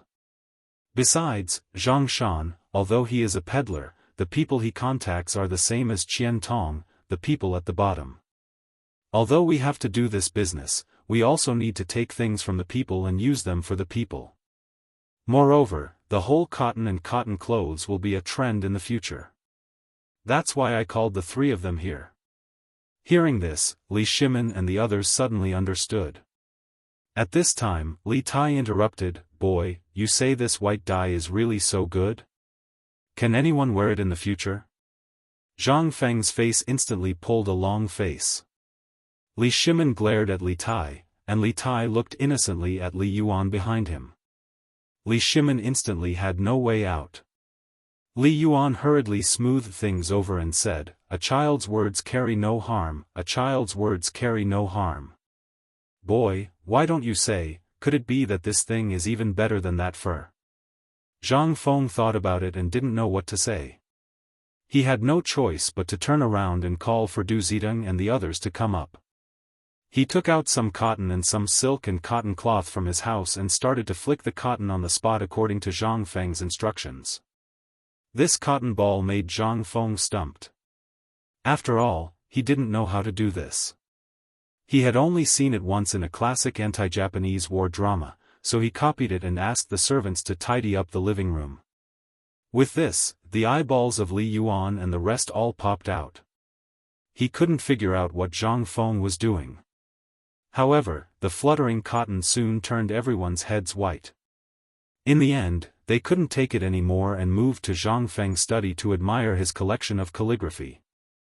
After a full 2 hours, Zhang Feng reimbursed Jingshu for 3 sets of gauze curtains, and only then did he manage to make a piece of cotton the size of a bed. It was soft and elastic. Although it wasn't as good as ideal, Zhang Feng felt it was almost there. He hurriedly called the maids in the mansion and hurriedly sewed it according to Zhang Feng's request. Just when everyone's stomachs were rumbling with hunger, Zhang Feng walked into the study with a roughly made cotton-padded shirt and trousers. As soon as he entered the door, it instantly attracted everyone's attention. Zhang Feng's cotton-padded jacket was almost made according to the style of cotton-padded jacket and trousers of later generations. Therefore, the style was indeed a bit unimaginable for everyone at this time, but they didn't care. After all, this thing was nothing to Zhang Feng, but for everyone, it was simply a miracle.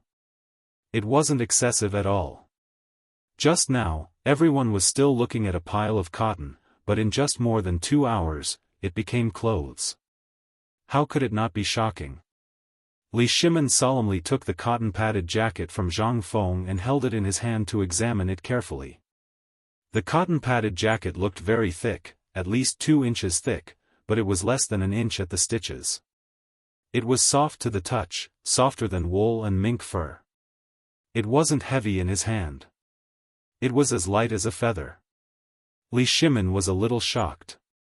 But he still put it on without batting an eyelid. In an instant, that soft and warm feeling filled his whole body. At this time, Li Shimin couldn't help but ask, "Fengzi, how did you do it? Why am I really so warm? And no one has ever found such a magical thing before?" Li Shimin was very excited. But he was also very upset. This white fold could be said to be a kind of useless flower that everyone in Chang'an loved and hated. They loved it because there were still flowers in the imperial garden from autumn to winter, but hated it because every year when this flower fell, when the wind blew, it was more frightening than the white poplar flowers. The whole house was full of this thing. But who knew that it would have such a magical effect? How else could Li Shimin not be excited? 100,000 winter clothes in a month, in the bag. This was the most important thing. At this time, everyone was also a little shocked. After all, who was Li Shimin? He was the emperor. Even if Zhang Feng made phosphate fertilizer, he wouldn't be so excited. But at this time, the emperor didn't care about the scruples and directly said, "I." What did this mean? This meant that the pink material called cotton-padded jacket he was wearing was really effective. Chapter 1694. At this moment, everyone was staring at Li Shimin with their eyes wide open. To be precise, they were looking at the red cotton-padded jacket and trousers he was wearing. This was simply a little unimaginable. It could even be said that it was a little ridiculous. However, at this moment, no one could laugh, and no one dared to laugh. After all, the clothes Li Shimin was wearing at this moment could be said to be a unique existence in the world. Although everyone wanted to try on the clothes and see how magical it was, but, at this moment, looking at the expression on the emperor's face, everyone almost understood half of it. This thing should not be a big problem. After all, it was made by Zhang Feng. Could Zhang Feng's products be bad? No.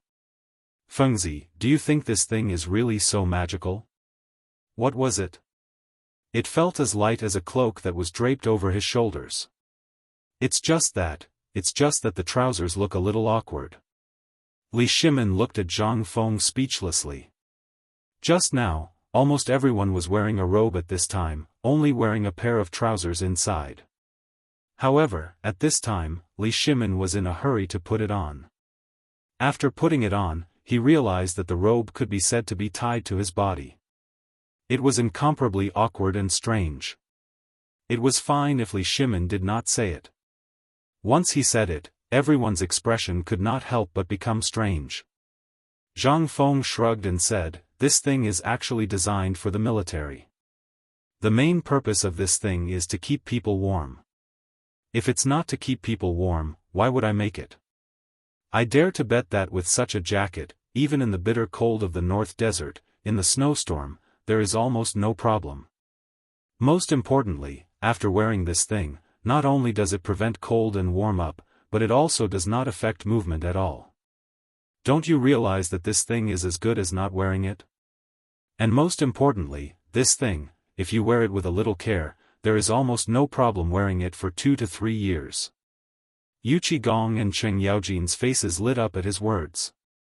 This kid was really thinking for them. Didn't this thing come out for them? If this was placed in the military, 3 years, how much money would they save in 3 years? Putting everything else aside, if what Zhang Feng said was true, then no one in the army would ever die from the cold. Thinking of this, Yu Qigong hurriedly said, "Feng Zi, is what you said true or false? If it's true, then. Seeing this, Li Shimin hurriedly interrupted Yu Qigong and said, "I have my own decision on this matter, and this matter must be reported immediately. Old Yu, quickly report this matter to the Lord Zhangsun. As for the following matters, I will discuss it with Feng Zi."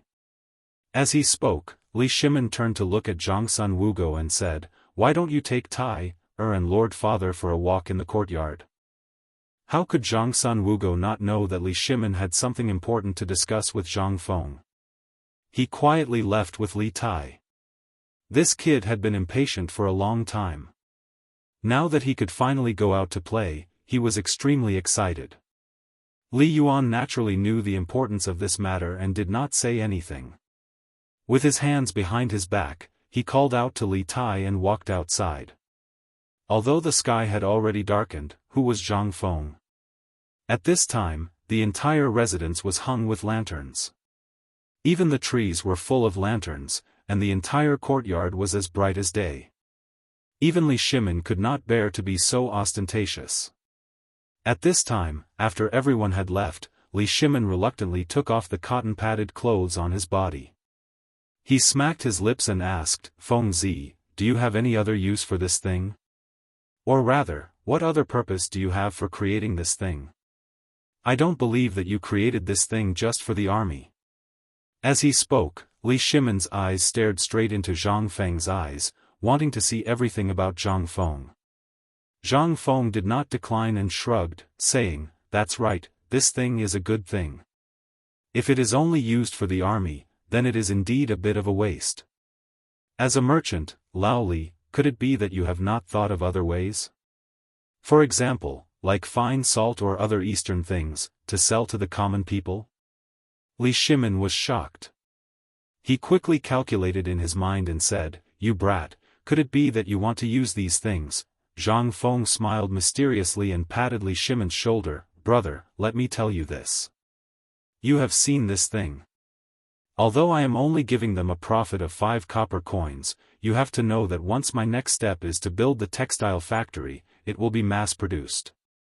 At that time, if I put these two together, Lao Li, think about it, this will be a considerable income." Li Shimin actually knew about the textile factory, but at this time, when it came from Zhang Feng's mouth, Li Shimin still felt a little shocked. After all, a textile factory that could produce a few hundred bolts of cloth a day without many people was an existence that had never been heard of before. At this time, if this thing was put together and produced together, then Li Shimin suddenly felt that it was really possible to solve the military supplies problem in a month's time. Moreover, what Zhang Feng said was not unreasonable. In this way, not only would the problem of the common people be solved, those great scholars and the pedantic officials in the court would also have mysterious things to say. But at this time, Zhang Feng said again, in fact, this business is nothing more than production around people. Eating, drinking, defecating, and sleeping is a necessity for people. Now, we have solved the problem of clothing and eating and drinking, but now there is only one gap, Lao Li. When Li Shimin heard this, he could not help but mutter, "Don't tell me you want to open a brothel?" Zhang Feng's expression froze. He hurriedly said, "No, no, no, what are you thinking all day long? What I mean is, these cotton-padded clothes and trousers are one thing. The real use of the cotton is to make quilts, cotton-padded clothes, cotton-padded trousers, and quilts. This is the next big thing I want to do. Once this thing is completed, it will be difficult for us not to become rich. Cotton-padded clothes, trousers, and quilts are the three most important things in life." Chapter 1695. Li Shimin didn't know what the three major items were. He didn't know anything else either. There was only one thing in his mind at this moment, and that was the quilt that Zhang Feng mentioned. He had never heard of this thing before. It was used for sleeping. Now, the only thing he could think of was the bedding on the bed. At this moment, when he thought of what Zhang Feng said, he instantly understood Zhang Feng's intention. The reason why the bedding was called a bedding was because this thing was almost made of mulberry hemp and animal fur. Although it was soft, after a long time, it would become furry. Before this, he didn't feel much, but now, after feeling the softness in his hand and the low price, Li Shimin was tempted. It would be a lie if he didn't feel tempted. This thing. If Zhang Feng really made it, then, Fengzi, is what you said true? Li Shimin was a little uncertain at this moment. He asked cautiously. Zhang Feng rolled his eyes. Do you think I'm a liar? No, no, no. I just find it a little unbelievable. Think about it, this thing can not only be made into a quilt, but it can also be made into a 4-piece bed set with our textile factory in the future. Then, it can be made into a sleeping bag for travelers, that is, sleeping bags for people who go out often. Lao Li, we're going to be rich. And I can guarantee that when this thing makes money, it can make money from fine salt and forging factories. Wait. Li Shimin quickly stopped Zhang Feng, who was about to blindly talk, and asked, "What is the sleeping bag you mentioned?" When Zhang Feng heard this, he immediately reacted. He thought for a moment and said, "Lao Li, aren't we now raising military equipment for the army? Let me ask you, if we can produce a thing that can make soldiers sleep directly in the snow, how much do you think we can make? How much can Lord Zhangsun give us?" Seeing that Li Shimin was about to ask again, Zhang Feng hurriedly stopped Li Shimin and said, "This sleeping bag is made from a quilt made into something like a gunny sack. A thin layer of rubber is applied on the inner and outer lining of this gunny sack to create a waterproof layer and an insulating layer. This way, when you sleep, you only need to crawl into the bag.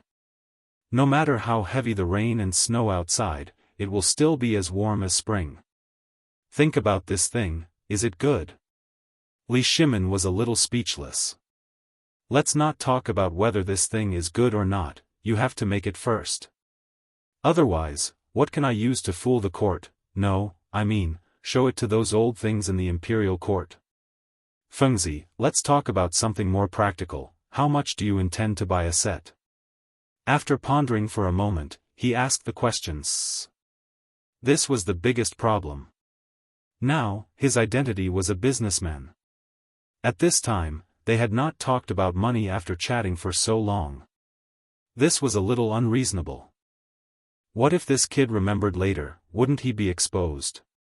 Zhang Feng pondered for a moment and said, "I'm a businessman, business is business. The cost of this set is temporarily set at 50 coins. Hiss. 50 coins? Although Li Shimin was also thinking about the price in his heart, he was also shocked by the final price that was mentioned. In his opinion, this thing, no matter what, would be at least 100 coins.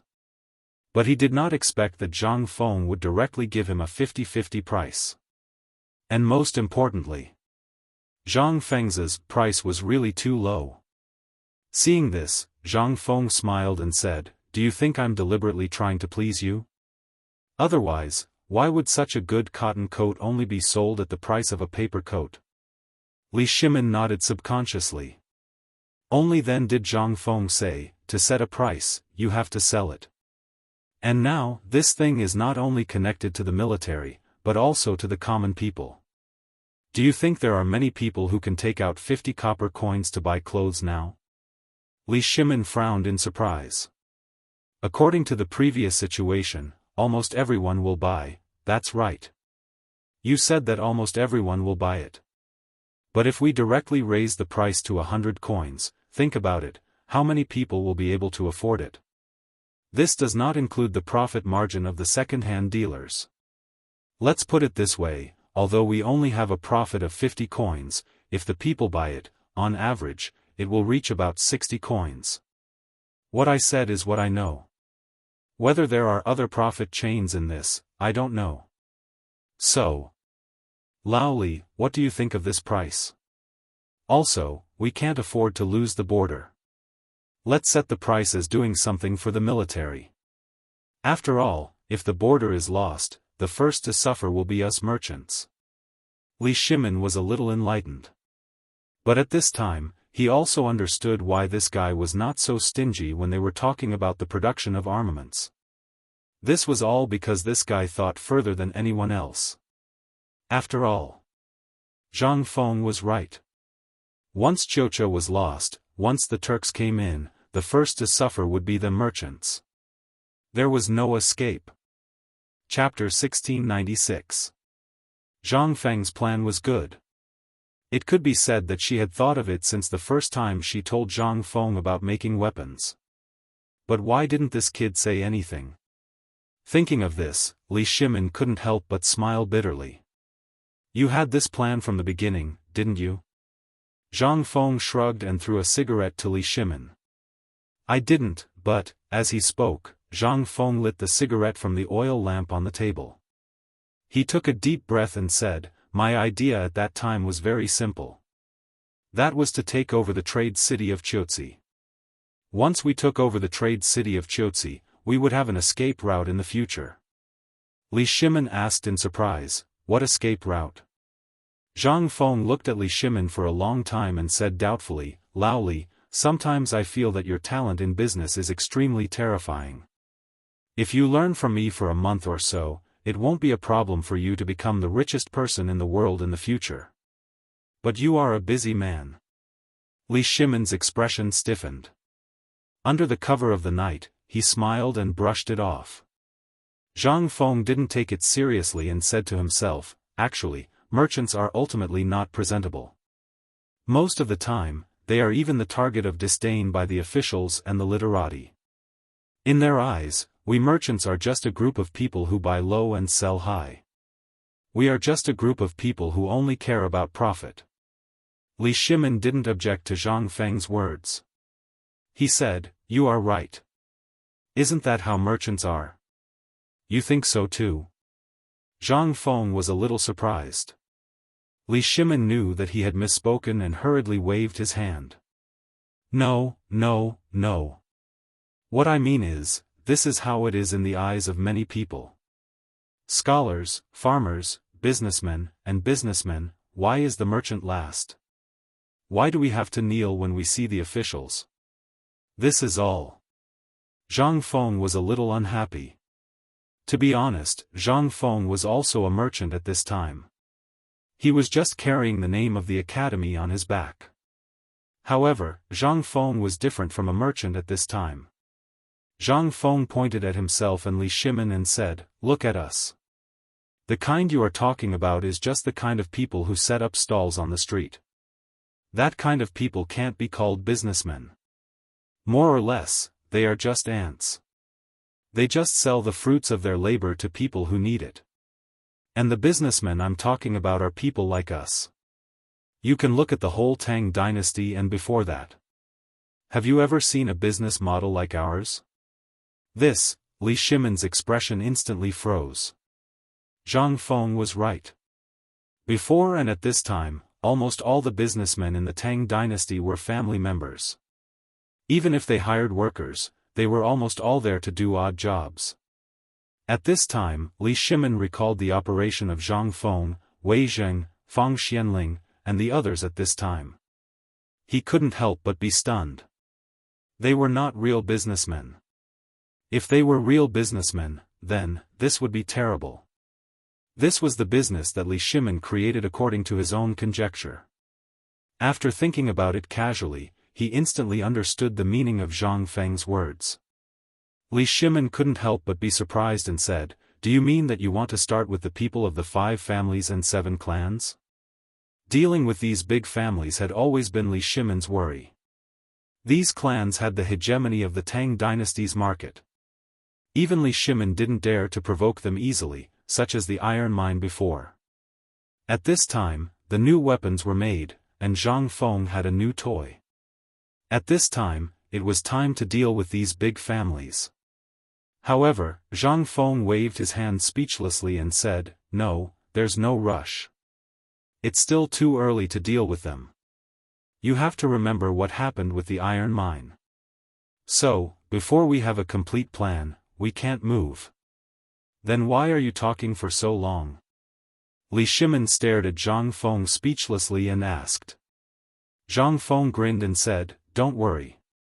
I know that it's not good for you to be under the control of the 7 families and 7 clans. They control the businessmen of the Tang dynasty. Almost all the idle businessmen can hardly survive.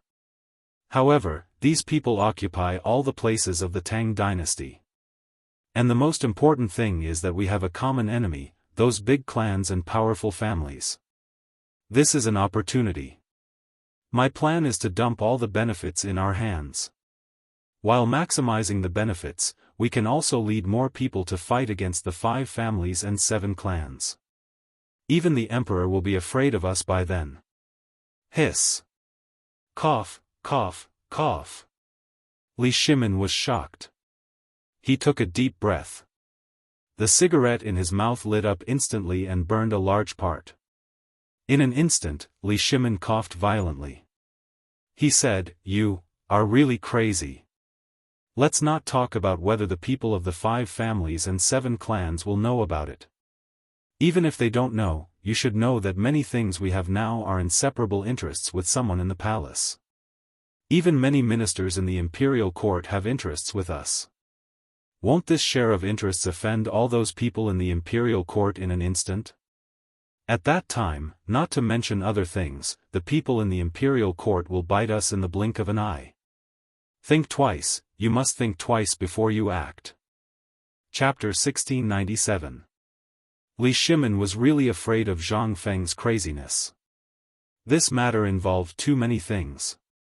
He didn't expect Zhang Feng's idea to be so crazy. But at this time, Zhang Feng didn't care about what Li Shimin said. He waved his hand and said, "Lao Li. This is the general trend.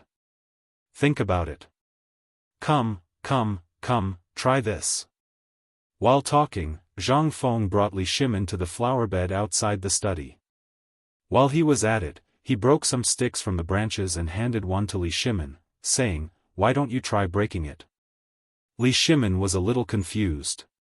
He didn't understand what Zhang Feng wanted to do, but he still followed Zhang Feng's instructions. He took a branch and broke it easily. However, Zhang Feng broke a lot of branches. In total, there were about a dozen branches. He handed them to Li Shimin. "Lao Li, try and see if you can break it." Li Shimin looked at Zhang Feng. Seeing that he didn't mean to joke, he took the branch. This time, Li Shimin couldn't break it no matter what. This time, Li Shimin was even more confused. "This is..." Zhang Feng smiled but didn't say anything. He signaled Li Shimin to return to the study again. Then he said, "Lao Li, the stick from before was us, or it could be said that it was our group. But we are facing the 5 surnames and 7 clans, as well as the Guanlong group. Do you think we can break them? But, don't we have a new weapon? Li Shimin said, somewhat unconvinced. After all, he was very clear about the terror of the 5 surnames and 7 clans, as well as the Guanlong group. They were able to establish the Tang dynasty and destroy the Sui dynasty. It was inseparable from the Guanlong group. At this time, if they took them by surprise and directly mobilized troops, although it would cause the economy of the Tang dynasty to decline a little, as long as they controlled these 2 clans, they could recover in a short time. Most importantly, he was the emperor. If he couldn't control everything in the world, then, what was the use? Zhang Feng also saw Li Shimin's anxiety. He couldn't help but feel that Li Shimin was able to develop his industry in the gap between the Guanlong group and the 5 surnames and 7 clans. At this time, it was not surprising that he had such an ugly expression and strong killing intent. Seeing Li Shimin's gloomy face, Zhang Feng patted Li Shimin's shoulder and said, "Lao Li, don't worry. You want to hear me out. It's not that we don't want to deal with the 5 surnames and 7 clans and the Guanlong group, but it's not the right time yet. You saw that wooden stick too. That thing is equivalent to what I said just now. Joining forces with those weak families and merchants, it seems that our profits have shrunk, but do you know what we can do with just the few of us? You should know that there are still countless businessmen under our control who can still find profitable business, such as second-hand dealers. Then we should just open our arms. Although it seems that we are earning less now, think about it. The streets of Chang'an City are full of businessmen. These people, if they all buy goods from us and then pull them to other places, such as other villages and towns, then, you should know that this is the maximization of profits. At that time, no matter what those people in the court do, they will make more than twice as much as they do now in less than a month. Aren't you worried about the court?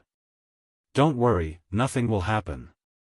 Also, even if the Guanlong group and the 5 surnames and 7 clans make a move at this time, it will be too late. As long as our actions are fast enough, we can settle this matter before they find out the clues. By then, even if they want to stop us, it will be too late. After all, they won't be able to stop the public from gossiping. There's also Chiaotzi City. At present, although water transportation has been developed, it still needs to be rerouted in Luo State. It's not used by ordinary merchants, so the land route has become their main transportation hub. And Chiaotzi City is a place they have to pass through. When the time comes, even if the 5 surnames and 7 clans, Guanlong group, and even the emperor are dissatisfied with us, we will have our own place to push them. Half of the Tang dynasty's industries are connected to each other, and it will be our natural barrier. This is my current business model, and it is also the safest and most reliable business model. What do you think? Zhang Feng told him everything he knew and wanted to say in one breath. For a moment, Li Shimin's mouth was wide open, and he looked at Zhang Feng in shock, not knowing what to say. Zhang Feng was right. This was based on the fact that he was the real Lao Li. However, Li Shimin thought more about his relationship with Zhang Feng. This kid wanted to pave the way for them. In the past, which businessmen who worked closely with the court had a good ending? Zhang Feng was not afraid. At this time, he was a viscount, a great scholar, and the chancellor of Chang'an University and White Deer College. Even if he were to be in the court in the future, it would not be a big deal. But what about the others? For a moment, Li Shimin was silent. He could not help but feel guilty. However, he still asked curiously, "Fengzi, you said, this is a new business model?" "Yes. Distribution business." Chapter 1698. In the past few days, Zhang Feng had spent most of his time in the villa. Jingshu and Yuyao had also gone to Zhang Feng's mansion. In the past few days, Zhang Feng's mansion had not been idle at all. The most eye-catching thing was the mountain of white cotton. No matter how much they tried to persuade Zhang Feng, he would not listen. Instead, he called it cotton. There were also all kinds of fabrics bought from Chang'an. There was also a large group of craftsmen coming in and out. The huge mansion, which was usually very quiet, had suddenly become as lively as the new year. In the backyard of Zhang Feng's mansion, all the women in the mansion, including those from Tonghui Lane, had been recruited. The entire backyard was now a vast expanse of white. If one looked down from above, they would think that it was snowing. The main job of these women was to use a gigantic bow-like object to flick away the cotton that was piled up like a mountain. Then, they would press it down and sew a layer of gauze with large holes on it. Then, they would cover it with another layer. And so on. Until the thickness of the gauze reached the standard of 2 inches. Although Zhang Feng's mansion was very big, it still felt a little cramped when more than 300 people were working at the same time. Among the 4 courtyards in the east, west, south, and north, except for the east courtyard, which had always been closed to the public, the other 3 courtyards, including the front yard, the backyard, and the courtyard, were all piled up with a mountain of cotton. In the hundreds of empty rooms, the finished cotton was almost bursting out of the windows. At this time, the servants and guards in the mansion were dumbfounded when they saw the people coming in and out, and then looked at the snow-white things on top of their heads. No one knew what Zhang Feng was going to do. But the only thing was that the money in the mansion had been emptied of 10 big wooden chests. It should be known that one chest was worth 1,000 strings of cash. Master bought so many white cotton. What is he going to do? How much money is left in the mansion for him to squander like this? Sigh. Who knows? For the past 2 days, everyone outside has been crazily spreading the news that our master has lost his mind. I think, that's right. Even if you give it to someone for free, no one will want it. How did it become a treasure in front of master? Who knows? Don't say any more. Housekeeper Du is here. Along with a burst of whispers, a voice rang out. Everyone hurriedly shut their mouths. Not far away, Du Zidong walked over with her hands behind her back and a head full of cotton. Seeing that they had nothing to do, Du Zidong couldn't help but scold them. However, right at this moment, suddenly, he realized that Cheng Chumo had come in a hurry with some people. As soon as he entered the house, he carried the cotton wicks that had been made in the house and walked out of the door. How could this be? Child Chen, what are you? Master said that these things were made for the military. If you take them, then, before he could finish, Cheng Chumo pushed him aside and said, all right. These are the things that the 4 great Confucians want. Feng Zi knows about it. I'll tell him personally later. As Cheng Chumo spoke, he turned around and urged the people behind him, aren't you moving faster? When the people behind him heard this, they didn't dare to be careless. They hurriedly lowered their heads and carried the things away. In fact, the people that Cheng Chumo brought were Ma Zhou and the others. The purpose of their visit was actually not that Chu Suiliang and the others had asked them to come. It was because they were itching to know that Zhang Feng was hiding here and tinkering with so many good things. Therefore, they took advantage of the time when Zhang Feng went to the small pub to sneak into Zhang Feng's mansion. Otherwise, even if they were given 10 guts, they wouldn't dare to come and rob openly. It should be known that the guards and servants in Zhang Feng's mansion were all top experts. In addition, although there were many people in the mansion at this time, they were all close to Zhang Feng. Therefore, they had to take it easy. The most important thing was, they were following orders. They didn't want to do this. However, the retired emperor was burning the fire. Who dared not to come? A few nights ago, after Li Yuan saw Zhang Feng's cotton-padded clothes, he simply forgot to eat and sleep. However, he also knew that Zhang Feng was too busy these days. Therefore, he thought of such a clever idea. He thought that he would hide comfortably on Shao Mountain and drink with the 4 great Confucians. Instead, he let Cheng Chumo and the others be the thieves. However, Cheng Chumo and the others were also afraid of Zhang Feng, this abnormal person. The most important thing was that Zhang Feng had the magical weapon that they longed for. They didn't dare to offend Zhang Feng at this time. They could only look for an opportunity to do this. After everyone hugged slowly, Cheng Chumo also pretended as if nothing had happened. Under the eyes of Du Zidong and the others who were staring at him with blood-red eyes, he calmly walked away. As he walked, Cheng Chumo also said, "Well, old Du, didn't Feng Zi just go out? I know where he went. I'll go find him now. You do your thing. After all, this thing is very important. I don't dare to delay it." However, at this time, Cheng Chumo heard a voice that he didn't want to hear the most. "Who's looking for me?" Chapter 1699. Actually, Zhang Feng was very busy. And in these 3 days, Zhang Feng was extremely busy. First, he had to settle the cotton flapping equipment, then he had to settle the cotton gelling, as well as the cotton shaping and so on. He had to teach these people step by step. He was busy for 3 days. At this time, Zhang Feng was discussing with Niu Pai Huang on how to pour rubber on cloth. When Niu Pai Huang was about to join in this bustling and mysterious matter, he realized that Cheng Chumo and the rest were actually stealing things. This time, the entire courtyard was extremely quiet.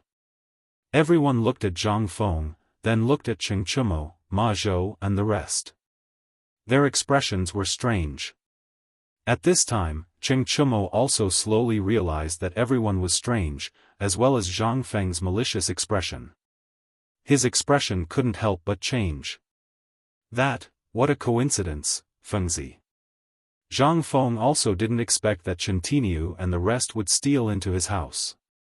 But the moment he saw him, Zhang Feng understood many things. The first thing he thought of was the old master, as well as the few people who were present that night. If not for these few masters, how would he, Du Dabing, dare to let Chen Tiniu be so crazy? What's more, he even dragged Ma Zhou and the rest along. This was simply comparable to a rebellion. I say, do you have to go to this extent? Zhang Feng was a little speechless. He wanted to beat them up, but he couldn't. If he didn't beat them up, if they all learned like this, what would happen in the future? Thus, Zhang Feng couldn't be bothered to beat them up. He waved his hand and said, "The few of you, that's enough. Just now, the old master told me. Otherwise, the guards in the courtyard would have already broken your legs. Let's go, Tiniu, the few of you enter the house. Ma Zhou, after getting the things away, the few of you quickly come back. I have something important for you to do." Cheng Chumo, Du Shu, and Zhang Sun Chong looked at each other in confusion. They really didn't expect Zhang Feng to cover for them, but this also meant that Zhang Feng and the others had something big to announce. After all, this was the first time Niu Pai Huang had come to the mansion with Zhang Feng. Without saying a word, they followed Zhang Feng into the study. As soon as they entered the room, Zhang Feng asked them to quiet down. Only Niu Pai Huang was in the middle of the study, fiddling with a big iron pot. Inside the pot was a pot of rubber that had already solidified. Everyone was dumbfounded. He didn't know why Zhang Feng let Niu Pai Huang boil rubber here, but how could it be an ordinary thing if Zhang Feng valued it so much? Zhang Feng patted Cheng Chumo's shoulder and said, "Tiniu, it was the old master who asked you to come, right?" Hearing that, Cheng Chumo shrunk his neck and said, "How did you know? If I didn't even know this, I wouldn't be called Zhang Feng." Zhang Feng was a little speechless and spread his hands. Then he continued, "Tell me, what's going on?" Cheng Chumo saw that there was nowhere to hide, so he had to brace himself and make up a story. He forcibly turned Li Yuan's curiosity into the people of the Tang dynasty and so on. Of course, Du Go, Zhang Sun, and the others couldn't be left out of this. In the continuous smooth lies of these people, Zhang Feng was fooled into a daze. However, he didn't have a trace of doubt. Instead, he was a little excited and reached out his hand and said, since the old master said it so arrogantly, then according to his character, he must have prepared the money for me, right? Come, quickly take it out. I'm also worried about where to get the money now. This time, it was Cheng Chumo and the others turned to be dumbfounded. Cheng Chumo glanced at them and saw that they were very confused. He hurriedly asked, "What money?" Zhang Feng was also dumbfounded. "Isn't it the money for the order of 100,000 cotton-padded clothes from the military? Why, the old master didn't tell you about this?" Cheng Chumo finally understood what was going on. He hurriedly shook his head and said, No one really mentioned this, but..." Zhang Feng frowned a little disappointedly at first, but after Niu Pihuang's shout, Zhang Feng also let go of this matter. He grabbed Cheng Chumo's hand and pointed at Niu Pihuang, saying, "Tai Niu, now I have a difficult task for you. As for other things, you can put it aside first. It's here. It's really here. I knew it, this guy, King won't let himself be taken advantage of." Cheng Chumo wanted to cry but had no tears. However, he still forced himself to ask stutteringly, "Well, tell us, as long as it's something we can do, as long as it's something the four great scholars ask us to do, we'll definitely do it."